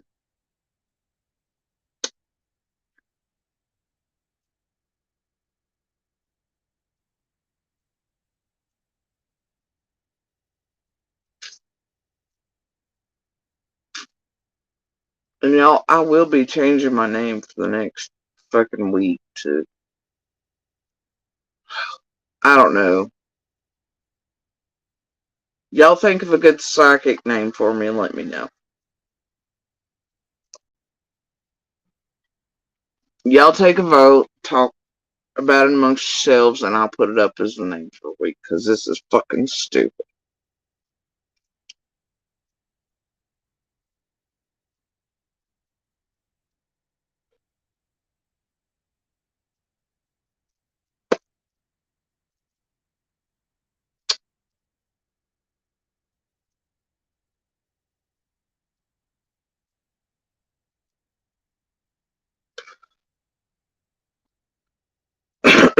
Yeah, my face is not too good these days at hiding anything. I mean, y'all look at this. The first crease, like, I did not have a crease in my forehead when I come here. I have one now, and it's from perpetually, like, for 2.5 fucking years looking at everything going, what the fuck? That right there is what causes this line. And I don't even know what to look under for, like, dermatologists or whoever does the needles in the face, like, chasing hairlines got going on. Like, do you call those guys and go, can you, like, stick a needle in my face for whatever the what the fuck line is on my forehead? Now I've got, like, the frowny things happening beyond just the speech disability and nerves and shit being paralyzed. Because I'm always frowning at this fucking place. I'm like, you know, Botox is not going to fix any of this shit. This is called a YouTube face. This is called social media fucked around. Like, it's okay. But this right here is definitely a what the fuck line. And I didn't have it prior to coming.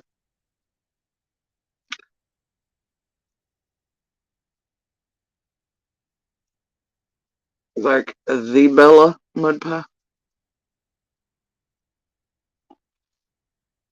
The Bella.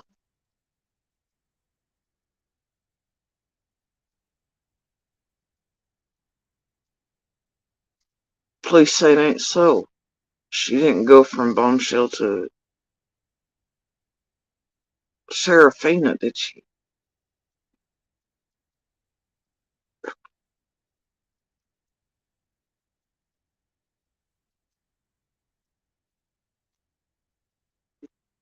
Oh, God. Say it ain't so.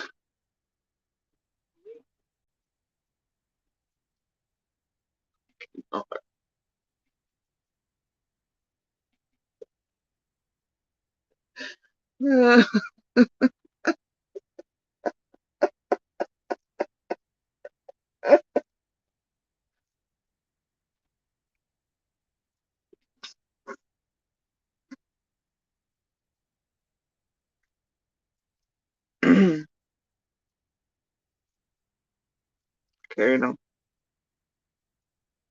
Girl who's been missing for almost 3 years now. We have the TBI and other people saying this is a very unusual case, and that kind of hints that it could be a a very complicated situation like this that could involve time to do something about it.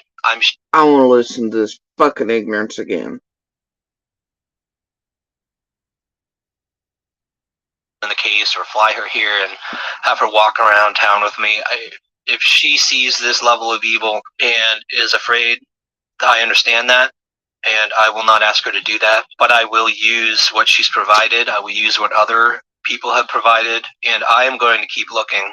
And I would say to any of those people, if it's true, And if you're in this group, if you're one of the people who have either done it or watched it or know about it, I think now is the time to do something about it. I'm sure you still have a conscience, even though you've either done or seen bad things. I'm sure deep down that you know that it's wrong. You are carrying this in you every day, thinking about it, thinking about what you saw, the innocence of this child, and the sun just went behind the clouds for good reason. I would say the sun is behind the clouds for you probably right now, and I think it has been killing you inside for a long time. If you are a police officer or a firefighter, or you work in government in a powerful position, in a powerful office, if you are a CEO, business owner in the community, A CEO or business owner in the community. Cops, is this playing into wearing the flag? Swear to God, if what was released tonight ends up being, you gotta be kidding.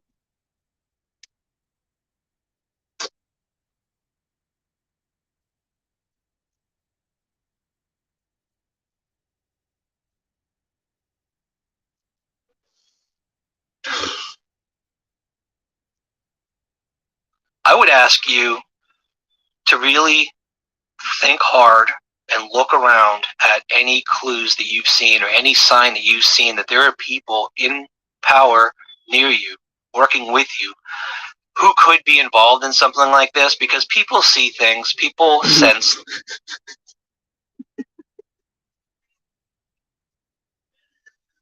Yeah, we're going to put a mass flyer to all the business owners here, and I guess the CEOs of all the powerful companies. There's mostly two powerful companies around here. Fuck it, we'll go knock on doors where it will be like, hey, dear CEOs and you powerful business owners, those on like the two McDonald's or something. If you see anybody around you, it looks sus.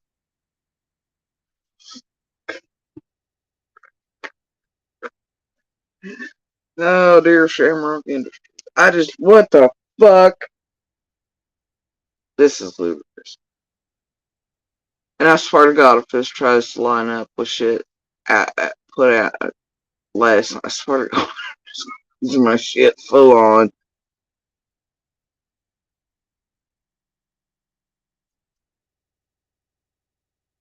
Things about their coworkers, the innocence of this child, and the sun just went behind the clouds for good reason. I would say the sun is behind the clouds for you probably right now, and I think it has been killing you inside for a long time. If you are a police officer or a firefighter, or you work in government in a powerful position, in a powerful office, if you are a CEO, business owner in the community, Do not tell him about Becky and Smiley.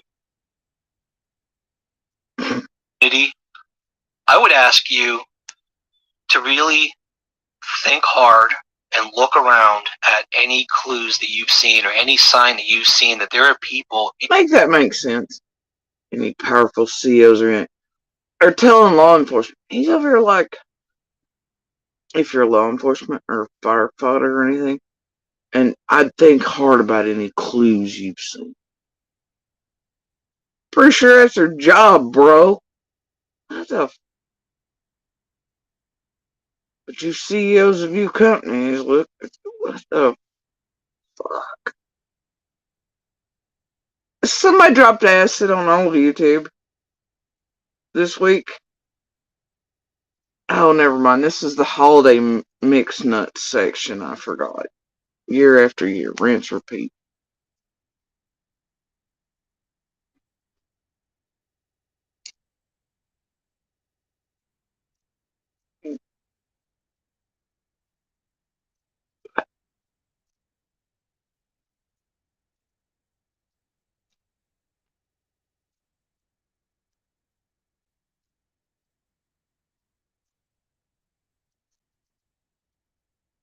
It's a holiday mixed nuts section of YouTube. 'Tis the season. In power near you, working with you, who could be involved in something like this, because people see things, people sense things about their coworkers, about their business partners, and you are probably in a better position than anyone else to get information about these people and provide that to the TBI and expose whatever's going on out there. So what, the TBI is entirely separate? So what you're doing is you're saying only local law enforcement, right? And you want them to turn each other. So you're going along the corrupt. Okay, so this guy is gonna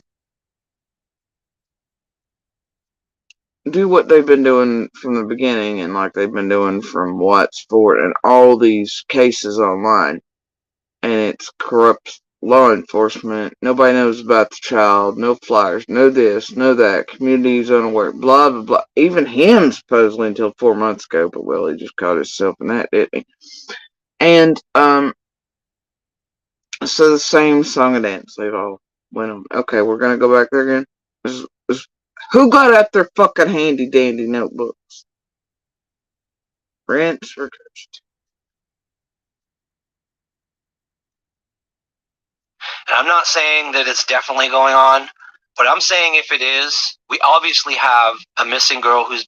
And do what psychics do, cover all the bases. Go from CEOs, local business owners, firefighters, law enforcement, anybody, including that goddamn wayward horse that got loose behind the news crews.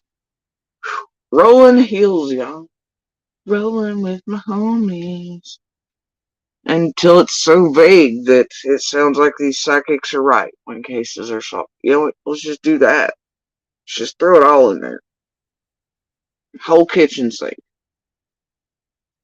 Been missing for almost 3 years now. We have the TBI and other people saying this is a very unusual case, and that kind of hints that it could be a very complicated situation like this that could involve many levels of people who are in the story.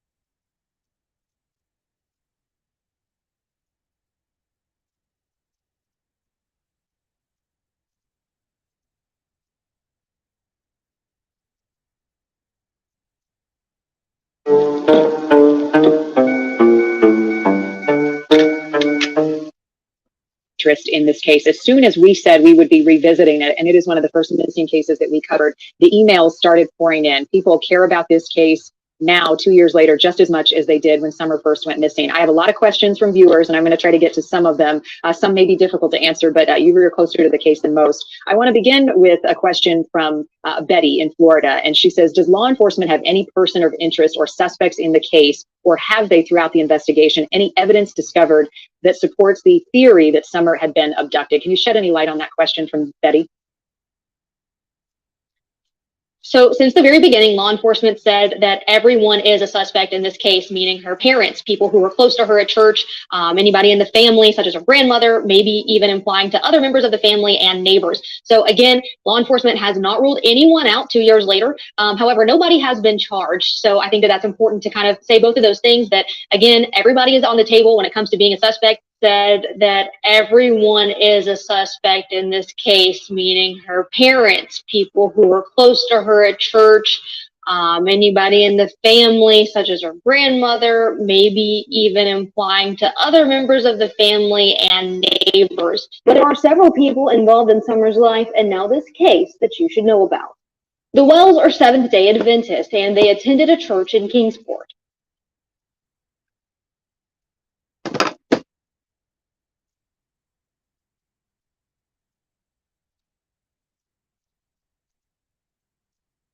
That was just a couple months ago. It's closest to a list this place has ever been given.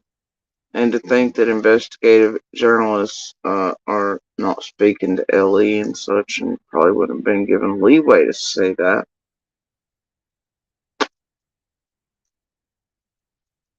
Finally, right?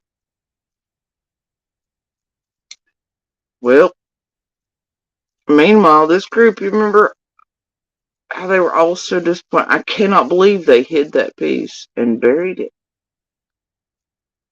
For 2 fucking years, they screamed out, won't they give us updates or a real list or a real this or a real that or something, right? You remember Don B and everybody else even at the 2-year mark, they're like, well, they didn't tell us anything new. They didn't give us anything. The TBI didn't update. They just said that, things are kind of stationary. I mean, they didn't really give anything. And they kept going over that same, 4-sentence thing that the feds gave out. But they all knew about that piece. But they wanted it buried because it didn't go with their narrative lines in the new cleansing section that they've been on for 6 months. Especially since June. Yeah, real weird that, huh? Real weird that. You think this realm didn't know about this fucking piece? Why ain't they been playing it to high heaven? That's what I and others here on the ground were wondering last night. It's like, how in the hell are you just now hearing about this piece? But all year they went on. They didn't update us at the 2-year mark. We thought they would. Why won't Lawson come out? You know how they've still gone on with that? How Lawson said he'd give an update soon?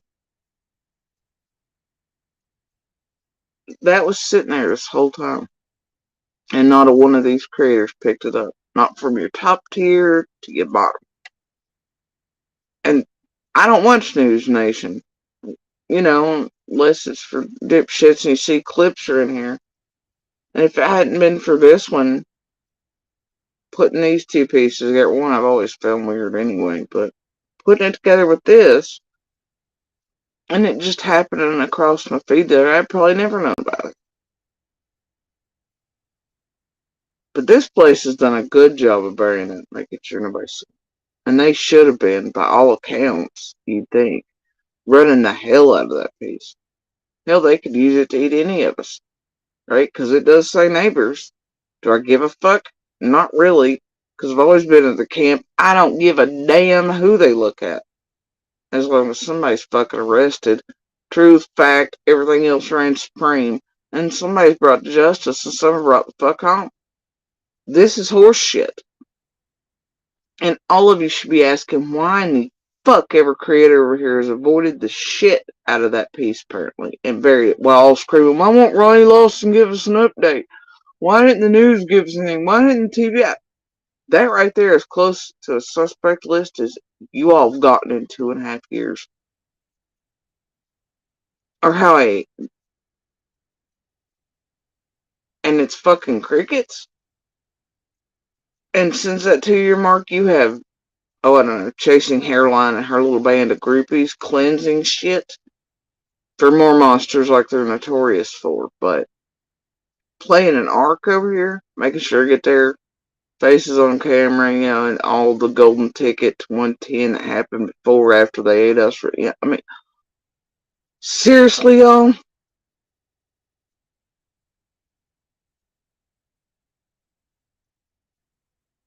Every creator over here is like, oh, Lawson. I've even heard up to a few days ago.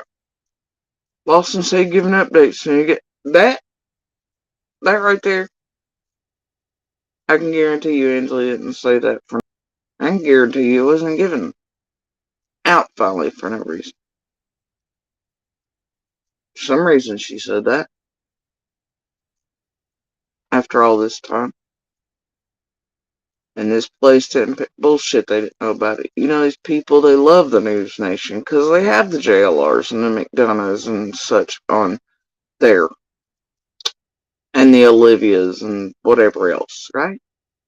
This place loves it some News Nation. It loves the Enton that Bullhorn and them pound fists with in front of the Idaho 4 house while everybody takes cash apps in, including Enton. It loves the News Nation. So you telling me they didn't know about that piece? Ain't latched onto it? Bullshit. Bullshit. They've tried to bury it. That's what they've tried to do. Anyway, I didn't hear Angela say shit about Ellie or anybody else or conspiracy. I didn't hear her say any of that.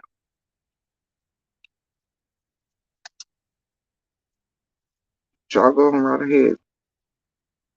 But ask yourselves why this place didn't pick up that piece and has tried seemingly to bury it, and you know they were damn well aware of it.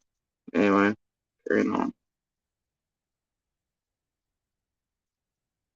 Maybe people who haven't done it specifically but have contributed to it or profited from it in some way. So I'm just going to say that there are people out there, probably people in the community watching this, who are people who work in similar powerful positions, who have just as much, if not more, power than the people who have done this or are doing this.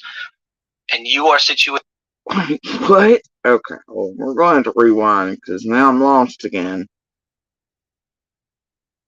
We have the TBI and other people saying this is a very unusual case, and that kind of hints that it could be a very complicated situation like this that could involve many levels of people who are in the story, maybe people who haven't done it specifically but have contributed to it or profited from it in some way. So I'm just going to say that there are people out there, probably people in the community watching this. I don't know, there were some psychics, like I said earlier, seemingly knew about shit eons before it ever happened as far as marathons and shit go. Tell you what. But anyway, at what level, you wonder, does he mean? Does he mean those trying to sell off shit to TV shows? Make their own TV shows? Wow. Giant ass channels? Those who've made millions, scammed, conned, destroyed lives, attempted to get people married, all kinds of shit in Summer's case. For their clout, fame, poor chasing, all the millions they've made, you know, all that shit, while annihilating and destroying real people around Summer's case itself, everything else. That type of profiting, like the Discovery Channel shit, or whatever the fuck it was that Skilo was trying, and all them, or, you know, that, what happens though with those who, I don't know, have channels and then get built up and then they insert and then they do weird shit, like start trying to do weird shit around everything Summer, and then maybe their goals to write books or TV shows. I don't know. Strange. But level.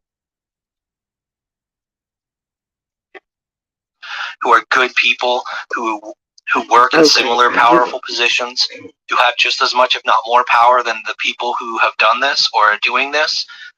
And you are situated in a place where you can keep your eye out. You might have clues already. You might have feelings already that something's going on.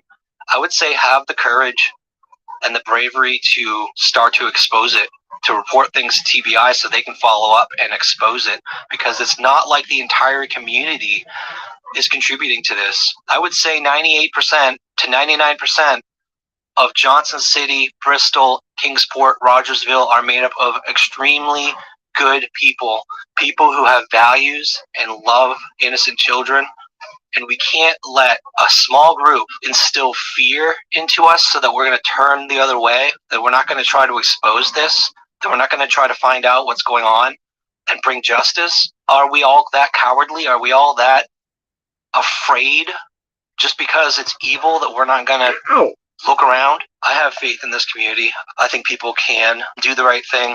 I think people who've seen things even the people who have probably participated and it's eating them up inside, that they feel this evil is driving them. You can get help, and you can be a hero. You can be the hero that steps up, becomes a whistleblower, and be celebrated as the person who actually brought justice. And I would bet if TBI got a whistleblower coming to them and sharing information that can finally solve this case and maybe others, I think they would be much more likely to be lenient and lighter on you. I would say be courageous, get help Oh, for God. what you're suffering. He's starting to sound like the rest of them. First one to tell gets the like, give me a fucking break, that shit. And Garfield, if ever I wrote a book, it would be on the tragedy pimp aspect of this. It would not be on or trying to tell Summer's story or anything like that, because I think only Summer and law enforcement and her brothers should be able to do that. And I would not write a book where it concerns what all I know, because just like I won't give it here in this realm or to anyone else, because that includes other witnesses and people I care about and want protected, and I don't have a right to their stories and testimonies and that stuff either, and I wouldn't put them at risk or harm or being targeted and that sort of thing. So the only way in which I'd write a book is if it was about the tragedy aspect of this shit and what they do in these cases, and to real lives, and how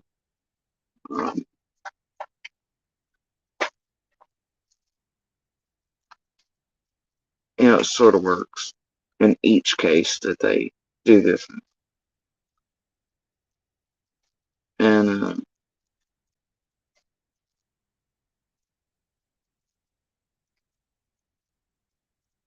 yeah, so, but either way,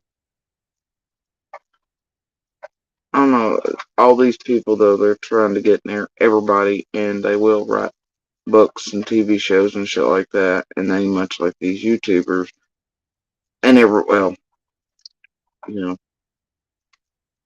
they'll take anybody's everything and whatever, and they'll write whatever the fuck and make whatever the fuck, and try to tell Summer's story and about her shit, and I don't think they have a right to do that. And exploit the shit even more out of this community.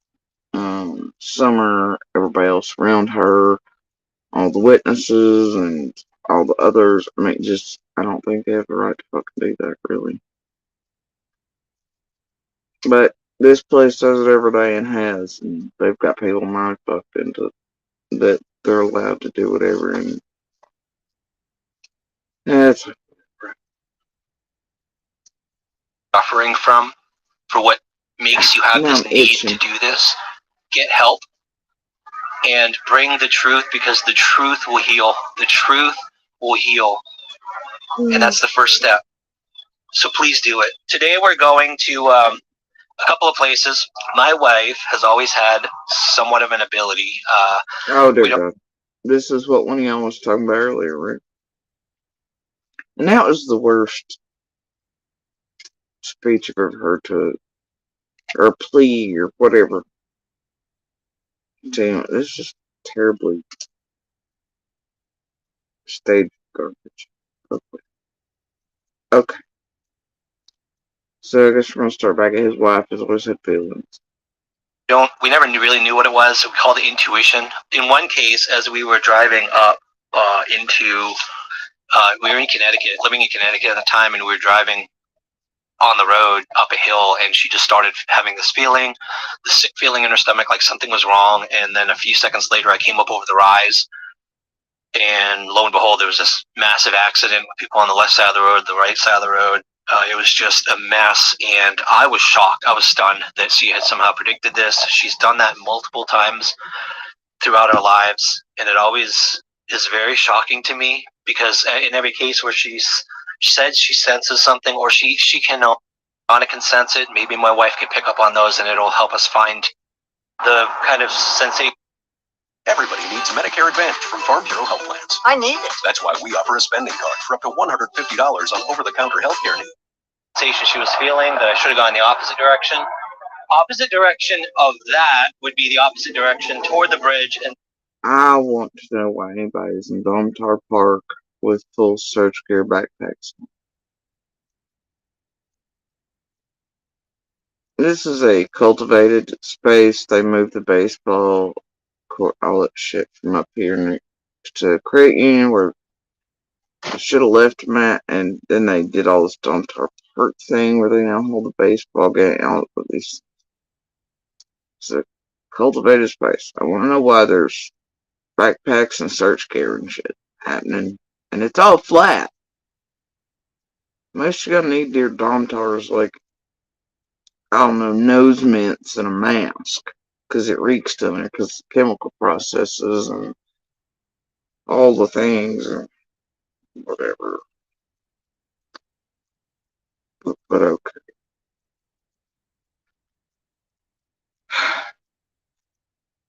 and then toward the paths. And then I thought her pins are in the island or in the water on that end, which isn't quite opposite, so I'm not sure what opposite means. But my wife, Don B just covered the search area, talking about Summer's clothing and really stuck on her straps and very concerned about Summer's clothing. Weirdly, he just covered this like a couple days ago. Others have done it 600 times in the same parking lot in the same baseball fields. I think they all did it without search gear though, but you know. as before we were coming here, she kind of did a quick reading, and we were led to the south, the path at the south end of the park. This direction is south. This is the path at the south end, and we were kind of guided to turn left. That'd be the sign that goes out to the road. Holy shit. I'm super glad I didn't see clues or anything. Going back and forth past there the other day as I was getting like fucking chicken Alfredo from one of our favorite places. But Jesus, I didn't know it was such a hot spot. If only Serafina had said so. And look down in that general direction, which kind of points toward the overpass into the park, down in the water. So we're actually going to just explore this whole path today, all the way down the island, but we're going to start at the bridge. We're going to check down on the water, and we're just going to... Concrete paths, all flat. You're going to explore it. You're going to walk down the path with full circuit. Explore the side of the water and the path, all the woods all along this path, and we'll see what we see. So we're going to get started right at the bridge, right. And I don't think there's anybody here locally that goes by Domtar Park and goes, we're going to explore the woods there. In no realm does anybody pass by there and go, yep, the 12 fucking left trees that are rotten toxicity, or the 16 nice planted ones to make the park look nice here in, I don't know, 35 years. Those are woods. Nobody here says we're going to explore the woods at Domtar.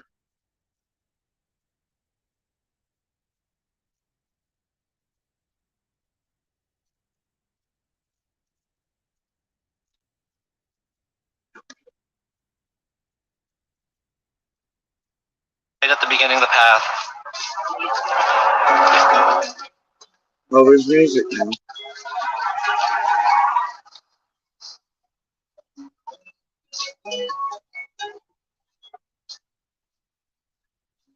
Yeah, there's kind of a path, actually, Jen. There's a path. Apparently people do make your way to the brush under the underpass. It'll look real sketchy, like you're really doing something. Holy shit! Come down here.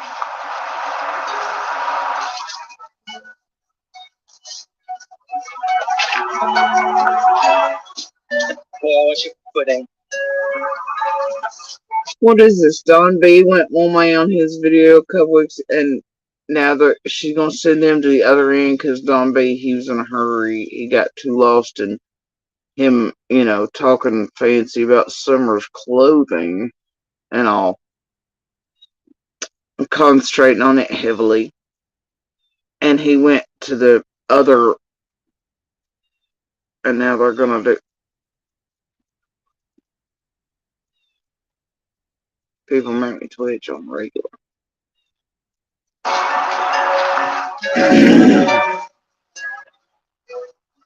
Again, every time I come to the water is just so shallow. I can see the bottom. There's big coal rock here. It is a drop here, so Wait, what did he just say? all the woods all along this path, and we'll see what we see. So we're gonna get started right at the bridge, right at the beginning of the path.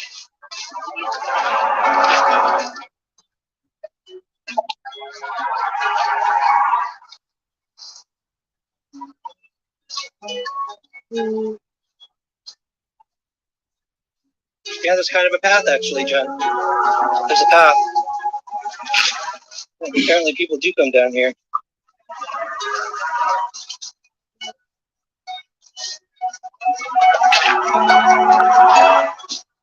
Well, what's your footing?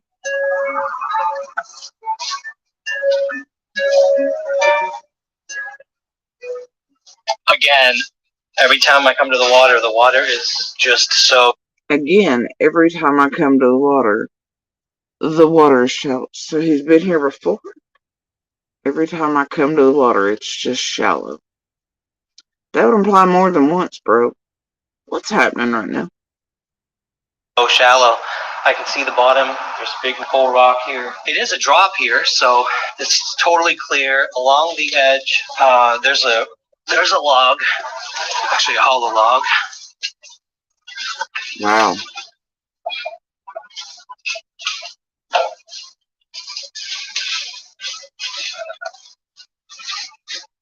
He's gonna look in the shallow water near the hollow one. Crouch down even. This is high drama, y'all. It's Michael's big holiday sale. Deck your halls for less and get up to 50% off from trees. So under this whole, They might discover something while recording for a video they're gonna put up later on YouTube for y'all. Yeah, you might, before law enforcement news or anything, yeah, YouTube and uploaded videos. And y'all pay close attention to the whole log in the water as they stare. So you stare. So that, anyway, it's fun. cross logs. This is a hollow log, but Is it's just rushing water underneath this, and there's nothing. There's basically nothing under there except a big flat rock. How do you know there's nothing under there? Have you walked through there? Have you got equipment? And that water's not rushing.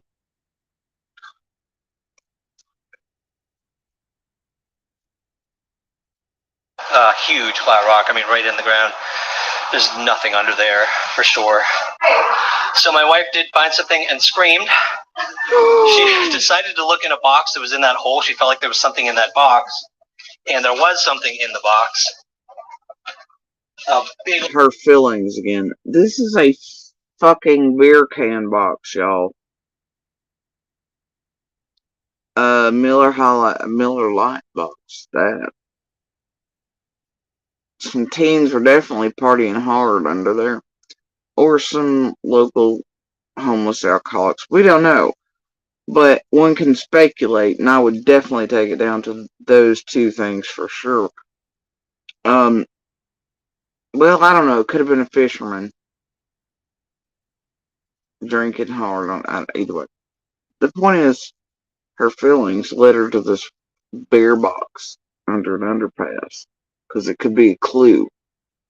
from, I know that box looks fairly new now, but I could be right. It could have really just been laying there for 2.5 years at this point and not faded, not obliterated by humidity or water or rain or anything, not used as fire starter by the next teens under there. No, but a feeling just led her towards the spot. I mean, it could have been a glue. Okay, so she looks in it, and then I don't know what we were gonna find something. Big old snake coiled. Oh my gosh, it's a snake. Coiled up in there. What kind though?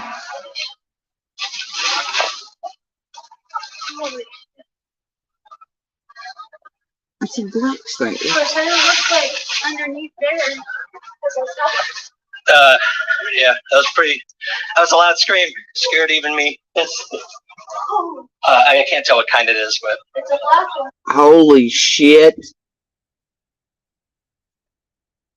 This this professional hiker who should know all the outdoors and should be able to identify snakes for their own safety and such while hiking. Got all the professional gear for hike. Some bitches are standing 20 feet off of this fucking box where they done screamed. Neither of them can identify what is clearly a black snake. You know what? If it was a snake, it done bit you. That poor snake.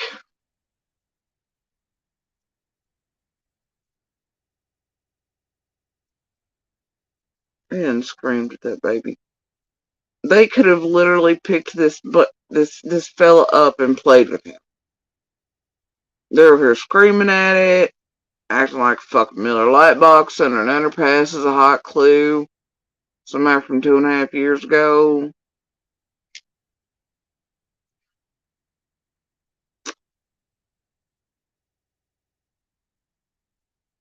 Over here still steady staring at the snake like it's gonna come out and chase them. That poor fucking snake. God love its heart.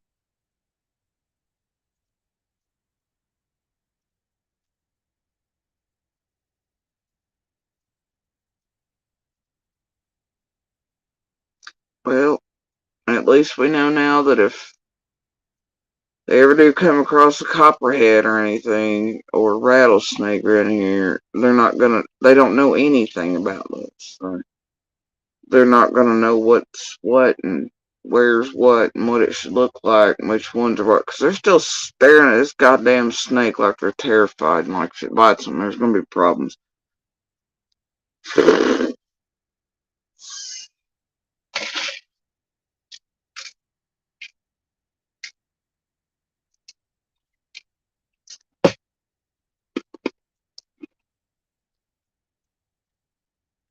Thank God they're mostly staying on the paved pathways searching with their professional gear. If they keep doing that, they shouldn't be worried about snakes, I guess, unless they want to keep touching beer boxes under underpasses. I gotta watch it again though for my own. big old snake coiled up in there.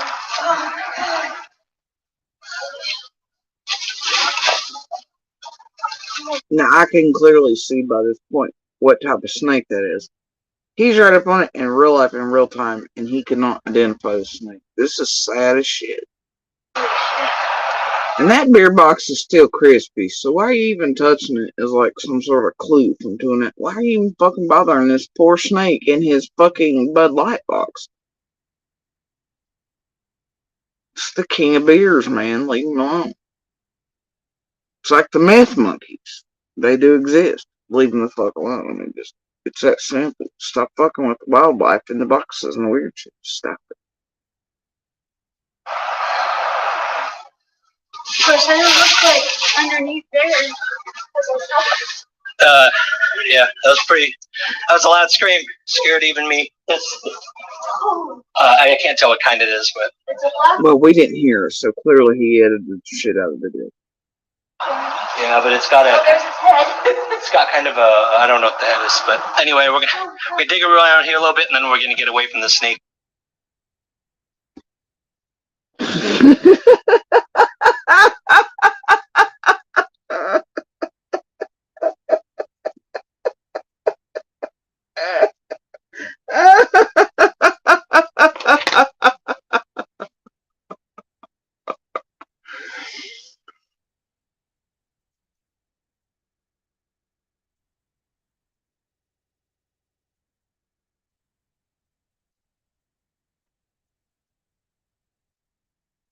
Yeah, that moment passed. It's kind of like, but why? In the first hour when they were like, no, we don't need outside searchers. Well,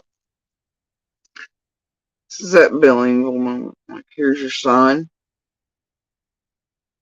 Oh, which does kind of go with the sun sign title of this video.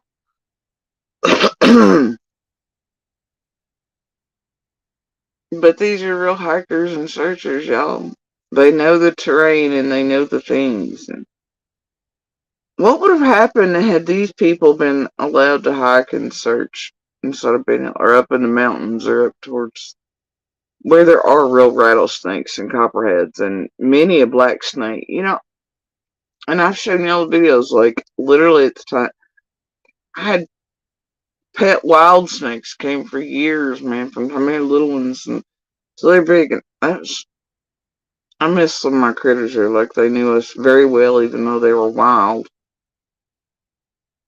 And they come back season after season.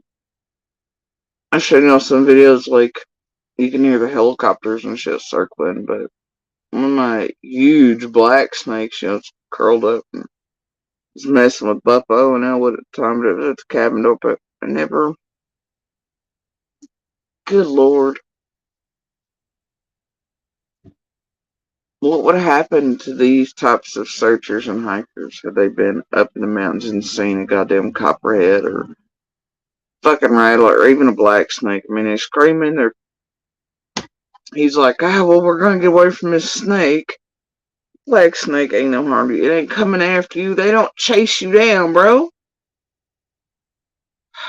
Even if it bit you, or you don't. Oh, Jesus.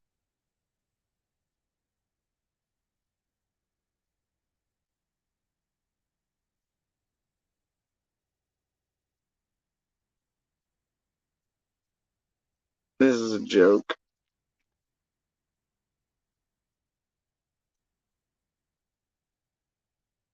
The kind of sensation she was feeling that I should have gone the opposite direction. Opposite direction of the path, actually, Jen. There's a path.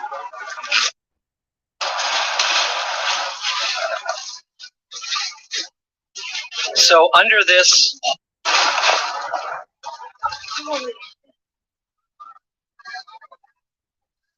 Of course, I don't look like underneath there.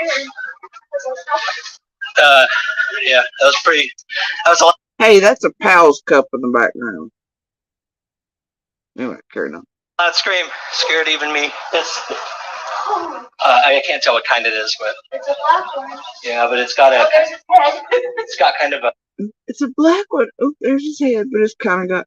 I don't know what the head is, but It's kind of got. Well, I don't know what that is. Well, anyway, we're gonna dig around here a little bit, and then we're gonna get away from the snake.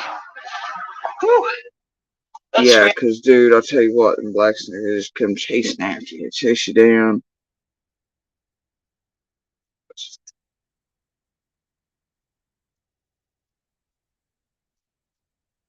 Scared me. I thought you found something. So there was a piece of a sheet hanging, kind of sticking out of the ground. I pulled it out. Found a piece of a sheet under my underpass. Where homeless go, where addicts go, where teens hang out. They found a piece of sheet that was in the ground that they pulled out. Just this part was sticking out just a little bit, and when I pulled it out, it was this huge sheet under this kind of loose dirt.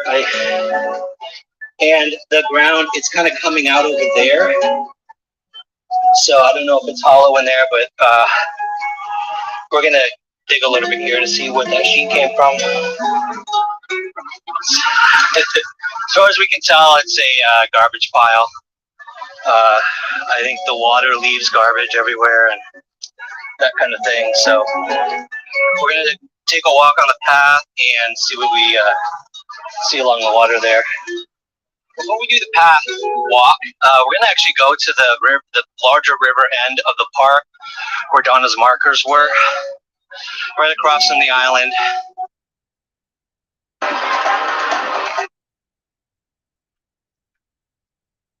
Who the fuck? Is that at this point? So and so was feeling bombarded by emotions of people around us and all the noise.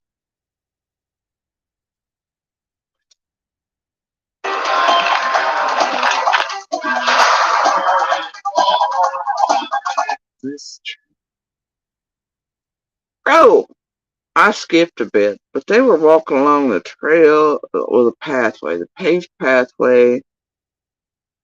They made their way.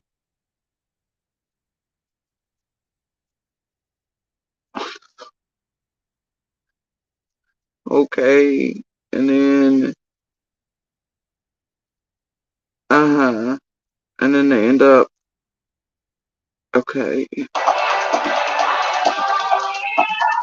do you think? What do you think?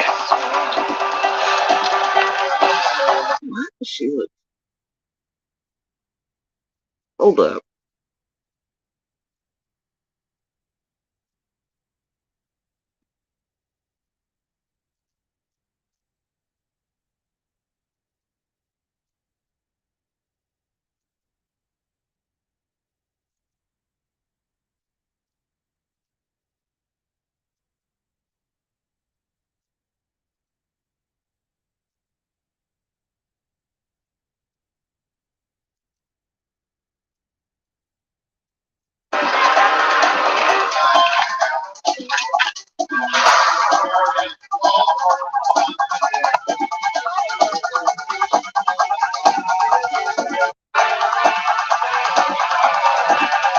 Wow, the music and this fucking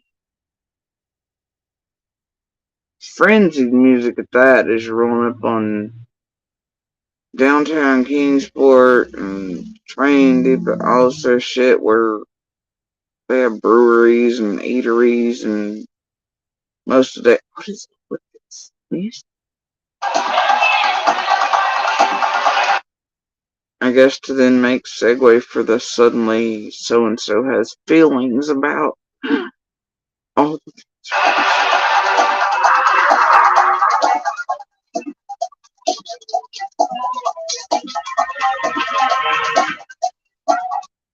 you gotta heighten it, the tone of the video and shit like a good documentary maker, right?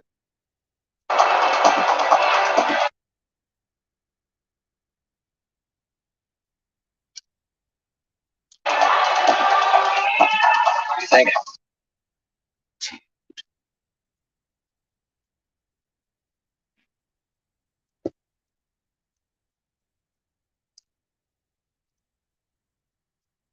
Oh shit. No.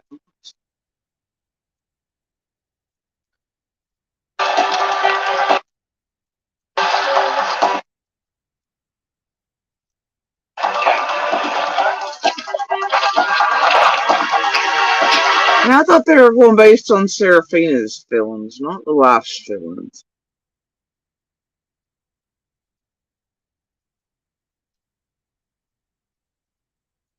Or whoever that is. I don't know.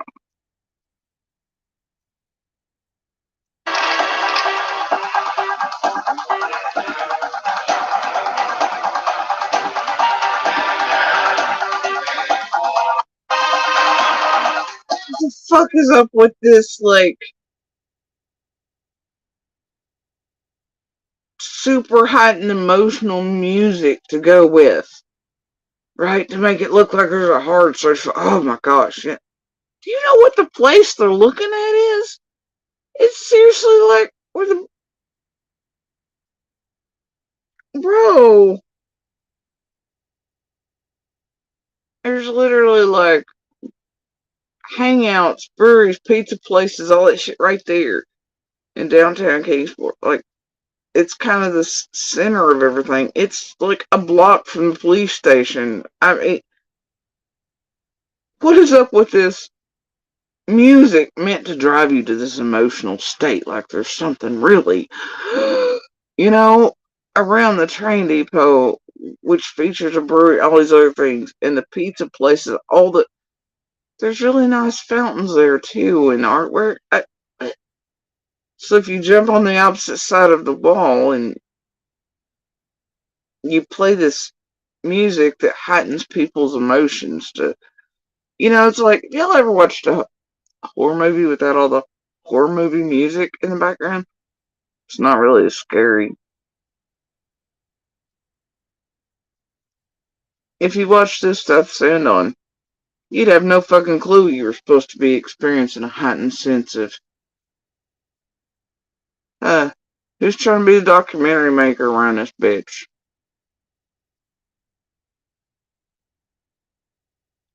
And knows enough to combine music and sound with moments to heighten the experience. It's very manipulative.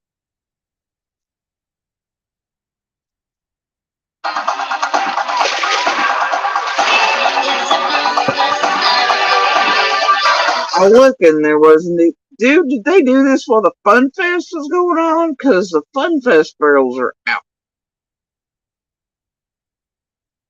I swear those are the Fun Fest barrels. And if that's the case, then why did they only air this 5 days ago? No, maybe this was Oktoberfest. But they used the same barrels? Fuck, I don't know.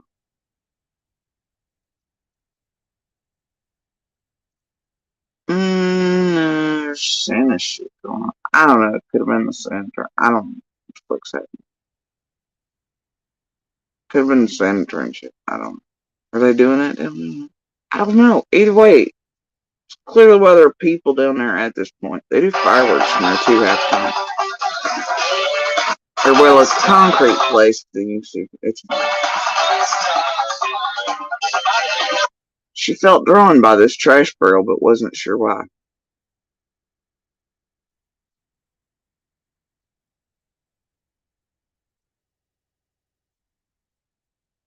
Oh, and the trash barrel has a sign on it that says Domtar, and it's got the paintings of Kingsport residents who joined together near Funfest to all get together. Usually, it used to be at DB, and they'd all paint all the trash cans for all the festivals that you're in there. But this one happens to have a Domtar. She was drawn to this trash barrel, though.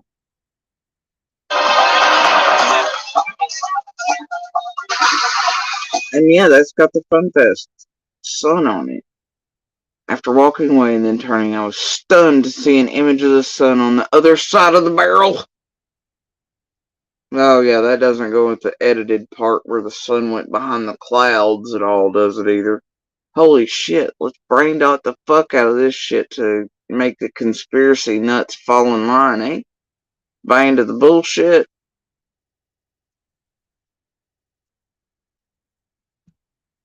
Fuck.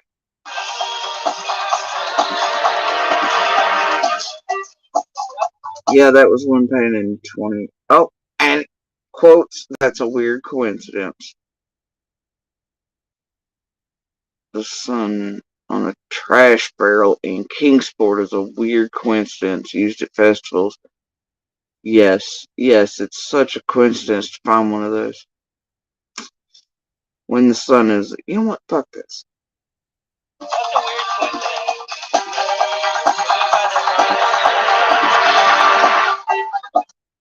The day before, while meditating, she was told summer is waiting next to the sign in the sun. Was this Serafina or whoever this person is? I don't know. Somebody's meditating. And now there's a Fun Fest trash barrel that's used at all festivals, and the symbol for and the logo for Fun Fest is the sun. Has been for since we were babies and kids and it first started. In Kingsport at a festival, where trash receptacles are, yeah, it's super weird to find anything with that symbol on here. Fuck it.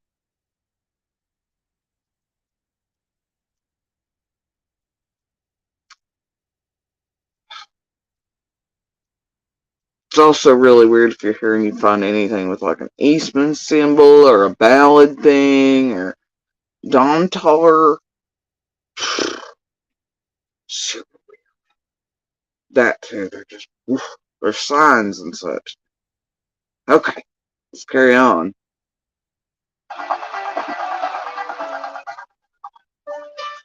Oh, and they gotta concentrate on the handprints of what looks like small children or somebody on the trash can.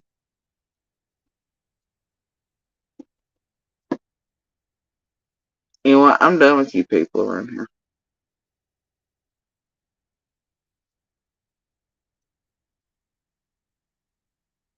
Tired of how they mislead and they mind fuck and they do the psychic shit and all this goddamn garbage.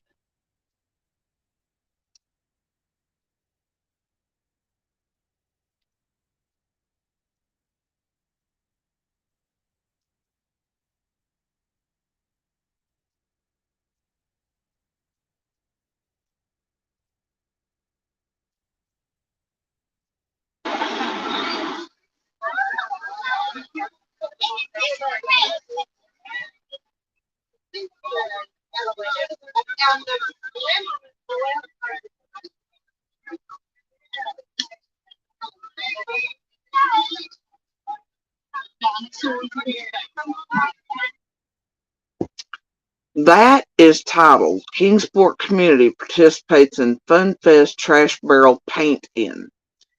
Times News Online is where you can find this. It happens every year. It has happened every year for as long as I can remember. The community gets together and they paint the fucking trash barrels that are used for Fun Fest and all the festivals.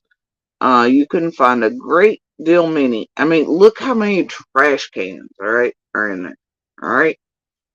And mamas, daddies, aunties, kids, husbands, right?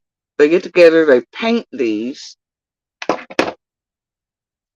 They paint these. And they do them with their hands, they do whatever. There's always handprints on some bitches. It's inevitably so.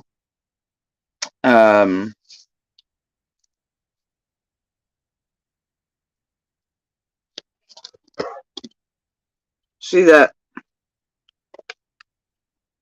See it?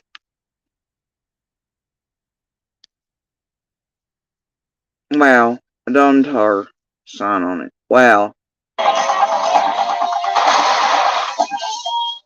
And oh my god, a sun. A sun! Oh my gosh. It's a weird coincidence. Look at it. Look at it. And then let's concentrate on what looks like handprints from a child on these trash cans. Oh gosh, it must be a thing. It must mean something.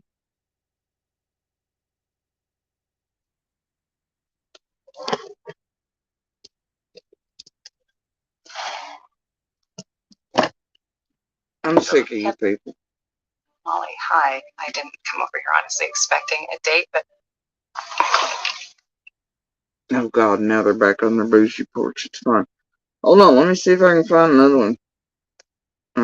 Oh, trash barrel painting. This was 9 years ago. The one I just showed you a second ago was from 2 years ago. This one's from 9 years ago. We are so excited today. We've had one of the best turnouts for the trash barrel painting that we have had in probably at least the last 4 years. I had over 200 folks pre-registered for the event and at least another 50 that paid and picked up barrels today. So this is a fantastic turnout. The weather is fabulous. We couldn't ask for better weather. It's not even that humid out today. So lots of families with kids. We have some families registered for 5 barrels. I've got a couple of civic groups out here, restaurants that have registered for several barrels. So we're having a really fun day of it. We'll be doing our judging probably around 12:15, 12:30 today. We've got 7 categories and then one overall winner, which is the Terry Light Memorial Award winner. And you remember this year's Fun Fest theme, Fun in the Sun and Under the Stars, was actually picked off of one of last. I'm sorry, Fun in the Sun, and that was the thing. Oh, you mean like, and holy shit, look at this. This lady's putting a sun, right, on her Fun Fest trash barrel, right, that they use for all kinds of things here in Kingsport. Holy shit, that too must be a clue. Oh, but wait, the Fun Fest symbol is a goddamn sun. Year's trash barrels, and it was actually the winner in the 6 to 8-year-old category. So you never know when you're painting a barrel what may actually happen with it. So we're just really pleased with the folks that came out today. It's a great way to kick off Fun Fest. A little pre-Fun Fest festivities before it starts on Friday.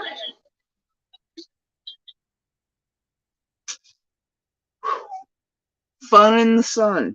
Yeah, because, you know, Fun Fest, summer, festival, blah, blah, blah. Here these geniuses are during a festival fun and odd and unexpected trash barrel painted by the community with suns on them. Break. Y'all serious right now? Of course you are. Oh, look, here's one from 7 years ago. It's from WJHL.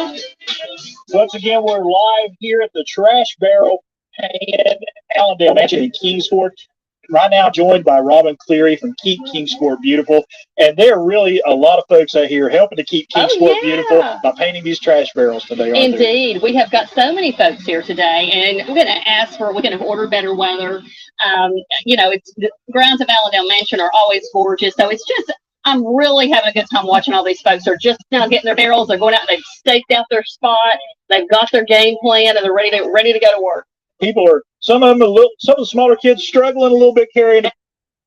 All right, trash barrel painting Part 2. So we've been doing this for a long time. And I think you're doing it. All right.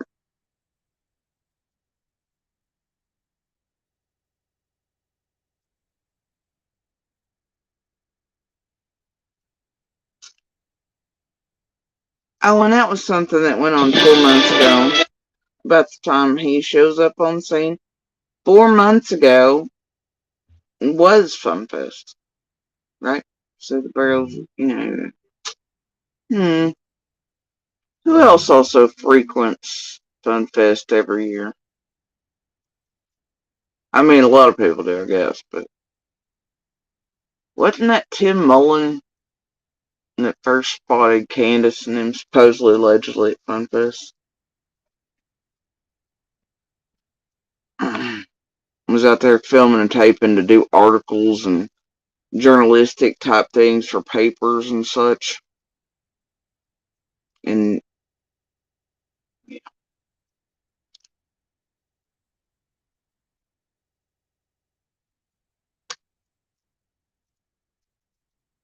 And then Ryan does thing around Fun Fest this year. Time could be coincidence.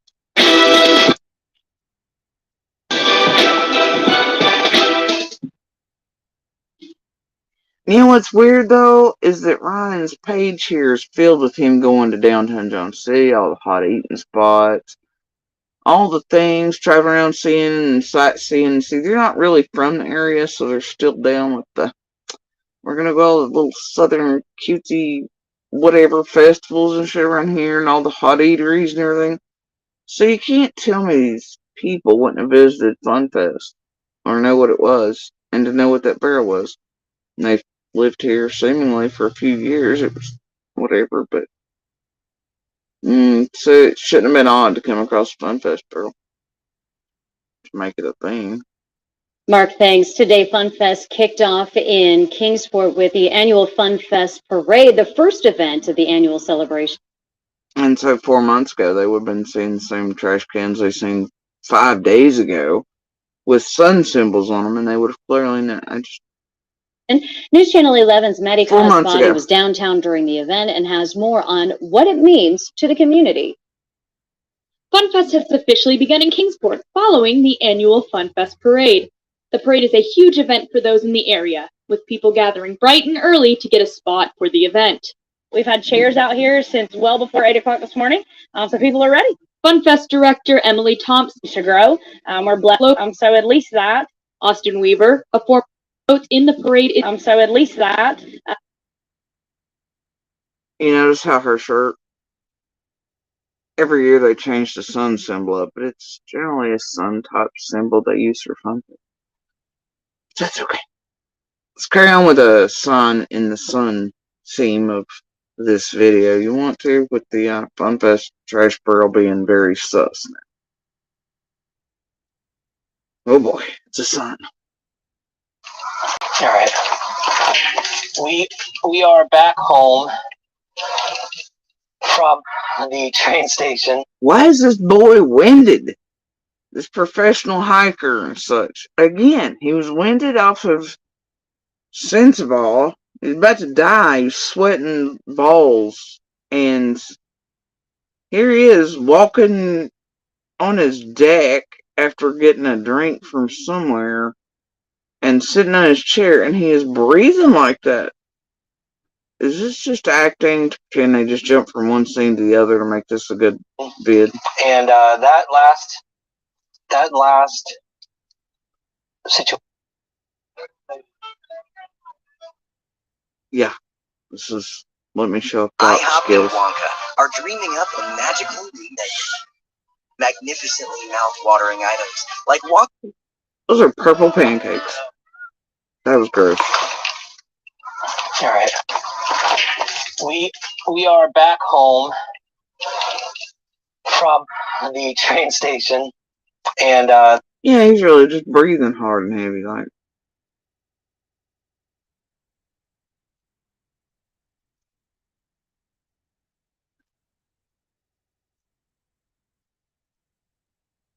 You know, it's the calf versus thigh definition.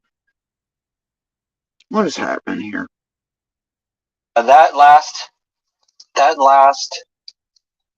situation. Last Pretty situation. much took all the energy out of mostly Jen, but myself too. The last situation took all the energy out of her and him. I guess being that near to a festival and brewery and hanging out with full packet whatever and seeing a trash barrel just wore you out. Or maybe you just turned off the camera and joined the festivities and then started a video like this. It was psychically draining though, that trash can. When we got to the train station, as you can see, there were tons of people we did not expect. We didn't know anything was going on downtown. You didn't hear all of the festival music that was going on there, and that crowd of people where you were coming from didn't head for it. You just run right into people, and then you couldn't escape. They wouldn't let you away. You couldn't turn around and walk the opposite. You can't tell me walking up on that for a while they didn't hear the music and festivities playing, because you see down there they often have bands anyway and stuff near the train, all that crap, and the pizza places and the wedding places and all that right there in the area. You could hear them for a pretty good while before you even get near them. So they just, oh my God, here's a festival. We ran right into it. We didn't even know it was happening. We're shocked, and here's this trash can with the sun on it. Oh, drained the energy right out of them. They were just shocked. Shocked, I tell you. They just ran into all these people, and then they couldn't escape or something. And the trash can horrors. Oh, God. Fuck.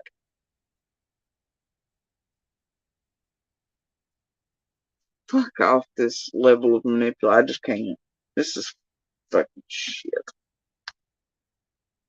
A Christmas festival mid-November before Thanksgiving seemed train, really right? Santa train. like a train, like it said Santa train. Santa train. So Yeah, see, I was right earlier. I guess it was a Santa train. I guess they're running that through there now, too. But, yeah, because all the bougie folks want to take over that crap.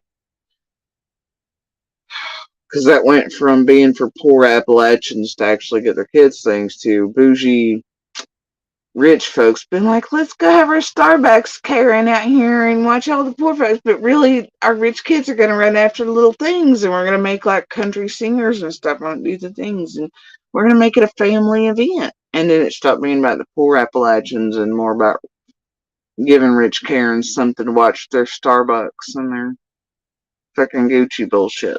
So anyway, yeah, there's a Santa train these days. But apparently they were doing it down there. So whatever. And they just ran right into it. It was a Christmas festival near July. Well, they don't understand. They couldn't escape. They didn't know what was happening. Let me see. Which route would they have taken?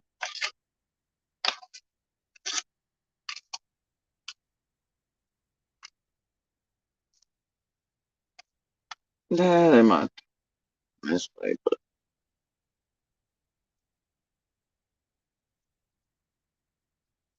you're walking toward. There's no way that no. And this guy who seems up on all the area happenings, judging by the rest of his videos. And they, yeah, no, whatever. We, as you saw in the video, so before we'd gone, Jen had written some just random kind of brainstorming, sorry for the smoke, writing, automatic writing, something like that. And one of the clues she had written. Why are you breathing so heavy during a sentence and you hike the mountain like this? Was a sign in the sun.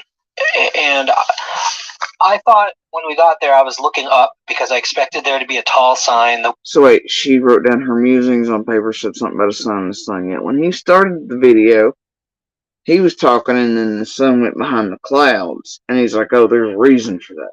Now that would have predated her being in the car on the way to Domtar. So which is it? Which started this sign in the sun bullshittery? Him and, oh, the sun went behind the clouds? Or would it have been after that when they were on their way to Domtar and then he was like, you know, all this shit, and she wrote down the things on the paper and said sun in the sun, and then they happened to find a trash can from Fun Fest around a festival, and it just drained all the energy. Somebody needs to get their shit together for the next video, or this ain't gonna work out. It's the little things. It was literally in the sun, hopefully pointing us in a direction, or a picture of a sun or something sun related. And the odds of finding something like that, I was telling Jen this earlier, are like maybe 70 or 80%. If you're looking for a sign, if you're looking for something, you can find it. You can find a picture with what you're looking for. So the odds of it being some kind of psychic clue, I mean, even if we found it, I wouldn't have been that convinced. But what happened was, we were walking on the backside of the train depot, and Jen was, I could tell she was feeling agitated, and all the people around, she tried to open herself up to feel. Well, that was the lead in. Remember earlier he was talking about how Seraphina and all them that are psychics, they get sick because of all the things around and everything else. And then here's the lead in. It's, well, Jen wasn't feeling so good. And then the energy drained her. And now it's that, dear, what a lead in. Does she have a channel too? Is she got a psychic channel somewhere? Is she going to start one soon?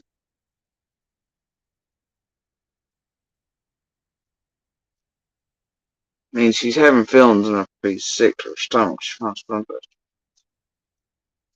She probably needs a psychic channel. It would be, she'd be bombarded by all the emotions of the people around, plus there was loud music.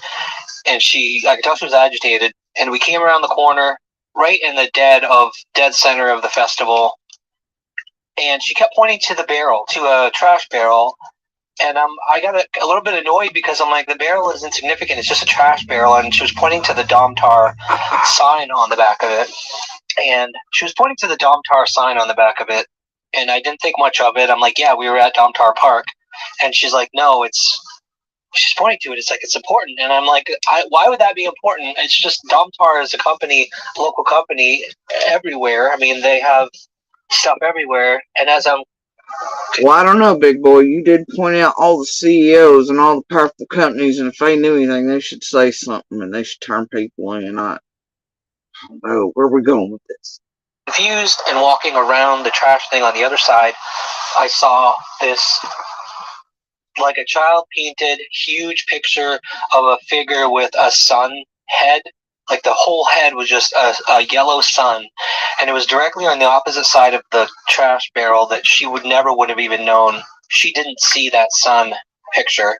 She was just pointing at the barrel saying it's important, and that's, to me, what convinced me that it was some kind of sign, and then we had to leave. It's a sign under the sun that this is trash. That's what it is. It doesn't tell all y'all your trash bags. That's what it did. There's your sign. There's a sign under the sun. And it's in a trash barrel. Yeah. Probably where that Miller light box should have been, minus the snake.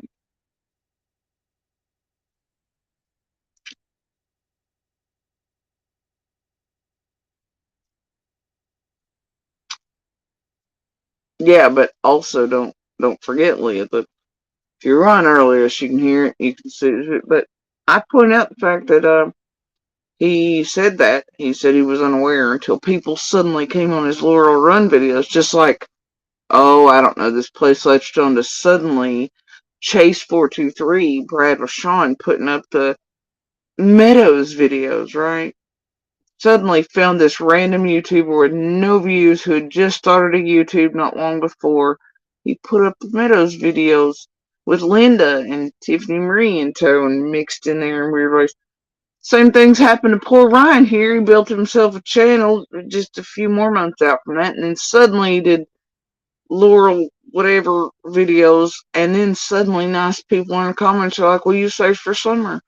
But then in other videos of his just past couple weeks, it's been that he clearly has been watching many missing children's cases or true crime things, and he said that this one was odd, Summers, because all these psychics feel dark energy and stuff, unlike that, most of the time around most missing children's cases, which it tells you that he's watching psychics, he's watching YouTube, and he keeps up true crime and missing persons cases. See how that works? Ryan's done said too much. Oopsies.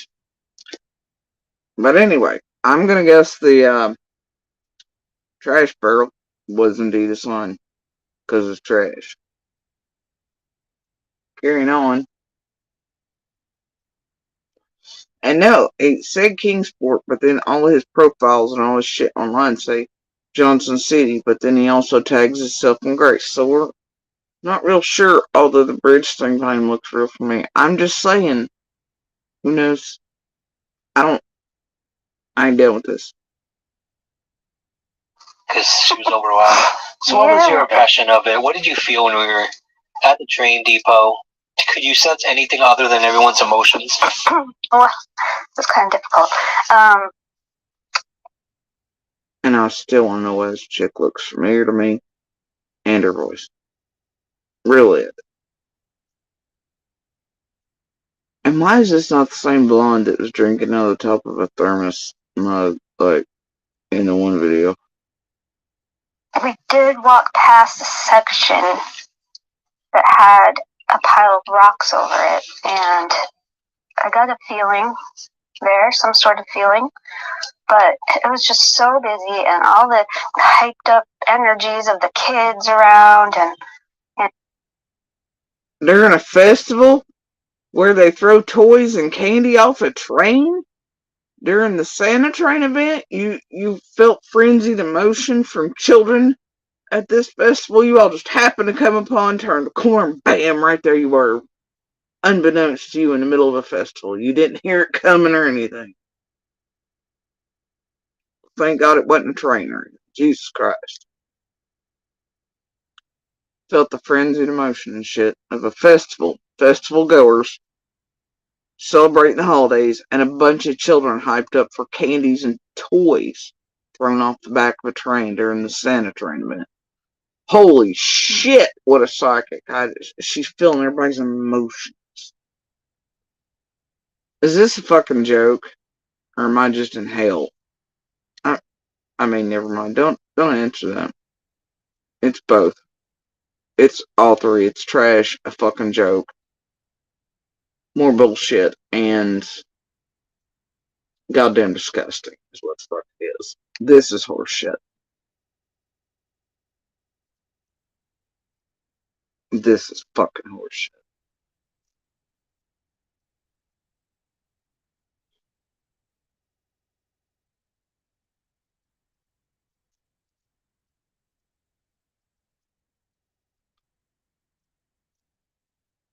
Now, I just heard that frenzied emotions of festival goers celebrating the holidays there. Oh my gosh, just felt all their emotions. And then frenzy of children. Yeah, okay, at the Santa tournament. Look it up. It's pretty famous.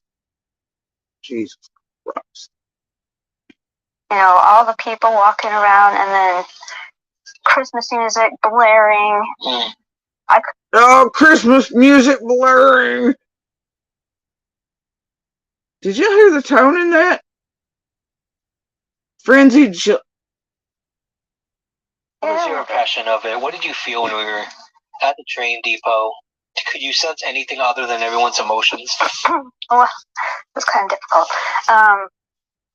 We did walk past a section that had a pile of rocks over it, and I got a feeling there, some sort of feeling, but it was just so Pile of rocks, and she felt a feeling, and it was one section of the festival, and then busy, and all the hyped up energies of the kids around, and you know, all the people walking around, and then Christmas music blaring.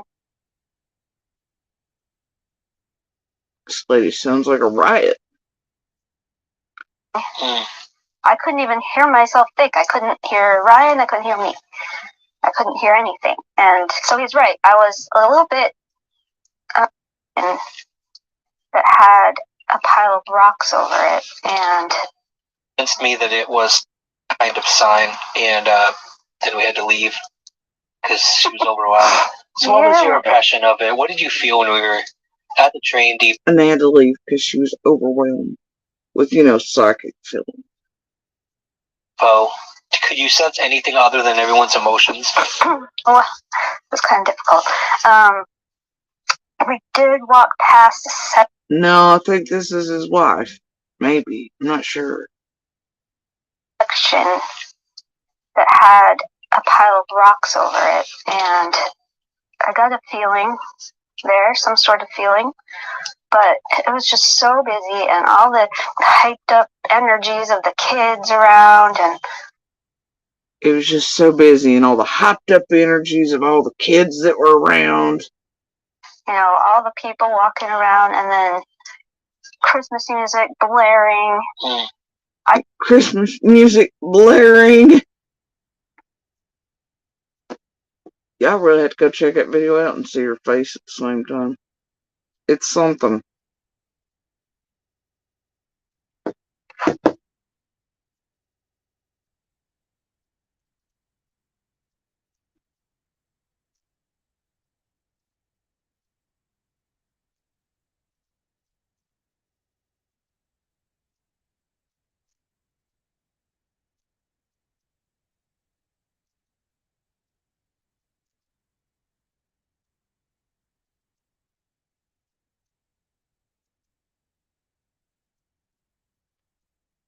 $30 could give someone facing cancer the guidance they need. Donate today at cancer.org.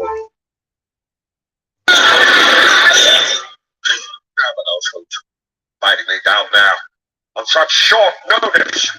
Even if I wanted to go, my schedule wouldn't allow it. 4 o'clock, wallow in self-pity. 4:30, stare into the abyss. 5 o'clock, solve world hunger. Tell no one. 5:30, jazzercise. 6:30, dinner with me. I can't cancel that again. 7 o'clock, wrestle with myself. Loading. I'm booked. Of course, if I want the loading to 9, I could still be done in time to lay in bed, staring at the ceiling, exploding into madness.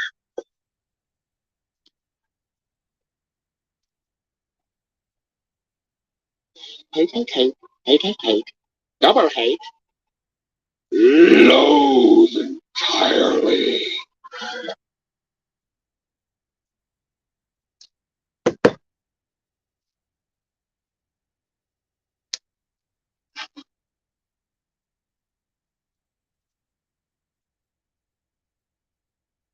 I mean, you just gotta see her face as she says this about the pile of rocks and things, and then all the children and the Christmas music. It's fucking fabulous. Sun head, like the whole head was just a yellow sun, and it was directly on the opposite side of the trash barrel that she would have even known. She didn't see that sun picture. She was just pointing at the barrel saying it's important, and that's to me what convinced me that it was some kind of sign. And then we had to leave because she was overwhelmed. So what was your impression of it? What did you feel when we were at the train depot? Could you sense anything other than everyone's emotions? Well, it was kind of difficult.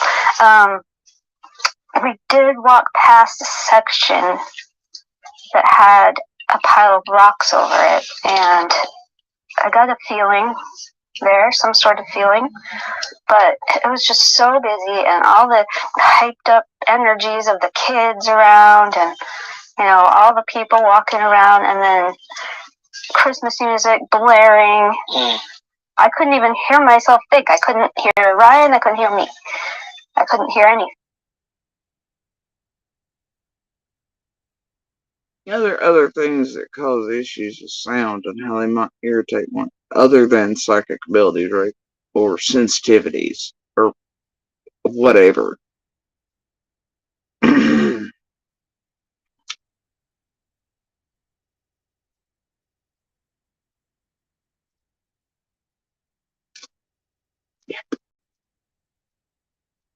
And so he's right. I was a little bit distracted, but then we walked around to the other side, and I did see a sign that said "Dumb Tar" on a trash barrel, and it caught my eye. And I'm like, Ryan, look, it says "Dumb Tar." He's like, so? Dumb Tar or Dom Tar? It's fine. I'm like, well, that was the name of the park we went to. He's like, yeah, it's everywhere. I'm like, I feel like this is important. So he walked around, like he said, he saw the sun. I saw the sun too. And I don't know what it means. I was just going to ask you if you think you know what it means. I think it has something to do with Dumb Tar. I don't know if that means the park, or if it's a family name of somebody. Or, like, I just don't understand. Like, if it wasn't... She doesn't know whether there's something with that name Domtar, man. And she doesn't know whether it's like a name of something, like the name of the park, or like a family name.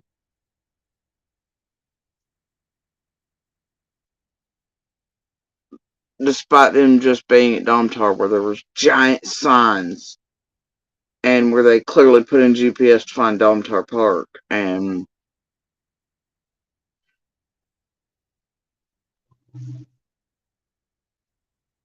Domtar is a manufacturing company. Look, and it's all over the place, but I want every American earning minimum wage to go and do this. This is my early Christmas gift to you. Before announcing this to the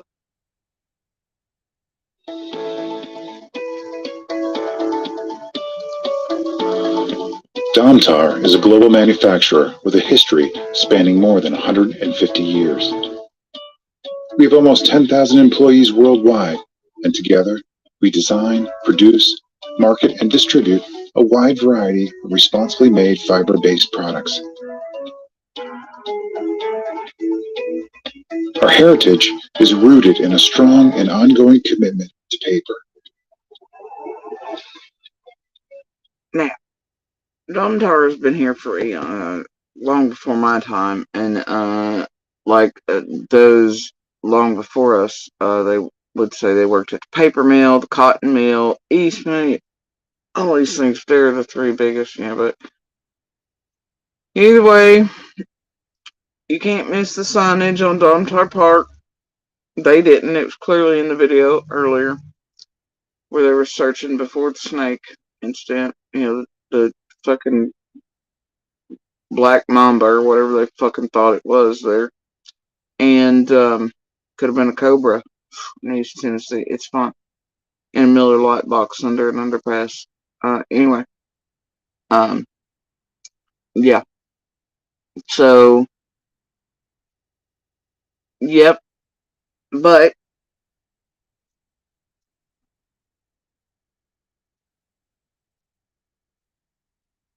I'm like, I feel like this is important. So he walked around, like you said, he saw the sun. I saw the sun too. And I don't know what it means. I was just going to ask you if you think you know what it means. I think it has something to do with Dumtar. I don't know if that means the park or if it's a family name of somebody. Or, like, I just don't understand. Like, if it wasn't about that, then I don't understand what the sun was a sign for, unless it was trying to tell us that, we had to look further. In that direction? In that direction. The direction of where the sticker... And the direction behind that trash barrel was where I saw that mound of rocks. There's a concrete thing on top of it, too. Yeah. It's movable, but there was, piles of rocks someone had dumped there. Right, but... And dirt. Like I said, there's so much energy going... Yeah, piles of dirt and rocks being dumped in the area where they just... Oh, dear God. So weird near concrete places. So weird near a downtown area that they're trying to revitalize and doing construction work on and continually expanding, just like exactly where they're standing near the train depot. Yes. So super sus to come up on dirt and rocks. Must be the sun on the trash. You know what? Wow. I don't even know what to say at this fucking point. On there, and people are yelling, kids are running. That really distracted me. It's hard to say if I was really, really tuning into something when I saw the pile of rocks or not, but it gave me pause. I stopped there and looked at the rocks and thought that was weird, because it looked like a pile of rocks was just, dumped there. Don't you think? I do. We need fire.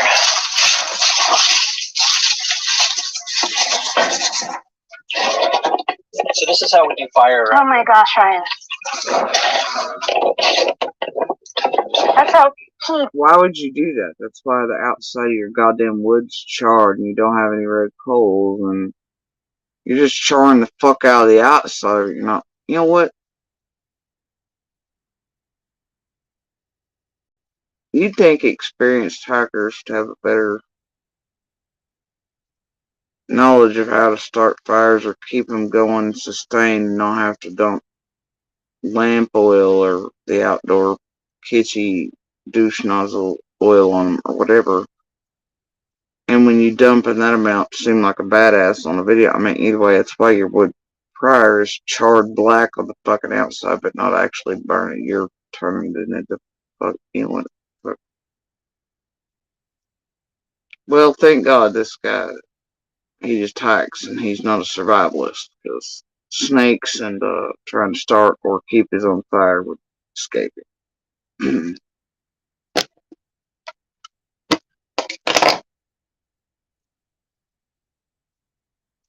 Bless.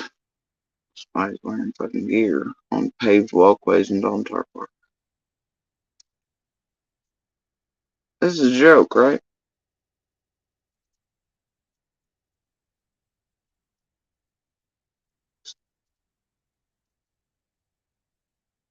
Ladies, am I wrong? Well, they are going for cheap because the leak in the dam and all it's been down for years. And those houses were going for really cheap because rich people lost their asses and they weren't worth as much. All the things changed around, so it just depends on what part of the lake and section you're at. But they do take the levels down in the fall too, so there's that. So who knows where one is based. But either way,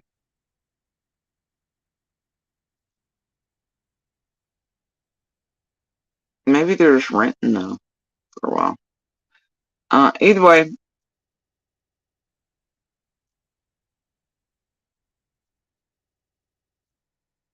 it disturbs me that the fire ability here is terrible. Okay.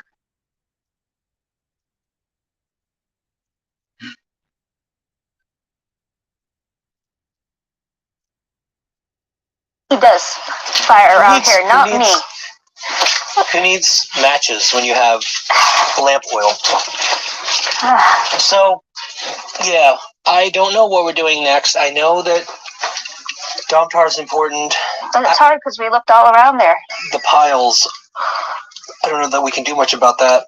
You mean at the train depot? Yeah. Yeah. You can't really dig up over. Do not tell them about the actual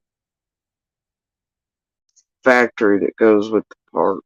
Or God, they'll be trying to hack the mounds of... Don't tell them. Don't tell them what that smell was either down there. It's fine. Over there, I don't think. No. The train depot, this pile of rock and stone is, if you go behind the train depot and walk toward the main street, it's hard to explain where it is. There's a concrete wall. If you walk along the tracks, away from the depot, toward, what's it toward? There's another old brick building next to the depot. Keep going past that, and there's this concrete wall. At the base of it, you'll see a concrete thing, like a stone, but it's built. It's a concrete, something someone built. It was broken off and placed on top of these piles of rock and stone. If someone has search dogs that can smell if something's in there, a body or whatever, I would say take your dogs over there and just have them walk around and see what happens. But I don't think there's any way we could actually dig there, and I don't know that I don't know that we have enough information to actually point at that. No, like I said, I'm not gonna, give that 100% clout just because of how crazy. 100% clout. I'm not going to give that 100% clout. Clout's a word used around, yeah, you guessed it, social media. That's not a word you use to get. I'm not going to give that 100%.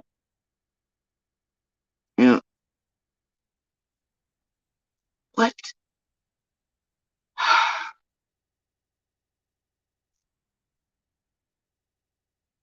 The way in which language gives people away. It's amazing, really. I'm not going to give that 100% clout.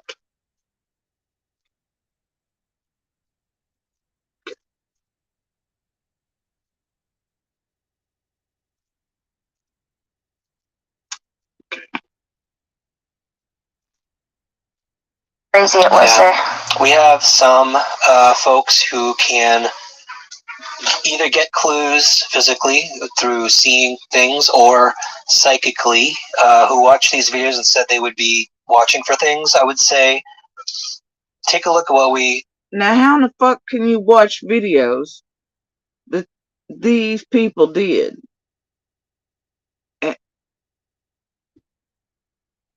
Let's play that again. Because... like a stone, but it's built. It's a concrete, something someone built. It was broken off and placed on top of these piles of rock and stone. If someone has search dogs that can smell if something's in there, a body or whatever, I would say take your dogs over there and just have them walk around and see what happens. But I don't think there's any way we could actually dig there, and I don't know that I don't know that we have enough information to actually point at that. No, like I said, I'm not gonna, give that 100% clout just because of how crazy it was there. We have some folks who can either get clues physically through seeing things or They have folks who can get clues physically by seeing things. I'm not even gonna try to. I'm gonna leave that be, but or they can psychic. Swear to God, it's what I just heard.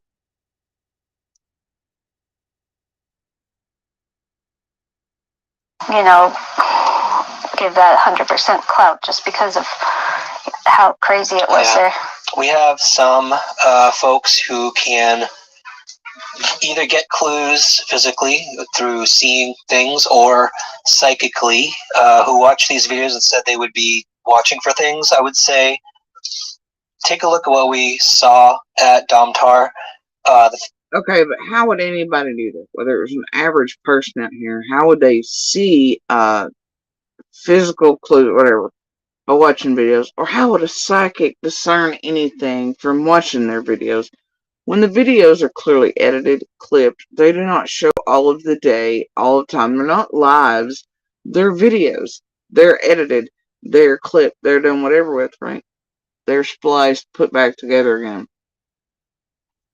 So, therefore, people have not been taken along the whole day or the whole part of everything. Because, see, that'd give things away too if it was done that way, no one. But how would anybody, including psychics like Seraphine and them, discern anything from clipped, edited, short, or done whatever videos where music's placed in to heighten certain moments and emotional things and there for people? Like, good documentary style shit, movie type shit, basic 101 type shit. Anyway, how would anybody discern anything from that when all you show them is what you want to show them, which is barrels and all this lineup, and the Domtar must mean something, and the sun, and the sun, and the sun, which is said to come from her writing shit in the car, but see, you preempted that by the sun went behind the clouds at the very first of the video, so see, even that doesn't, man, that doesn't add up, right, man? I don't know. How would anybody discern anything or find or see something from clipped edited videos other than what you want them to see? How could a psychic discern anything when they're not there with you the entire walk, the entire drive, the entire whatever, to be like, oh, hey, I just picked up on this, that, or the other, and your whole entire stream or video or recording? How would somebody out here see something and be like, oh, it's a physical clue? I just seen it, so it's a physical clue. When they're also not treated to an entire stream that's not cut, spliced, stopped, started, etc. They're just shown what is there. A trash barrel with a sun, and Domtar, and a Domtar park, and a snake in a Miller light box.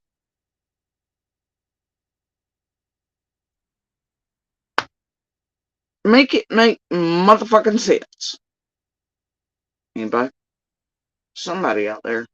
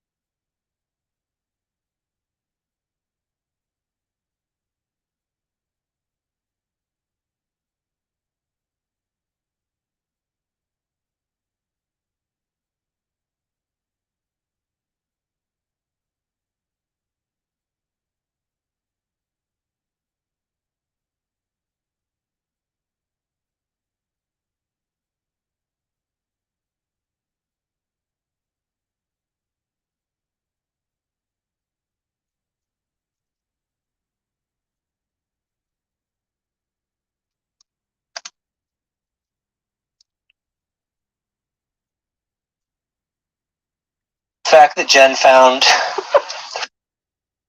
I don't know, Garfield. I think you keep calling me Jody Lee. I'm not sure what's up with that. It's fine. Thank you, Fafi.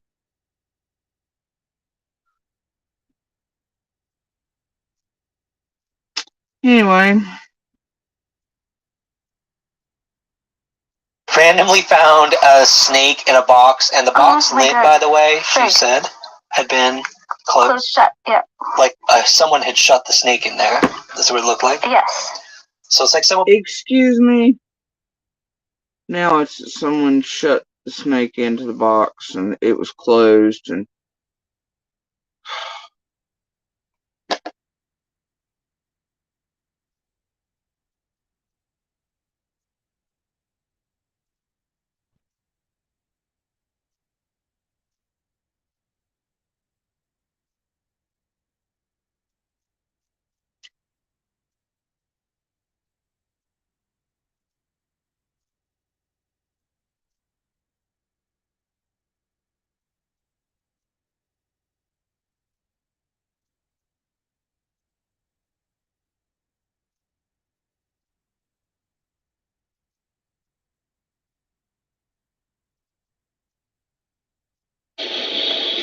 Hey everyone, so it's a beautiful Saturday. It was raining kind of last night. You can see everything's kind of wet, but it's drying out. The sun's coming out. We're hoping for good weather today. There's a lot of developments since our last Summer Wells video. I have been in touch with Donna Serafina, and we talked a little bit. She helped.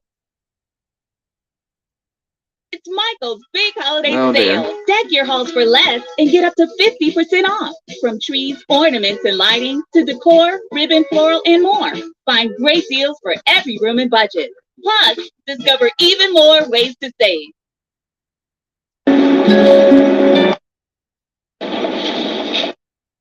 A big flat rock. She decided to look in a box that was in that hole. She felt like there was something in that box, and there was something in the box. A big old. Now, y'all, what part of this box? No, look, she touched the box, okay? But does that box look like it was ever in a state before she touched it to where it had been closed at the end and the snake actually captured in there? Does it? No. That box has been jacked with, screwed with, looks like ripped open anyway. Not closed back, and the snake sealed inside and all that shit. Go look at it your damn self.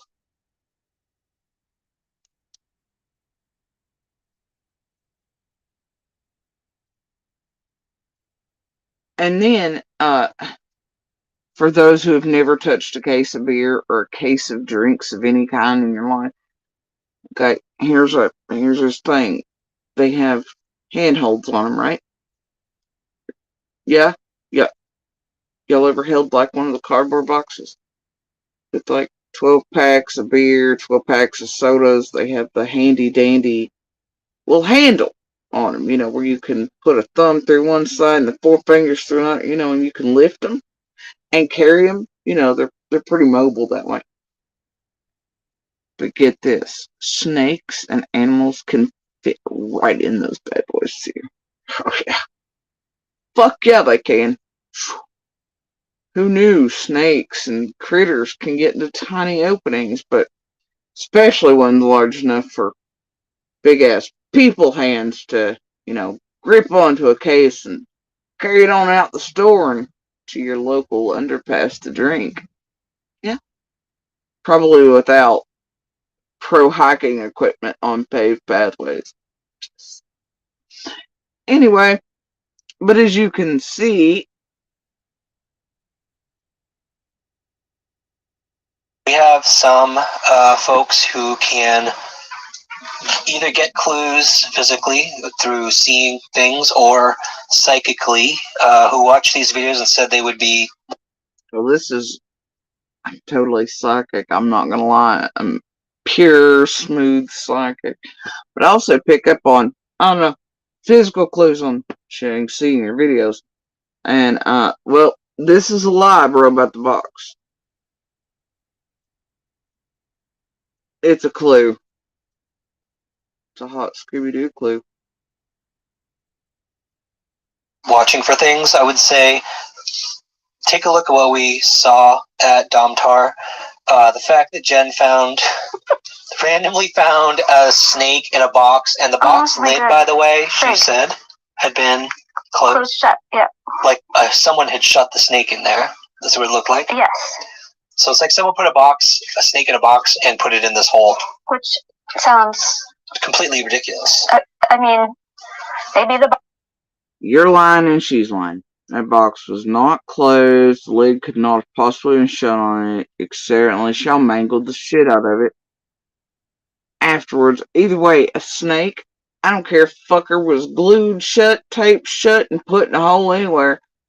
Snakes, yeah, especially just a few days ago, it's getting cooler. They're going to let cardboard holds heat. You know how your cats congregate to cardboard that's why it holds heat.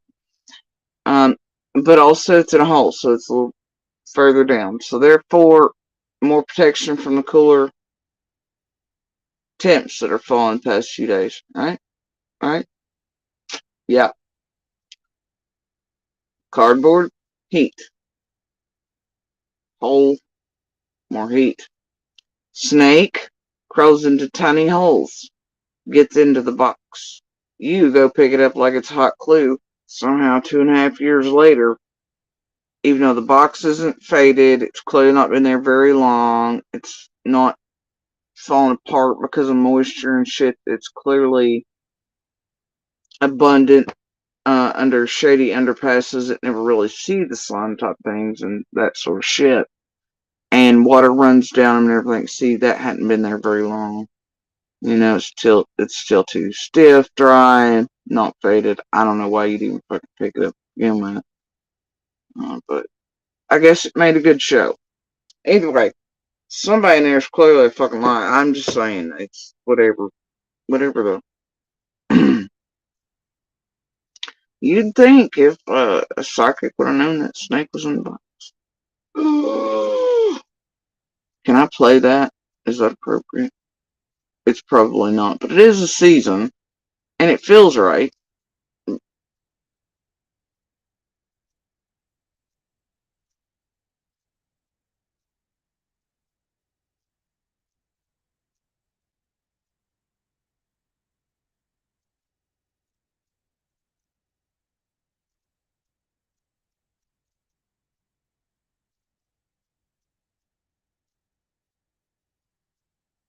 Man, whatever. I'm gonna enjoy the season.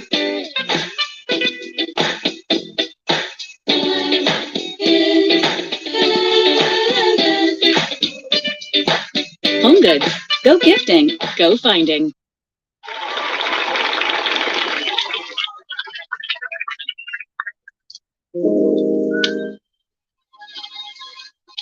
Hey girl, I got something real important to give you. So just sit down and listen.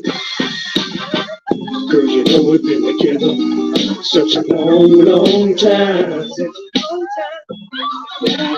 Ready to lay it on the line. Wow, you know it's Christmas and my heart is open wide. Gonna give you something so you know what's on my mind. A gift special, so take off the top. Take a look inside. It's my in a box. It's a box. Not gonna get you a diamond. That's gonna get from me anything. Not gonna get you a fancy car. Girl, you gotta know you're my shining star. Not gonna get you a house in the hills. A girl like you needs something real. Wanna get you something from the heart. Something special, girl. It's my in a box.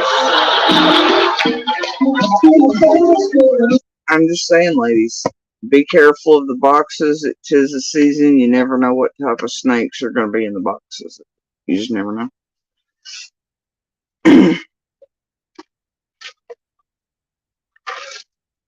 I mean, if you're psychic or you do your homework or you're aware of your surroundings, you might have some knowledge before opening said box that certain creepy shit can come crawling out.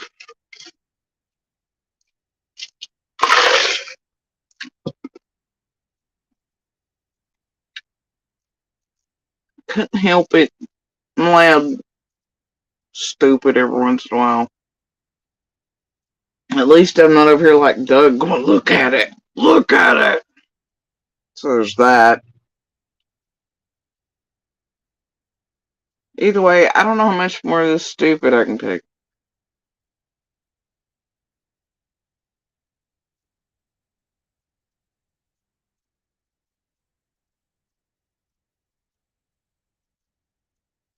I don't think I can do either, but the last one would be hilarious, and the internet would definitely take off with it, with Tragedy Pimps for sure.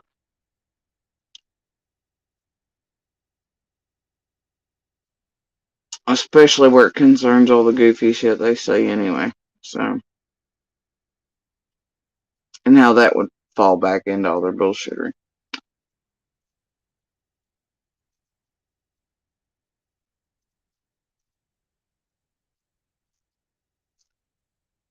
And the FAFO is a Doug thing. Mine has always been fuck around and find out. Mine's a FAAFO. Jody Fina.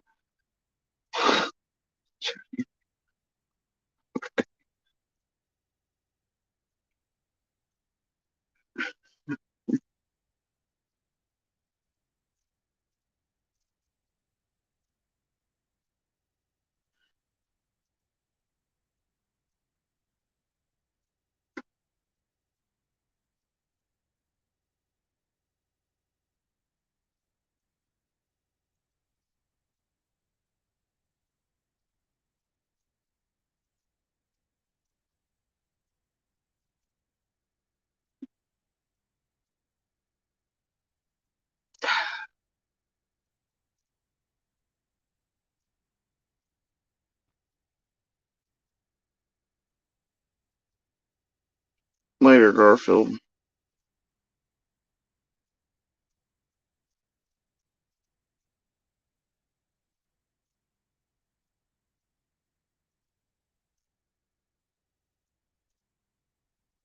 Jesus.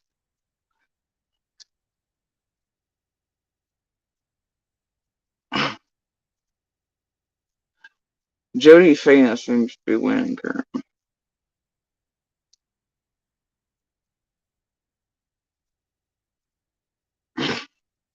Box was there and somehow it climbed in. That's still not my name, Garfield, but And somehow it Closed and closed. But that was one of the most terrifying times in my life. one of the few times I've heard Jen scream at the top of her lungs. I took out the box. I'm like, huh, feels a little heavy. Look, feels like someone's in here. And I opened. it felt like a whole someone was in the box. It's a little heavy. It feels like someone's in here.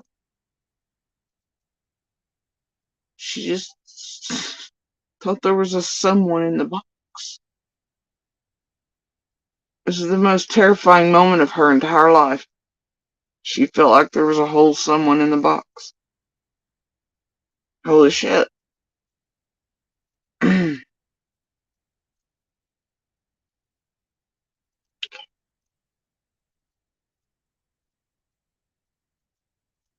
it, and I see this black snake, crawling around. And it wasn't small. It was a larger. Yeah, it was. Huh. Oh, the Hun. It's fantastic for the day.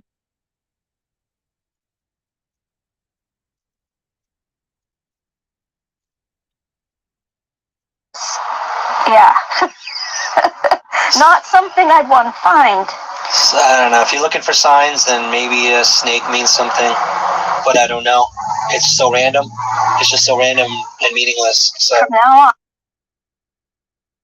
Maybe the snake means something, but it's just so random. It's so random. You know, 'cause snakes out in East Tennessee and near waterways. hunting spot. It's grown up areas under an underpass, finding heat near cooling days. Yes, totally unexpected.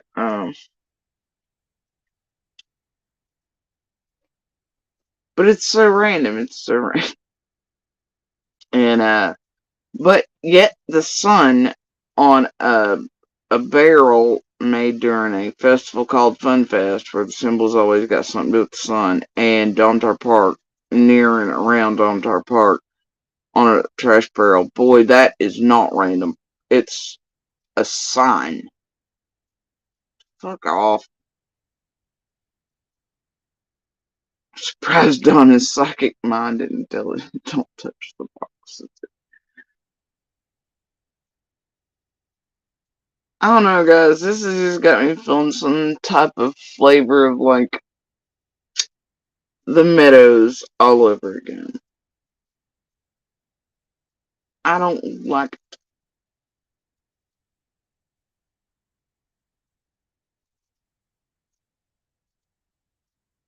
And I'm going to use a stick to poke things before I open them. Nothing so far. We've done this twice, and so I haven't told people this.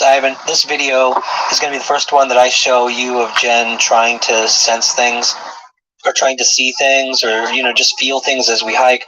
We've done some of Bays Mountain and 101 Ben Hill Road, 110 Ben Hill Road. Well, hopefully you stayed on the paved pathways with your gear and stuff on Bays Mountain after paying your entrance fee.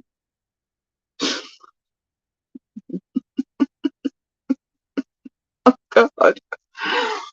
My what the fuck line, it just grows deeper by the day. And they've done some of, I guess, 110 Ben Hill, is that what he said? As well. We just drove through the area. Again, we don't do anything illegal. It'll be the first one that I show you of Jen trying to sense things, or trying to see things, or just feel things as we hike. We've done some of Bays Mountain and 101 Ben Hill Road, 110 Ben Hill Road as well. 101 Ben Hill. Oh, you mean the fucking bullshitters? And I mean 110 Ben Hill Road. So really, he's just taking the wife or whoever driving around to see if they get any psychic feelings too. Can we just get Juanita back already? For fuck's sakes. How about them two nutters that keep drama? They were just here a couple weeks ago too. What the fuck were their names? They actually mentioned mine. It was like, yikes.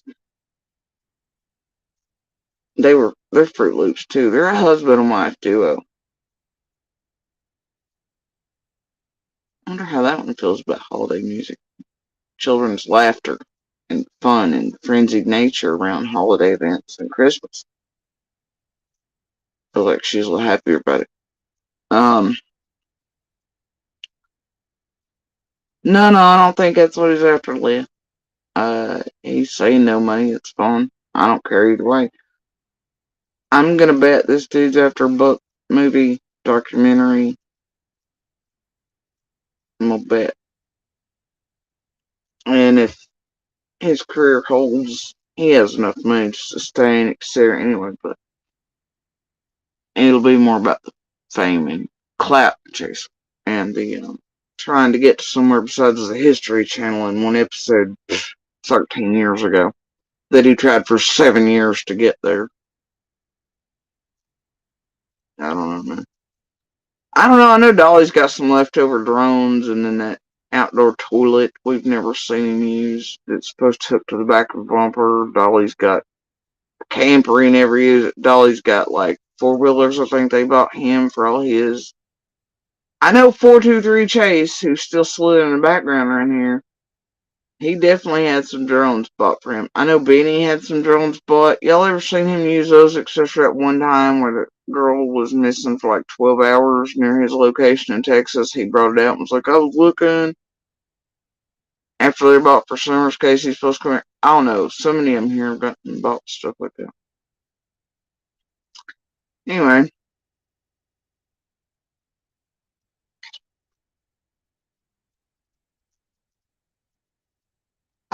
we just drove through the area. Again, we don't do anything illegal, but we drove through the area. We went to Bays Mountain. That one was just as eventful. That hike was just as eventful and interesting.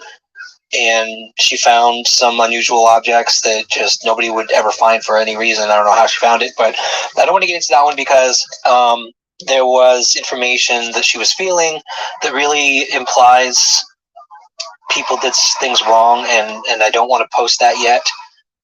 We're trying to work through.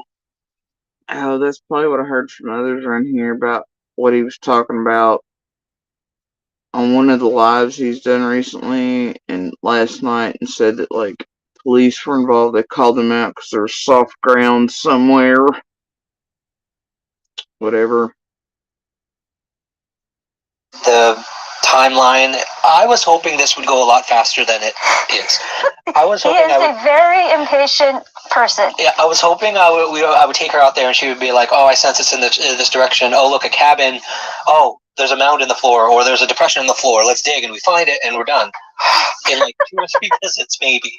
And it didn't happen that way. Instead, it's this timeline of leading up to it after she disappeared. And I will give away that she sensed. It's this timeline leading up to it after she disappeared. And he'd hoped all go faster than it is.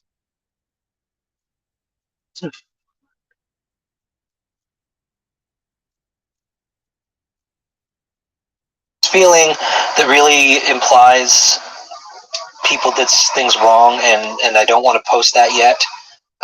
We're trying to work through the timeline. I was hoping this would go a lot faster. We're trying to work through the timeline, hoping this will go a lot faster than it is. I was hoping it is. A very impatient person. Yeah, I was hoping I would take her out there and she would be like, "Oh, I sense it's in this direction. Oh, look, a cabin. Oh, there's a mound in the floor, or there's a depression in the floor. Let's dig," and we find it, and we're done in like 2 or 3 visits. There's a mound in the floor, depression in the floor. Let's dig, and we'll find it. I mean, you just can't. Maybe, and it didn't happen that way. Instead, it's this timeline of leading up to it after she disappeared. And I will give away that she sensed a handoff happening in Bays Mountain. I'm not going to say who, just that there was a handoff, but that's earlier in the timeline. And again, I was hoping for finding her. I just want to find her, but it appears the spirits don't work that way, and it appears it's earlier in the time. They want more known than just where her body is. They want the story to be told. They That's want what I think. the truth to come out. Now they're spirits. Before it was just wife randomly. Hold the fuck on. Hold the fucking phone.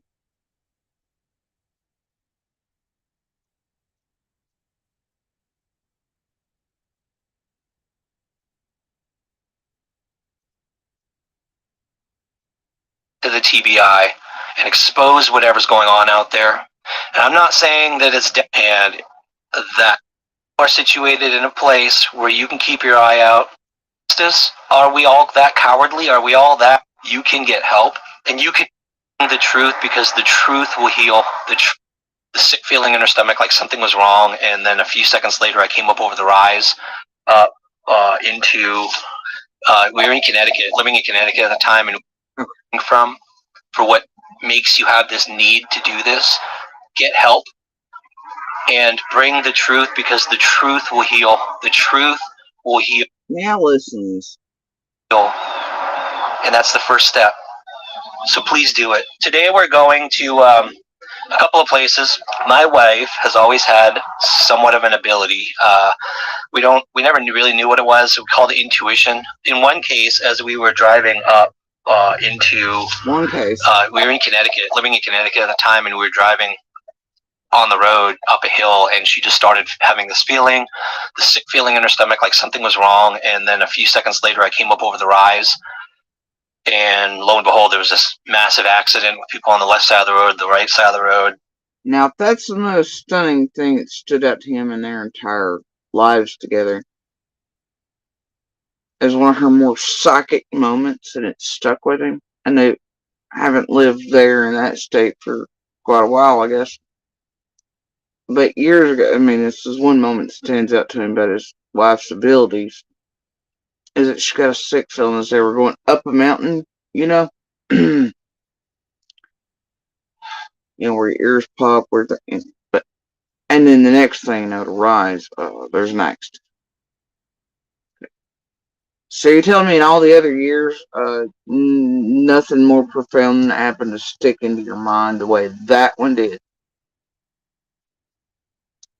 That was one of the most profound moments of her ability you'd seen at work, and that stuck with you. Okay. And that would also mean that this is not a daily thing, or, oh my gosh, it's everything this woman does, or abilities all the time, 24 hours a day, it's just every now and then, but it's fine. It was just a mess, and I was shocked. I was stunned that she had somehow predicted this. She's done that multiple times throughout our lives, and it always... Multiple times.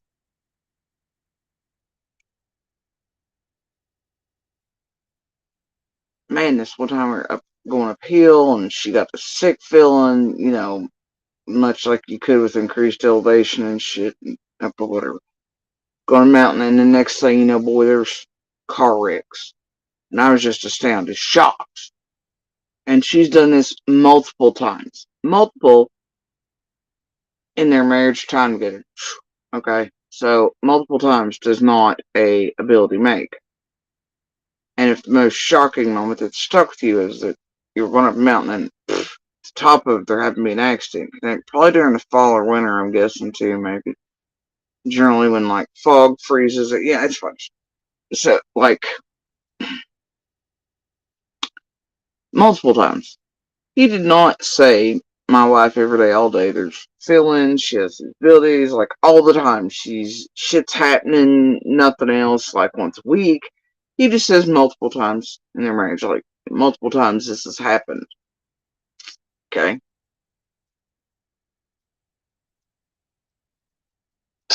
Is very shocking to me, because in every case where she said she senses something, or she can also... In every case?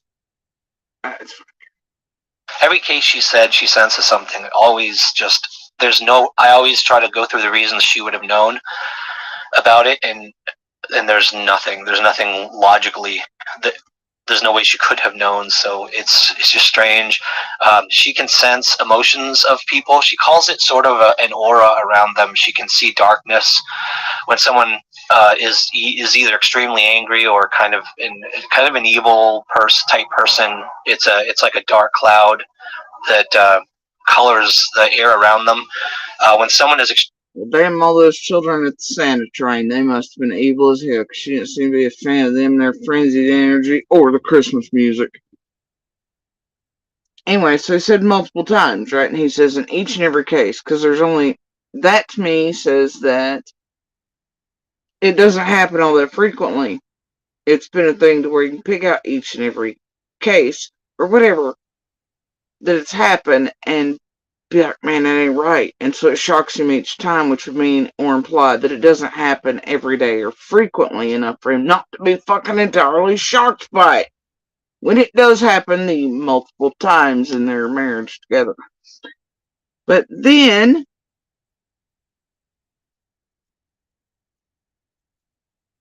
go down the video,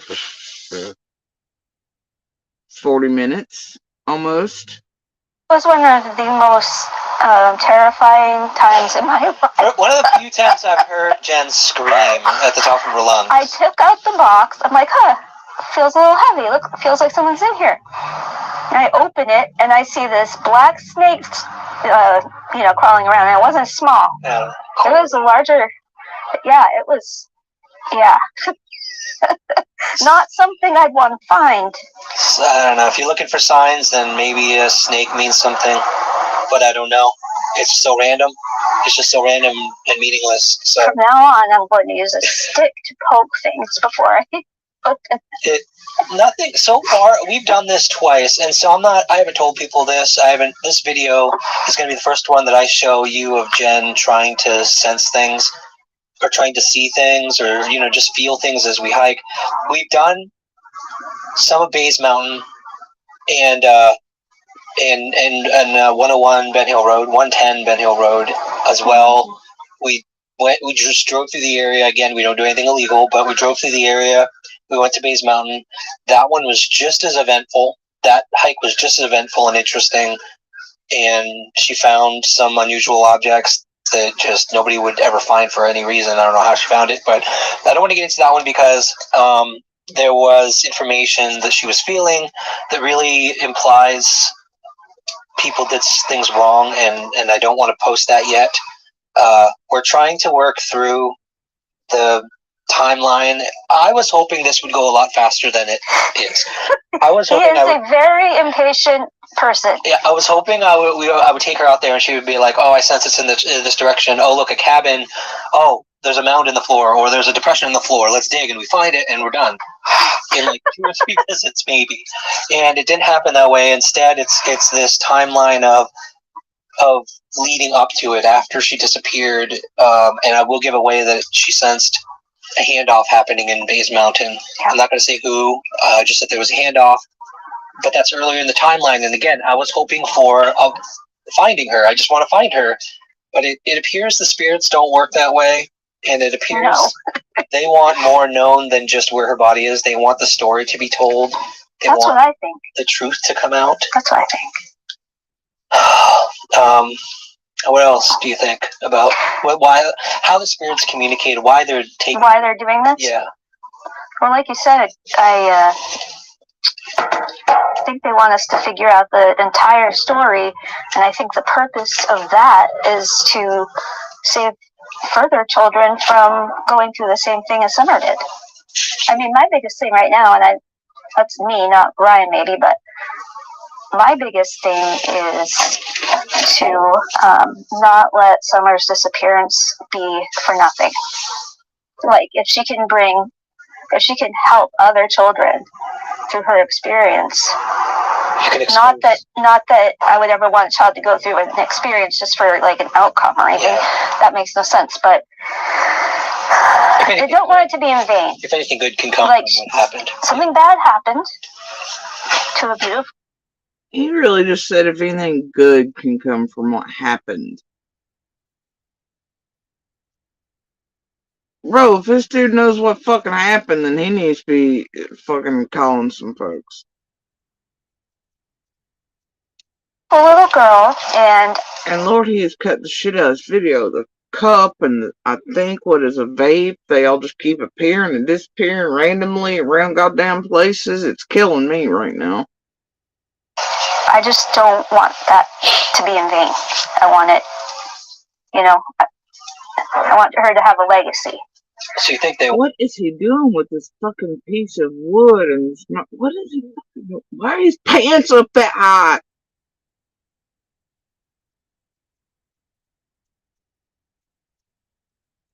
That has to hurt being comfortable.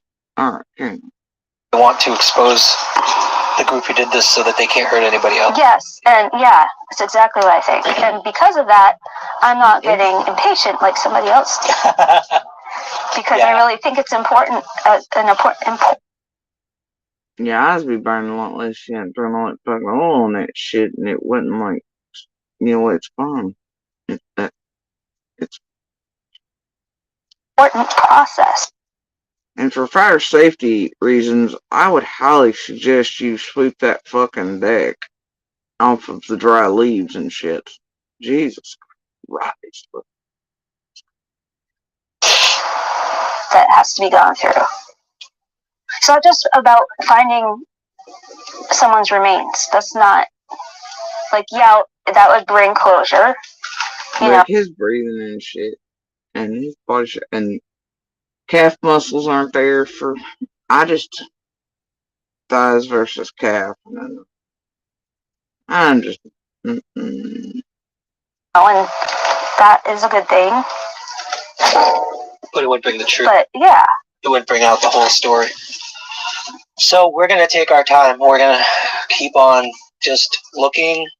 I am going to keep hoping we find her and close this finally once and for all. But I guess we have to follow the timeline and the story. I appreciate everyone who's helping us out there with potential locations to check out. We're trying to do this carefully because Jen, it exhausts her mentally. Yes. Yes, her abilities. It's only happened to like multiple times. Humor just exhaust. So do little children in Christmas music, apparently.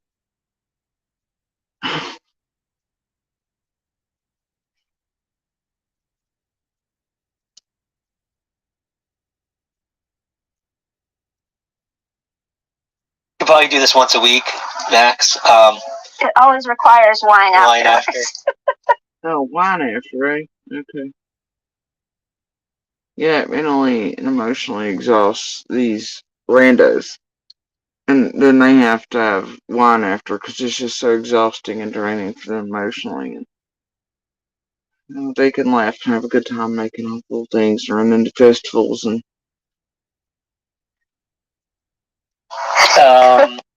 yeah, like this. But I do appreciate all the tips. Everyone who has suggested somewhere, we're going to work through that.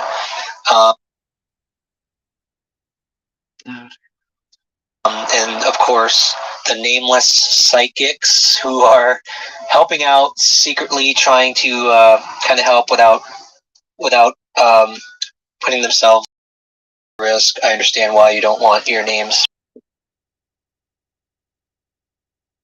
Yeah, the psychics, they're in such danger, guys. People are just gonna go do whatever to all the psychics if they help find something. It's such a conspiracy. What kind of goofy garbage is this? All the secret psychics helping this super secret squirrel psychic group.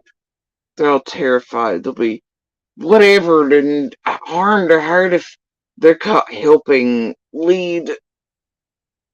It's like with the head rat Serafina, this fellow's obviously not a long-term hiker or anything else, and they're all in danger, y'all. It's like the psychic secret society, or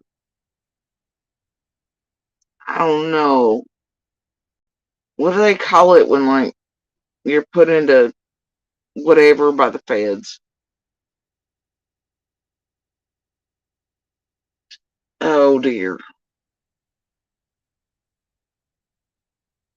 You know, they're supposed to like give you another name or something. I don't know. Look, all the psychics, they've got to be kept secret because they're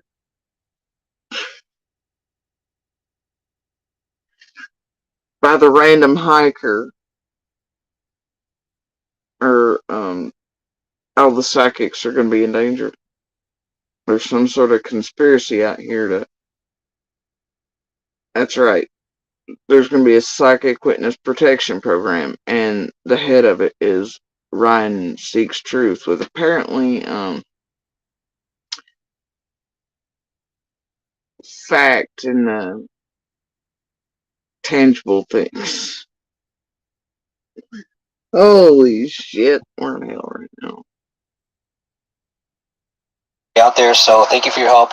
If there's anything you see in the video, anything you've seen in what we've seen today, please reach out to us and let us. If there's anything what they've made for you and clipped for you and cut and pieced and parted together for you, do let them know.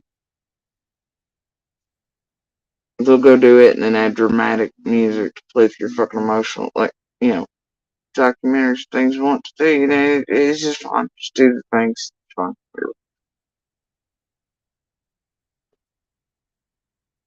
If you know of places that need to be searched for sure and such, based on real shit and real legit shit for sure, just call in the goddamn psychics and the pseudo wannabe hackers and whatever else, right?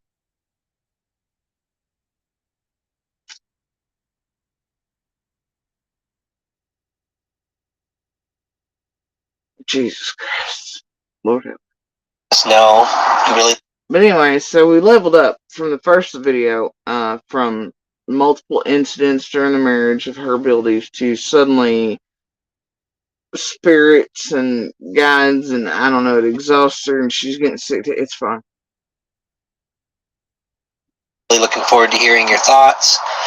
And I think that's going to do it for this one. Any last words? Just keep your. You know, I have this question now. Because when you have the ability to look back and forth at things, little distance and such.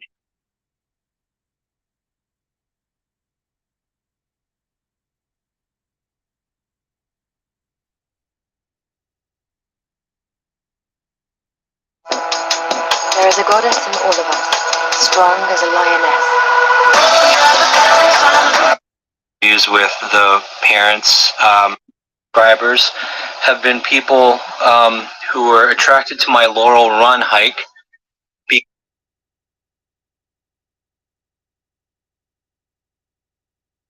because I live in the area.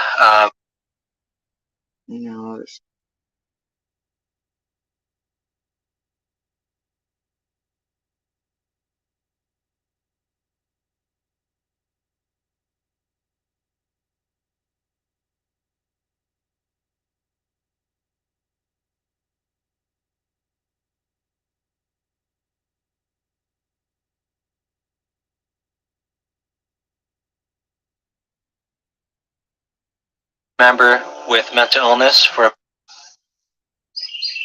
There are three main characteristics of people who can push past their limits. The first is that they'll die before they give up on something that they've started. The second is that they're black belt experts at establishing habits. And the third, believe it or not, is that they're not perfectionists. Now, there are several times in my life where I can think of where I had to push through my limits. The first was when I first started doing research into conspiracy theories and different mysteries, and I had a dream of eventually getting onto the national stage. It took about 7 years before I was eventually featured as an expert on America's Book of Secrets on the History Channel. Second time in my life. You notice he didn't mention that other show he's supposed to be on with Canada's whatever, but that could have been the same one.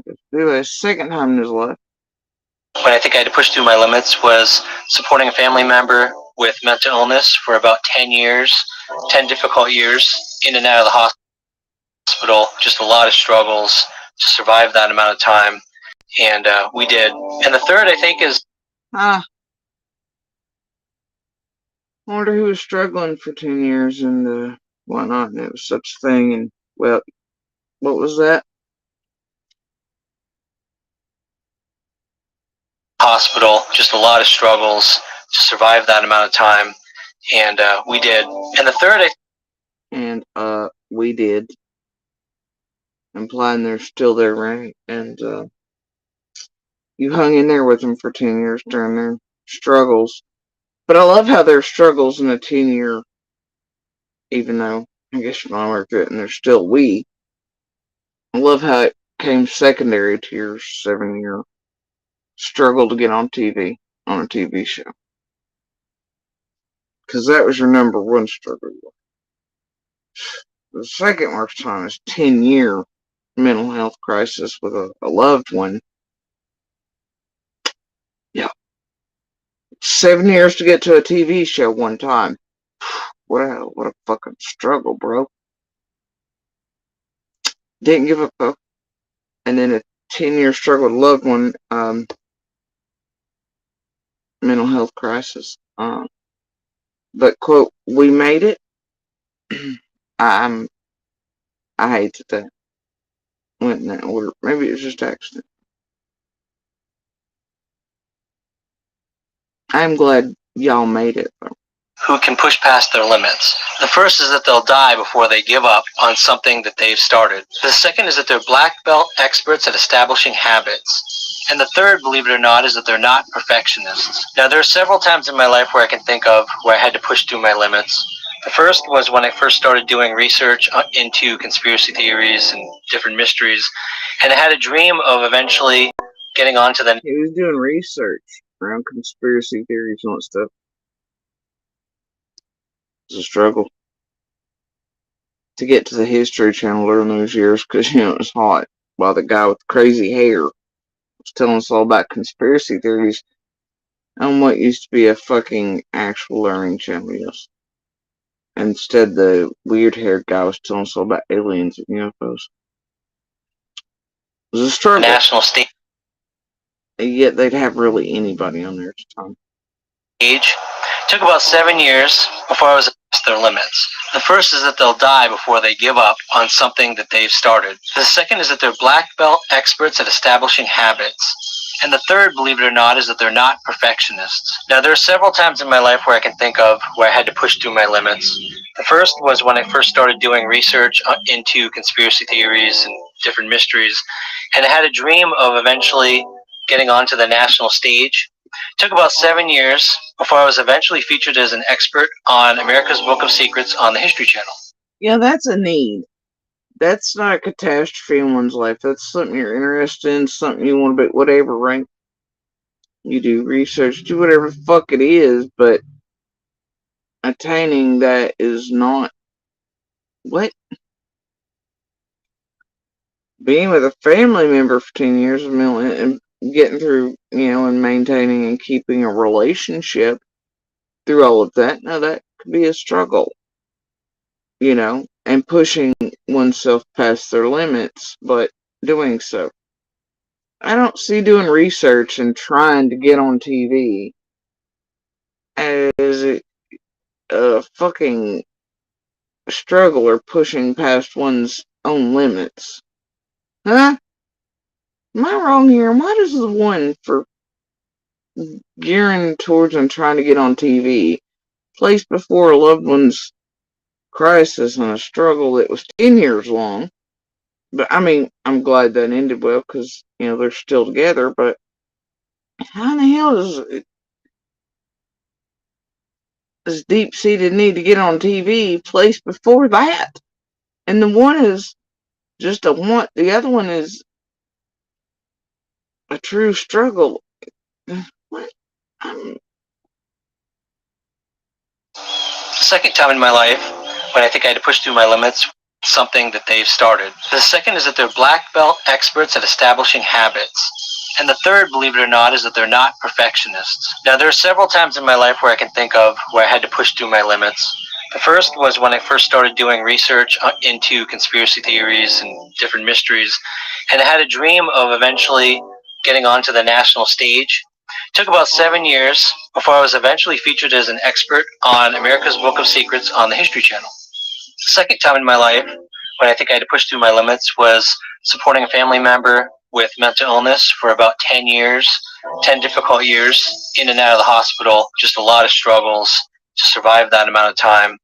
And we did. And the third, I think, is when I decided at almost 300 pounds to try to achieve a weight loss of about 100 pounds. And while it took about 2, almost 3 years to accomplish that, I was able to do it through a lot of hard work, persistence, and a lot of failures, but never gave up. So let's dive into what it takes to push past your. Okay, I think we're going to leave it there for the day. There are 3 main characteristics of people. Nah, I want to kind of hear number 1 again. Who can push past their limits. The first is that they'll die before they give up on something that they've started. The second is that they're black belt experts at establishing habits. And the third, believe it or not, is that they're not perfectionists. Now, there are several times in my life where I can think of where I had to push through my limits.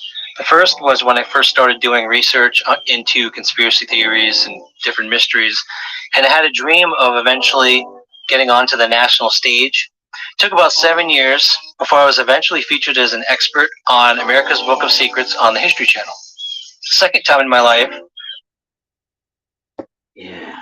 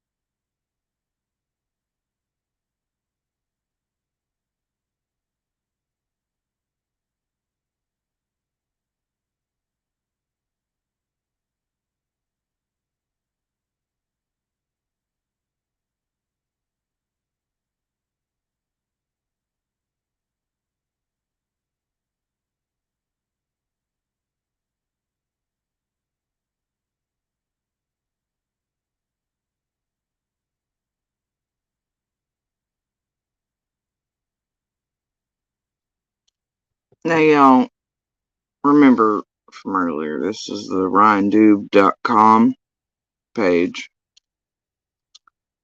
right? In the rabbit hole from a simple Google search to LifeWire to all these other, IMDb and the LinkedIn and whatever, but this is the Ryan Dube thing, right? RyanDube.com. He's a writer, editor, investigative journalist, right? This is me, Ryan Dube, right? All the info lines up between all his sites with what he has on his own YouTube. So it's all public. He's got everything everywhere. Anyway. But they can find weirdness in a sun on a barrel, right? But what I find really weird is that the last of his webpage, his own RyanDube.com, the words are, catch me if you can.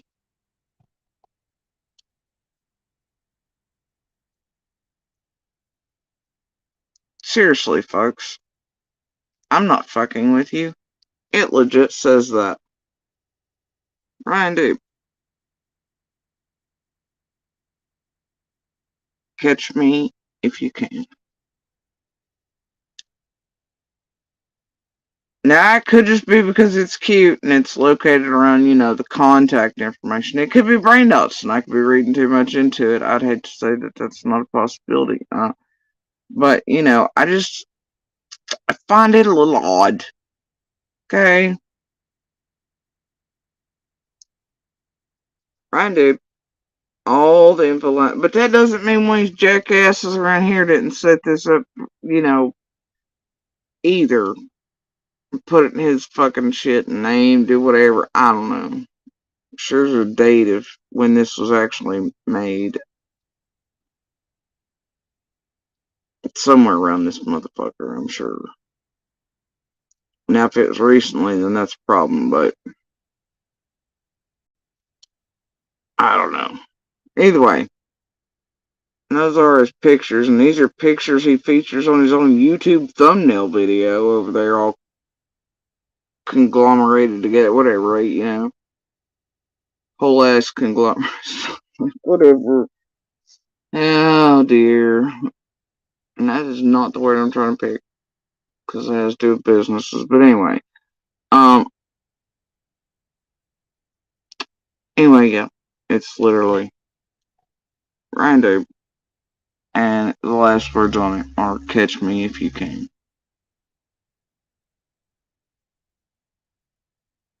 Now, I don't know, guys.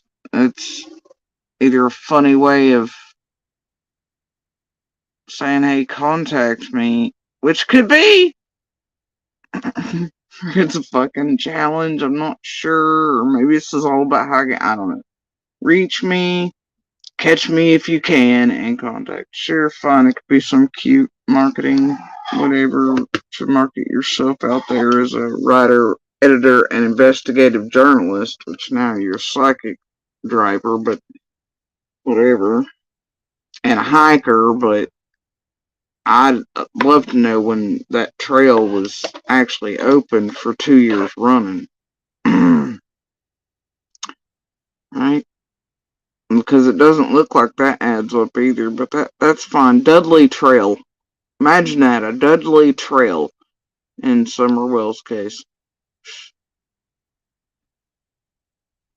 But it was closed? I don't know, man. It's weird. And the years I can't make the math add up, man. Math is not working. Alright, run much of anything right now. So anyway, I don't know. Tell me that shit ain't weird though. Like you couldn't take that some type of way. Right? You could, I guess. But I swear, it's out there. It's out there. Well, at what level, who's, what, I just don't even, I don't know. It's whatever around here.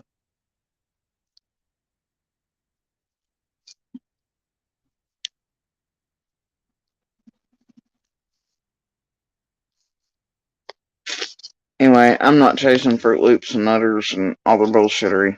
That's just all I'm saying.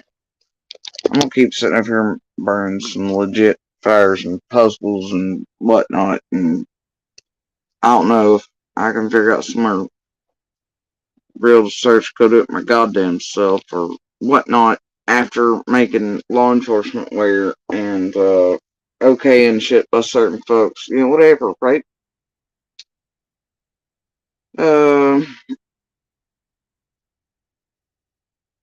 But yeah, Jesus Christ, what the fuck? If I'd known it was this bad, y'all, I'd touched all these buttons a long time before. But I thought the first one, I thought, well, okay, whatever, dude's doing whatever, at least, and it's on public things, and he seems like, well, I mean, he said he was anti-conspiracy theory, he was based on facts and truth. Well, this sounds pretty logical, okay, shouldn't touch any more buttons. But I'm sort of glad I didn't, and I didn't watch anything until another day. It kind of had me feeling some type of way and maybe wanting to touch some shit, but I didn't even after the Fred turned psychic moment with Ziggy, right? Before this guy was supposed to go interview. I was like, whatever, I don't even care. It's the season, I'm expecting less fuckery, so I just ignored it. And then things I and others here were talking about last night, after I guess there was some visiting in places, like, and I just touched the button and I was like, holy shit, and then I found this, I was like, you gotta be kidding me. This right here is what, I was like, I'll just do a cursory, like, Google thing, and it led, like, 2 or 3 down, and then here's this catch me if you can. It's like, man, the universe is fucking with me right now, right? And then I was like, well, it's pretty serendipitous, because I was planning on the past night or two doing this shit, and putting it here around, Mr. Paw Patrol is fucking self, and things to do with all that, so it'd be here. And then this, and now I just feel some type of fucking Paw Patrol way about it. Fuckers. Give it a week.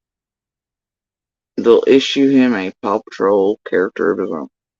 But this right here, and the way in which he's saying he was found, located, drawn it, is very much the same exact fucking story that existed and was done, supposedly around 423 Chase with Tiffany Marie and Linda, the whole thing, right? It's got too much of that feel on it. Okay. Meadows videos and Laurel, Suddenly people are with this nothing, nobody local channel, and they're asking and they're wanting to, but then here till later on, it's actually that Tiffany and Linda not wanted him to go do those videos. So you wonder if it exists here. How the channels build up while they're certain, I don't know. Just has a little too much of the funky feeling on it for me. Could be brain dots though, just because now you expect shit like that.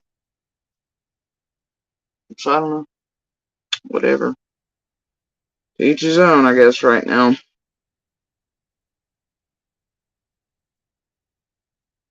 I don't know. It seemed like.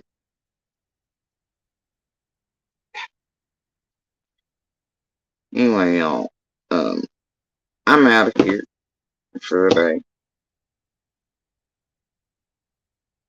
Y'all have a good morning, good evening, good night. And as always, please do share Summer's picture information. Call her by her name, please.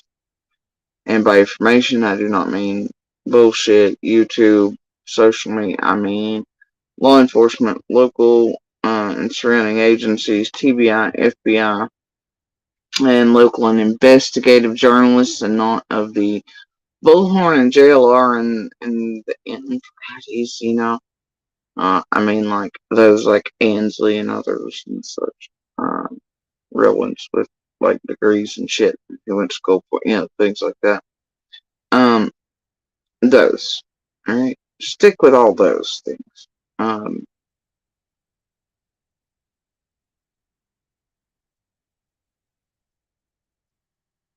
But anyway, yeah. Please do share Summer's picture information and call her by her name. Okay? It's a very real way to help find her, get the keys and little things to shake loose, and potentially even locate, identify, have someone turn in perpetrators near them. Okay? I know it sounds crazy, but it can happen.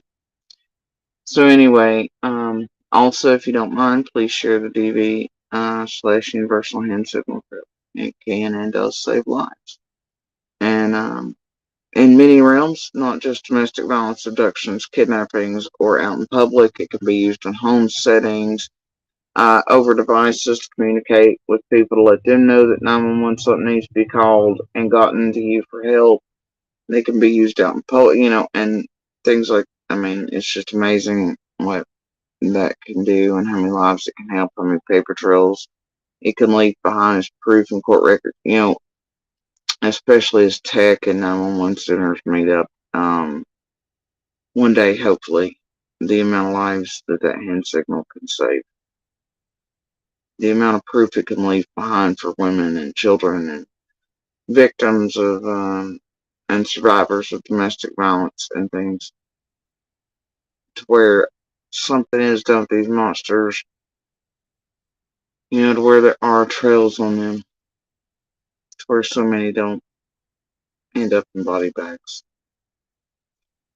And their types do meet certain criteria. So many egregious things in society, and often the only thing that, you have parking tickets, but they'll always have problems with women, children, domestic violence, some type of thing. Often dropped. They might have parking tickets, something stupid, but later on these monsters will get up to some of the worst shit. And people be like, oh, but they all have things in common.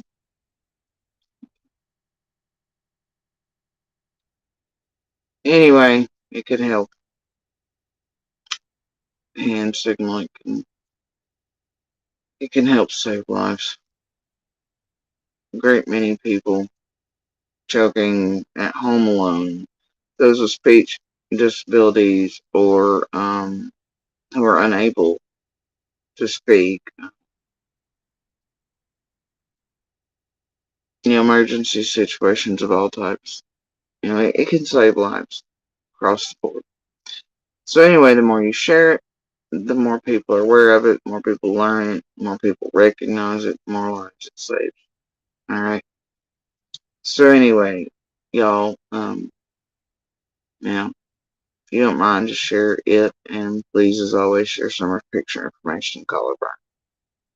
Okay? It's a very tangible way to bring Summer home to her community and to her brothers, and to let her tell her story through her own lips and through law enforcement, courts, okay, through her brothers. So that's great shit. Now have a good morning, good evening, and good night, Reveal. Oh, and don't forget the good pebbles and good sparks. Peace, y'all.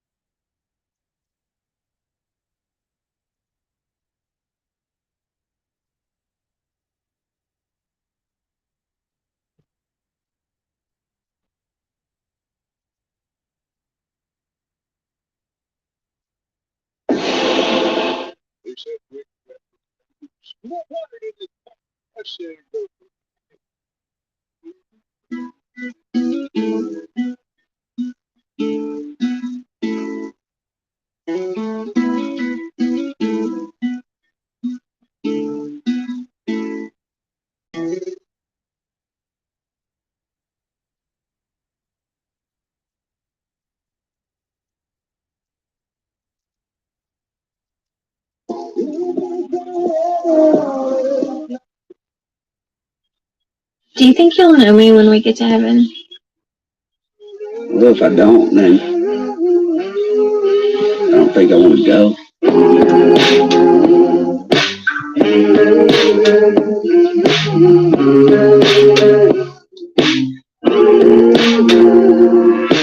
Paradise ain't streets of gold, it's piney hills and winding roads.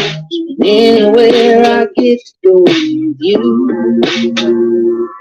On southern summer Sunday,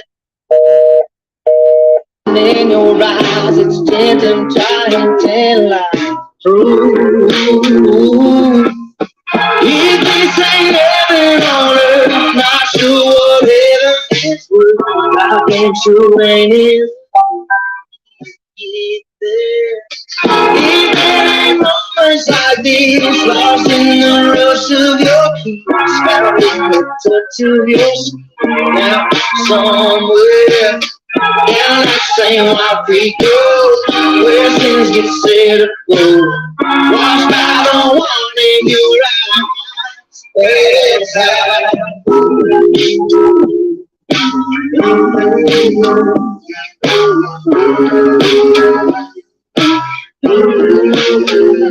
There ain't a soul for miles around. Now if we lay those halos down, it's how it feels like high ground. It's only how you hold me now. If this ain't heaven on earth, not sure what heaven is worth. I damn sure ain't in a hurry to get there. If there moments like these, lost in the rush of your keys, found in the touch of your skin, now somewhere down that same wild creek road, where sins get set afloat, washed by the one in your eyes, where it's at.